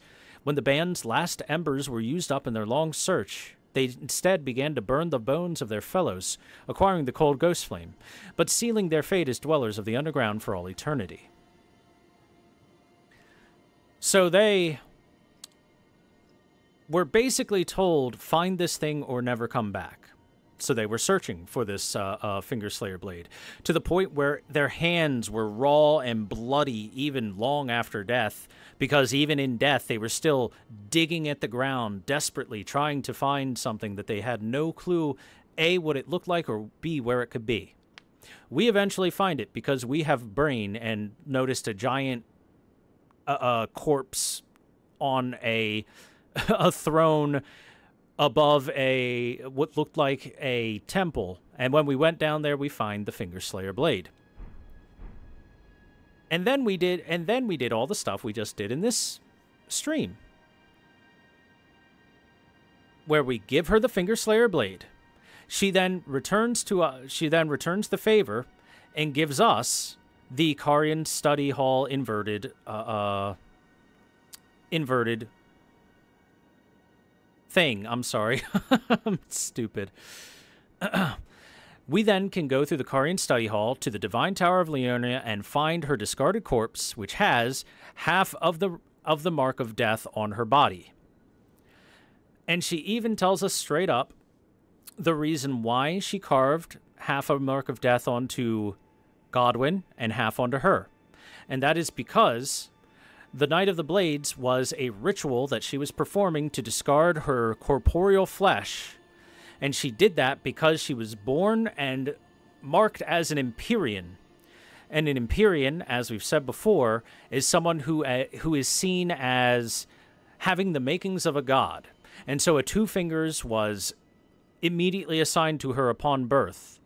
Blythe was assigned to her upon birth by the Two Fingers, not only as a protector for her, but also to keep an eye on her, as a dog of the Two Fingers, in the most literal of sense. That's why Blythe is a dog person, a dog man, a wolf man. It's supposed to be very on the nose there, a dog of the Two Fingers to keep Ranni in line.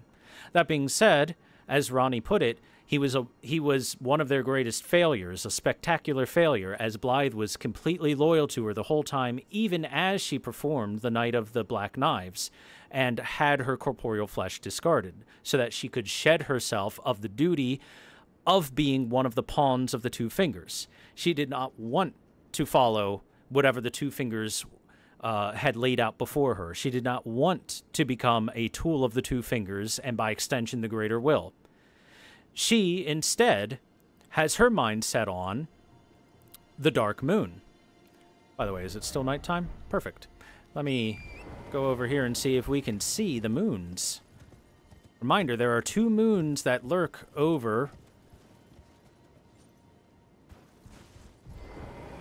the lands between. You have Renala's full moon, although this one, the lunar moon, this one isn't very full right now, and near it, the dark moon, which is harder to see, but as you can see, it still exists. So, these two moons both seem to be some level of outer god, much like the Greater Will, or they have some sort of power similar to an outer god. And that is the path that Ranni wants to follow, the path of the moon. Much like her mother followed the path of the moon. Ranni was entranced with it at a young age, and she decided for herself. Thus, she hatched the scheme to perform the Night of the Black Knives.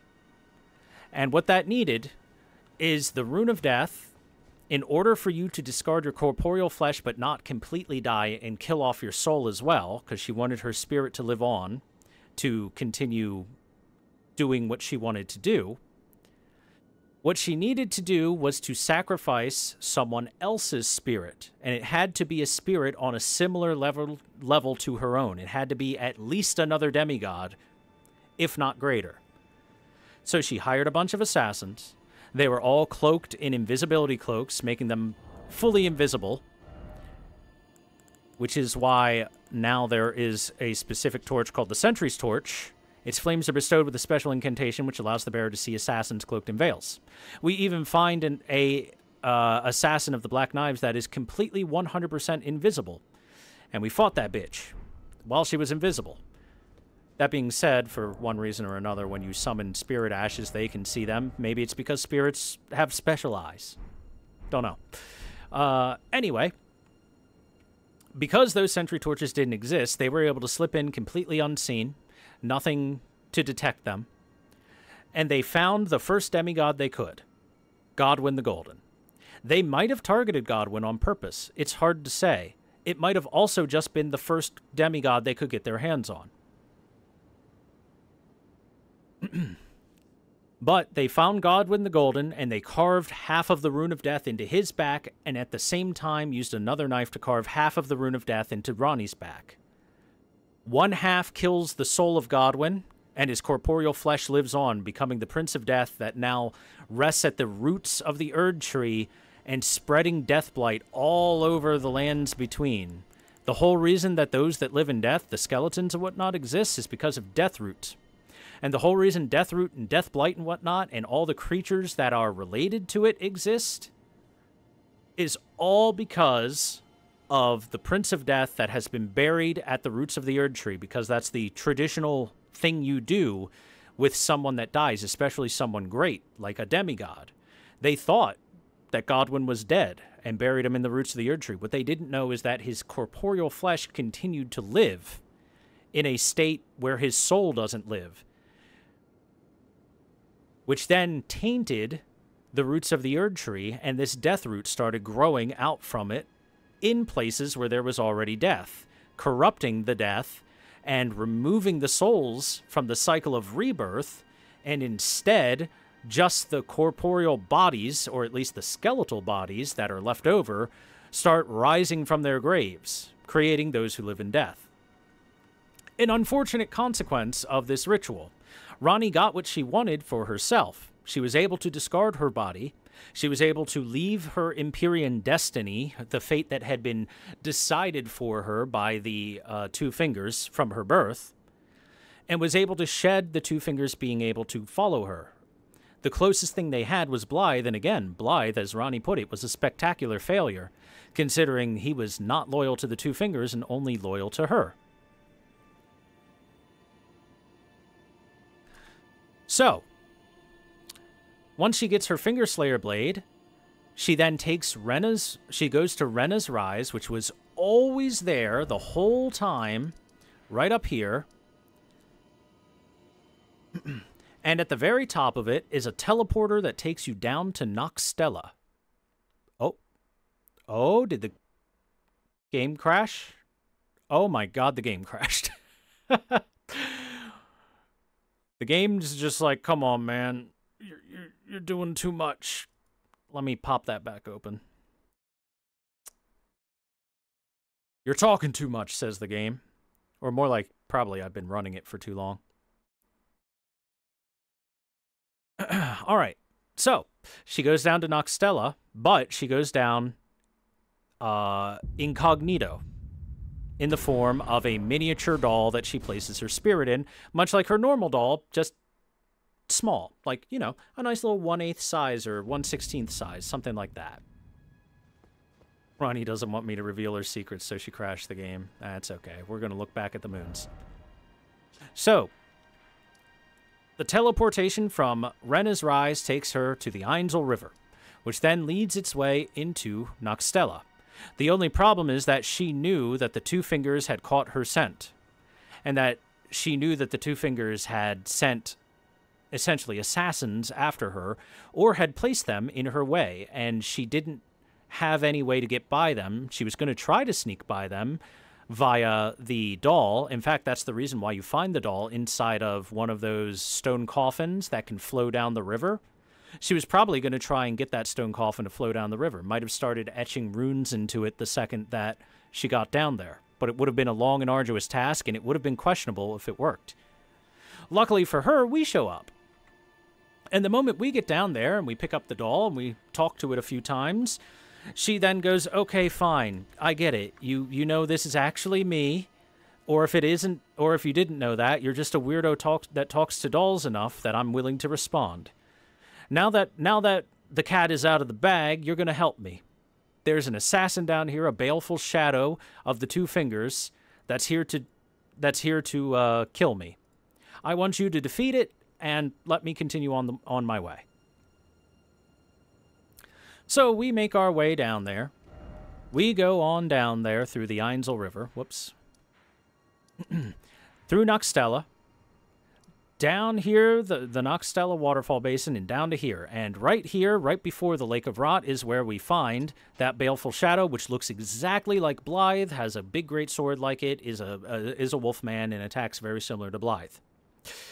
Because that's what the Two Fingers does. They have these shadow wolf people that they give to the Empyreans that they like, that they think will become fine gods, and have them act as bodyguards and also as potential assassins if need be. So we defeat it. Ranni is happy with us, and then she leaves the doll, and her spirit is able to further travel forward through the Lake of Rot and get itself up here. I don't know how she was able to get past Estelle and all that stuff, but she's spirit traveling, and spirit traveling is probably OP against anything that isn't directly looking for it. So, okay. We then make our way. We then are given by her a discarded palace key. We go back to Renala's room. We open up the chest, and the Dark Moon Ring is right in there. And the Dark Moon Ring is a ring that a Carian royal is supposed to give to their possible betrothed, to their king's consort or queen's consort, either or. Anyway, that's basically Ranni saying, you know what? If you want to continue this, we'll get married. Ranni has accepted us in every way possible. So we then go through the worst hell imaginable, the Lake of Rot, which, as you can see, is bigger than all of Noxtella. Pass our way through the Lake of Rot, fighting our way past a Dragonkin soldier that I could have ignored, but we fought anyway because this is a lore playthrough and we kill everything. Make our way to the Grand Cloister, go through that, then we sit inside of one of those stone coffins, and it takes us all the way down this direction, like this, and we come out here. And inside here, we find, under a false night sky, Estelle, the natural born of the void. A massive creature that fell in a meteorite, basically.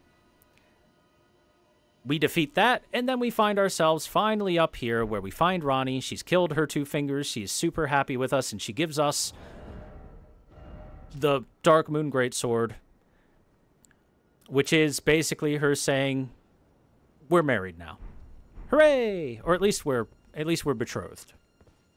We're engaged. Did she manipulate us from the very beginning to the end? No, not at all. She manipulated us a little bit in the beginning. She basically said, all right, if you would like to use me for information, fine, but I'm going to use you for labor. It was a mutually beneficial thing. For all she knew, all we might have wanted is just to get that curse mark of death. And that's it. And she accepted that. And she said, okay, You don't need to be loyal to me, but if you do my work, I will point you in the direction of this curse mark of death if you earn it. And by her measure, we earn it because we get her exactly what she always wanted, that Finger Slayer blade, because she desperately wanted to kill the two fingers that were hiding out here so that she could truly 100% be free of them. Because as long as those two fingers live, they're still probably trying to find out wherever the hell Ranni went, and trying to impose the fate that they had willed upon her as a child and force it upon her as an adult now. So it wasn't her manipulating us the whole time. In the beginning, sure, it was just a mutually beneficial bit of manipulation. You go do this work, I'll give you what you want. But the further along it went, and the more that we were proving that we were loyal to her, and the more that she saw us, and the more that we did for her, she was saying, okay, you're like Iji and Blythe. You are truly loyal to me. You have proven yourself above and beyond what anyone could have ever asked for you. You did what I asked for and more. Therefore, I will invite you along with my plan if you are willing to go with it. And she still basically says, we don't need to do this if we don't want to. It is still our decision. But now that we have the Darkmoon Greatsword, you know, we are kind of betrothed. We're a little bit engaged. It'd be kind of rude to say no.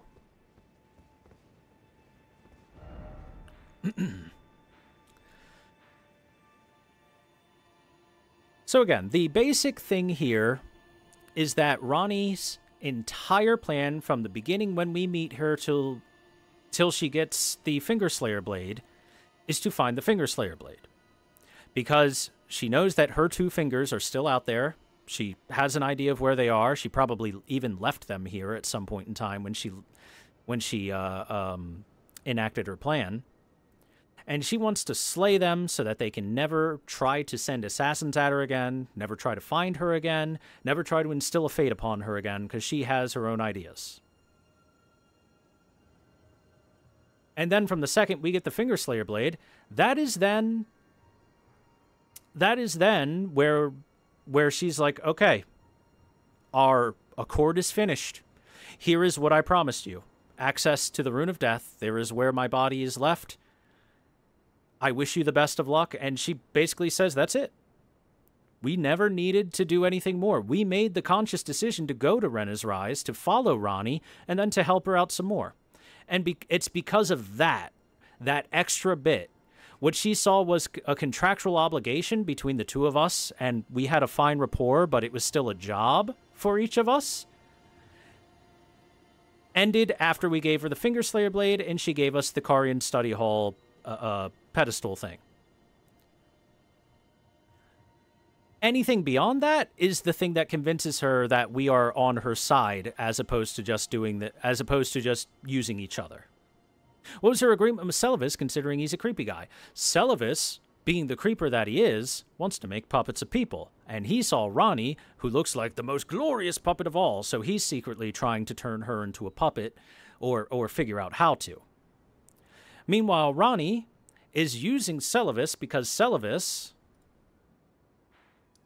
was either the same guy or part of a pair of two people that were very good at making puppets into ashes and using them specifically as defense in the Carian Manor.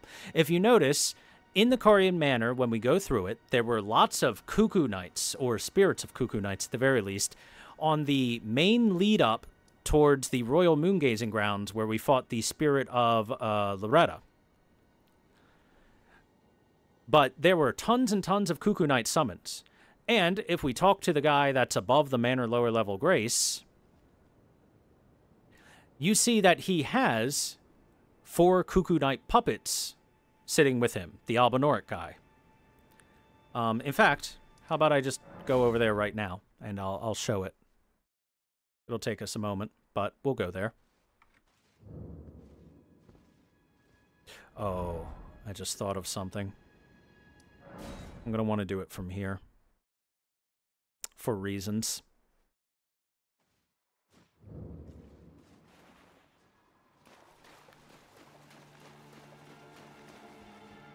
Important reasons. Did I go the wrong way? I went the wrong way. I thought that looked wrong.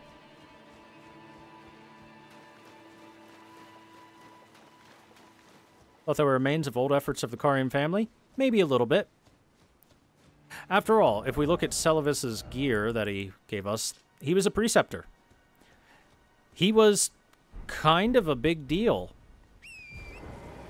He was pretty darn accomplished when it came to sorcery and probably theory around it. So he was a good ally to have. He was especially good at creating puppets, and that's the important part.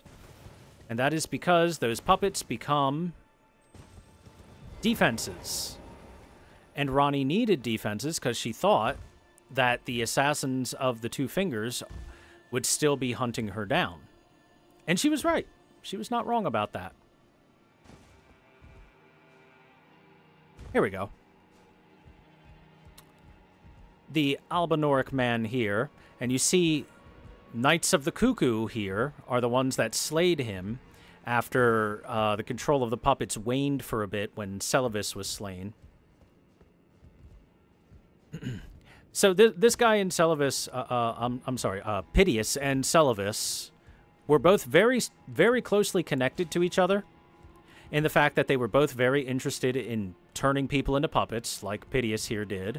They were both interested and probably working together on the whole turning Ranni into a puppet thing.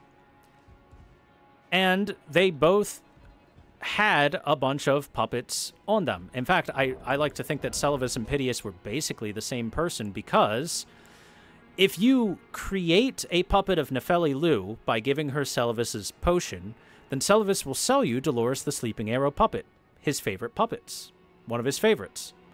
However, if you don't do that, then the only way to get this is after Piteous has been killed, you loot it off of his body. Which, in my opinion, says that Piteous and Celavis were probably the same person. Celavis might have been a puppet created by Piteous in order for Piteous to live out what he thought was a more noble life for himself. He was probably just very skilled at that thing, and Ranni was willing to make use of that. The exact same way that when we showed up, Ranni was showing a bit of distaste for us because we said, hey, we know you were part of the Black Knives thing, and we were looking into that.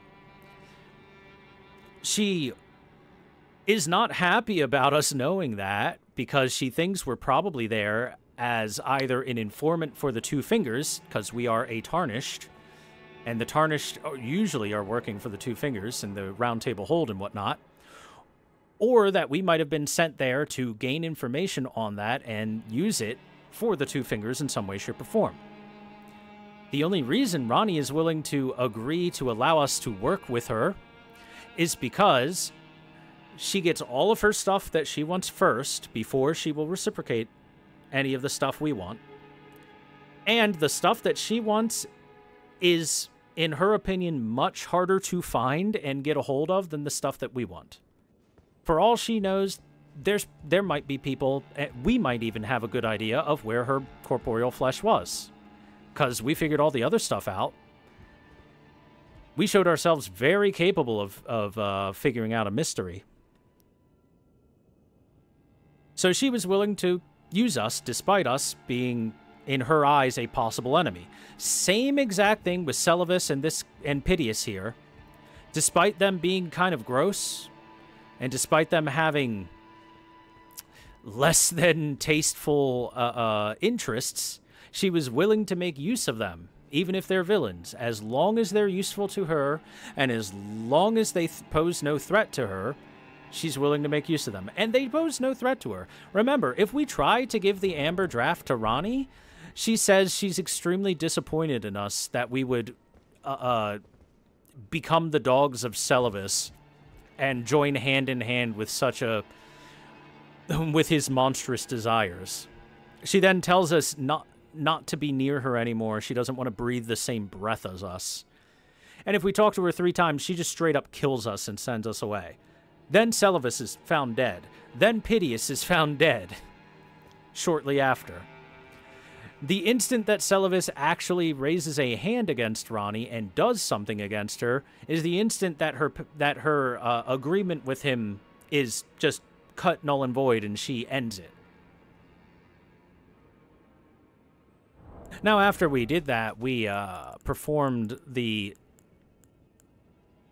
ritual at the Church of Vows with the Celestial Dew of absolution and reversed the antagonization by changing fate and basically turning everything that happened into everyone else thinks it never happened. We're the only ones that remember it happened, and that's fine. By the way, remember, Radagon did that as well, which means that the whole reason that Rennala and the Liurnian forces were willing to acquiesce to it is because fate changed to a point where they don't think that any of these marchings might have and wars might have necessarily even happened. Which does turn that into kind of an underhanded thing when you get right down to it. So anyway, Ranni has not done anything bad to any of the people that are loyal to her. She hasn't attacked Iji. She hasn't attacked Blythe. She believes in both of them. She never believed in Celavis for a single second. She always knew that Celavis was not on the up and up. She always knew that Celavis was scheming behind her back and was planning to do something more than likely to her. And was always prepared for it and was always like, okay, Celavis, the second that you do something, I will kill you. And the second he did something, she killed him. Ooh, +8. Hell yeah.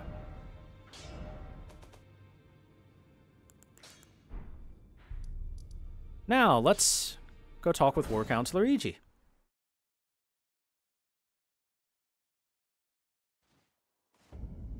Hi, Iji. I did it.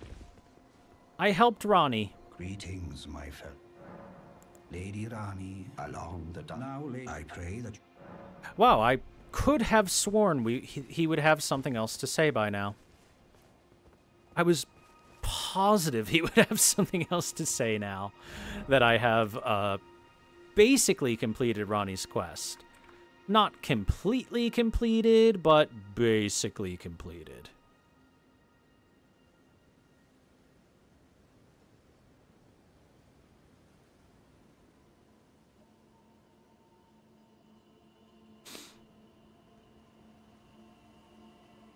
I guess I gotta go speak with Blythe first. Which is why I didn't want to walk outside of Ranni's Rise. Remember, Blythe said he was going to go see his mistress to make sure that she's okay. You hear that noise? No. I'm part of her very being. I can never betray her. No matter what might happen. Ranni. She needs me. Iji wasn't actually necessarily that far off the mark. Iji was afraid that Blythe would turn hostile towards Ranni. And Blythe is fighting. Blythe is doing everything in his power to make sure he is not hostile towards Lady Ranni. He is someone who murdered an assassin sent out after this area. But unfortunately, while he might not attack Ranni, he will attack anyone that is allied with Ranni right now. Ow. Sorry, Blythe. You made a wonderful ally, and you were a cool dude. I'm upset that the Two Fingers did this to you. Rest well now. Rest well, my friend.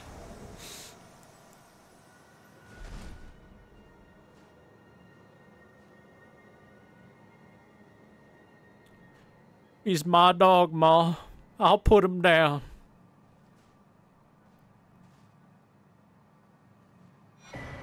The Royal Greatsword, and Blythe's armor, gauntlets, and greaves.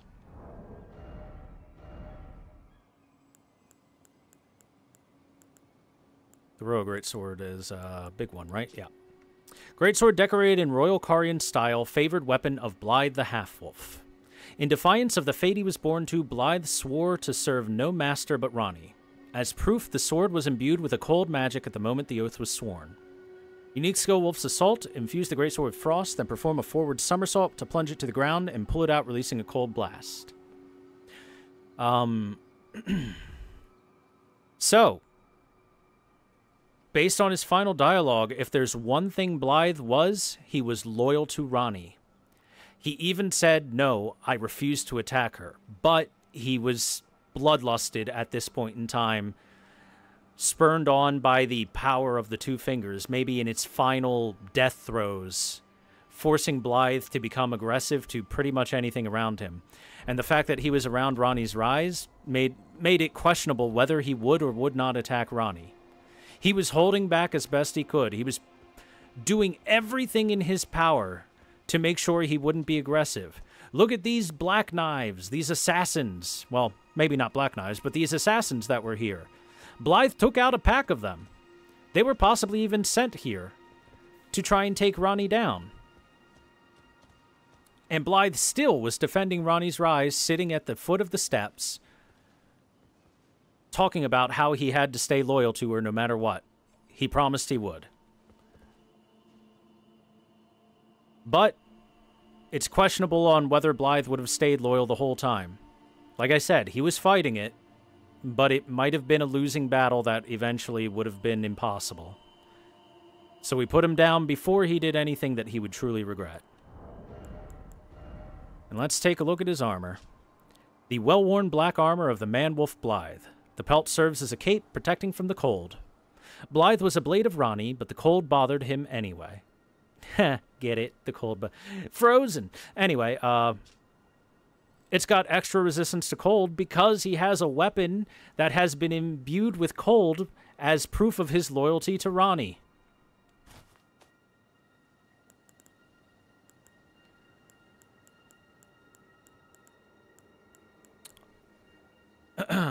Blythe, who served as Ranni's shadow, was a loyal ally who would defy destiny itself if it would have him turn upon his lady.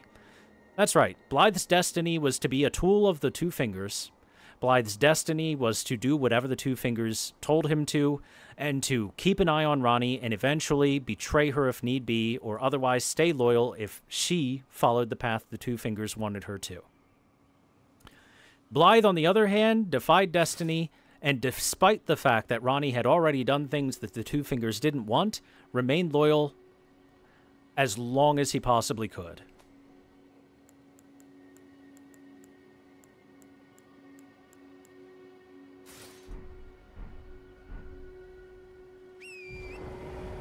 Blythe was as real as they come. You have to imagine that when Ranni was enacting her plan for the Night of the Black Knives to strip away her Empyrean flesh and remove the Two Fingers from her, that was something that the Two Fingers were like, Blythe, stop her. And he was like, no, I am loyal to Ranni.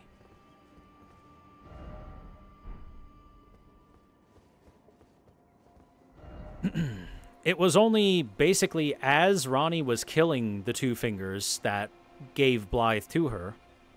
Or perhaps right after it, maybe another Two Fingers was able to force such a compelling like signal to Blythe to force him into this bloodlust. Basically, a cacophony of voices in his mind shouting, kill Ranni, kill Ranni, kill Ranni, kill Ranni, unceasingly, and him shouting back, no, I refuse. Blythe's the fucking coolest, chat. The absolute coolest guy.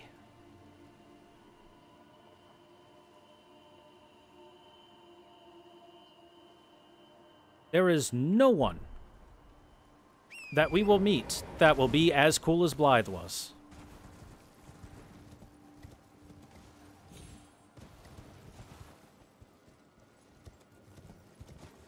Now, where is his helm, which should be somewhere around Celavis's Rise. And then we can truly complete the look. I don't know why it's around Celavis's Rise and not dropped with the rest of his set. If I'm being perfectly honest with you, I couldn't tell you why. But it should be around here somewhere. Shouldn't be too far away either. I already feel like I'm too far away from it.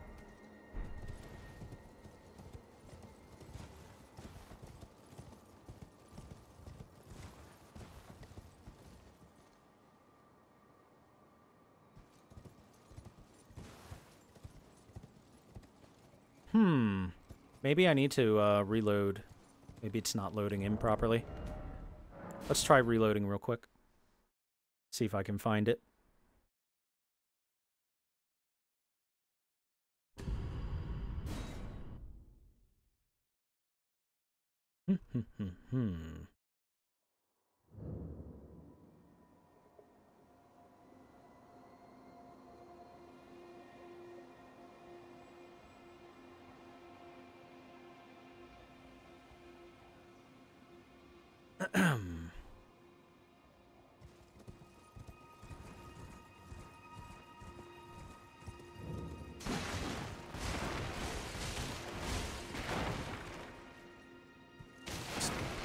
Not in his Rise.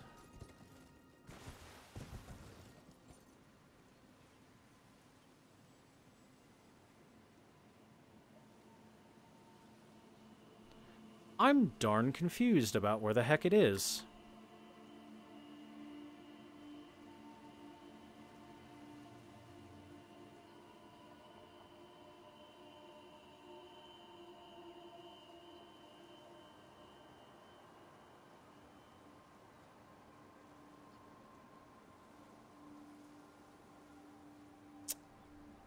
Might need to double check where it is. Sorry, guys. I was so sure it was right by Celavis's Rise.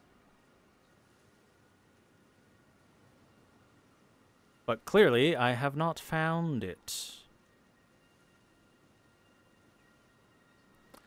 Let me see here. Do.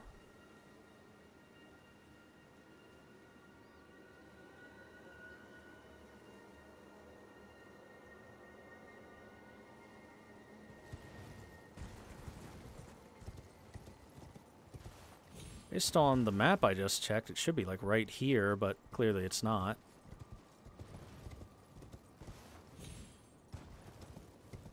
It's not at the top of his Rise or anything, is it? Shouldn't be. Ah, welcome home, Flamer Eye. Well done on surviving a day of work. Congratulations.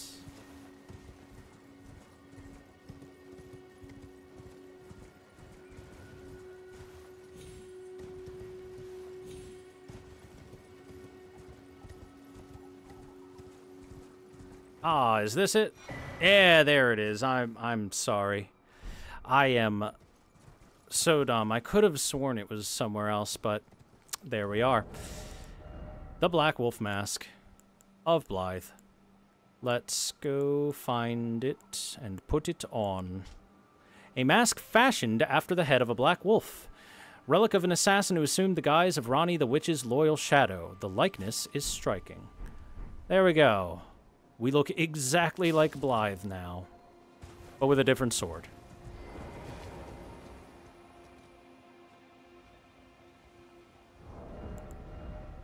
I'm not a furry, so I can't wear this, I'm sorry.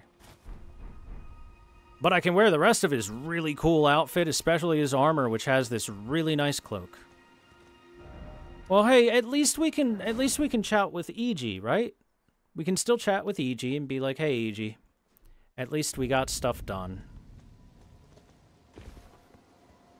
Unfortunately, you were right about Blythe. Kind of. As war comes. Blythe is dead, bud. Unthinkable. How could Blythe? How did he break free from his cell? No. More importantly, Blythe became a curse that plagued Lady Ranni. yet even in madness, gave himself to her. I've made a grave misjudgment. And I thought myself a capable war counselor. I'll catch up with you soon enough, Blythe. When I do, I only hope you'll accept my apology. So yeah, when E.G. is told, hey, did you know that Blythe was still struggling to be loyal to Ranni no matter what? He's like, what? But that shouldn't even be possible. That should be super impossible.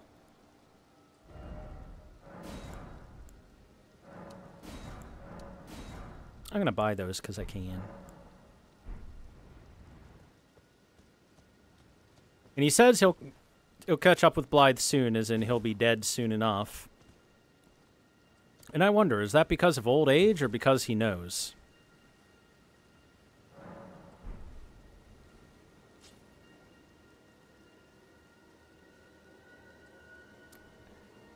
E.G. No! Not another friend. So yeah, these assassins were sent after Ranni and her cohorts. Blythe fought off 3 of them. E.G. tried his best to fight off 1, and he was able to trade. Unfortunately, the trade means that E.G. is left dying. We get E.G.'s bell bearing and his mirror helm. Let's take a peek at his mirror helm real quick. Helm fashioned from a crystal-looking glass said to have never left War Counselor E.G.'s head. Easily broken and weak against any striking attacks. That sounds similar. All like the Nox mirror helm. Worn by those committed to high treason, it wards off the intervention of the Greater Will and its vassal fingers. E.G. was afraid, terrified of his own treachery. So yeah, E.G. wore something very similar to the Nox mirror helm, specifically designed to prevent the Greater Will and the finger vassals from being able to find them. Which apparently just wearing tinfoil on your head literally works in this world, because this is the equivalent of that. Oh hey, yeah, look at that. E.G. killed 2 assassins. Good dude, E.G. Even better than I thought. Well done, bro.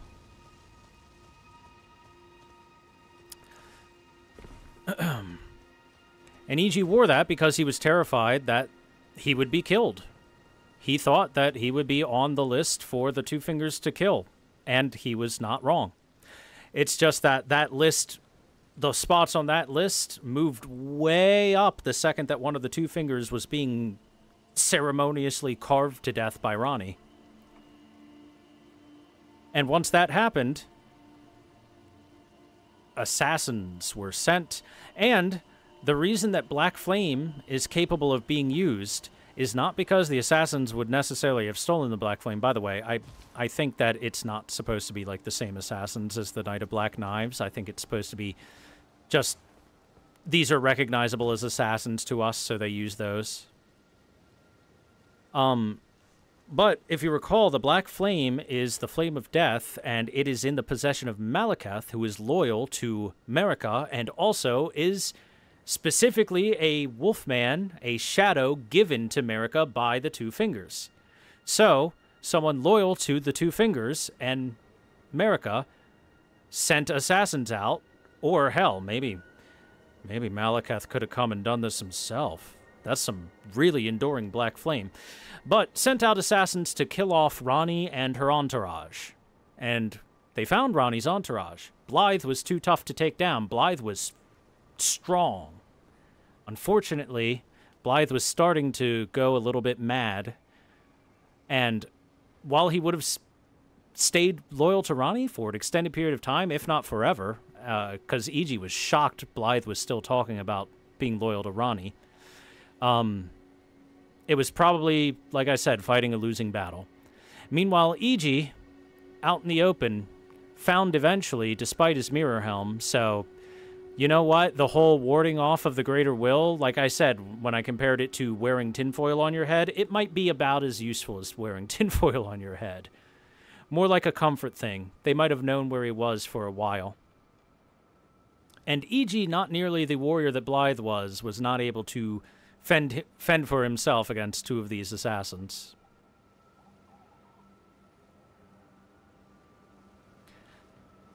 And so that ends E.G. and Blythe. Reminder, all trolls have that tablet embedded in their torso. Two of our best friends throughout the side quests, they are now done for. Rest in peace, guys. I said rest in peace. You're supposed to disappear when I say that, honestly. Some people have no understanding of poetic and exits. See, Blythe understood. He disappeared. Well, either way, that is basically the end of Ranni's quest. Very close to the end. The only thing left to do is to follow the path of the Lord, and once we've made our way to the Erd Tree, Ranni says that we will meet again.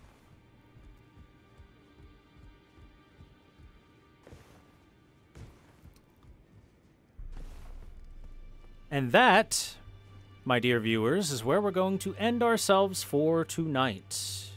Or end ourselves off for tonight. We're not going to end ourselves. I didn't mean to say it like that.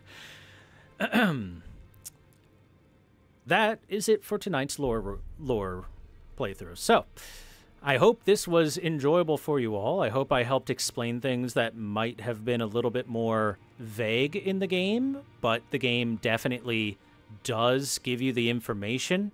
You just have to piece things together, and some things you get really early on in the game that then carry over with information to late into the quest line. And Elden Ring's a really big, really long game, so it's easy to forget something that showed up early on in, say, Ranni's quest line, which is a very long, very involved quest line.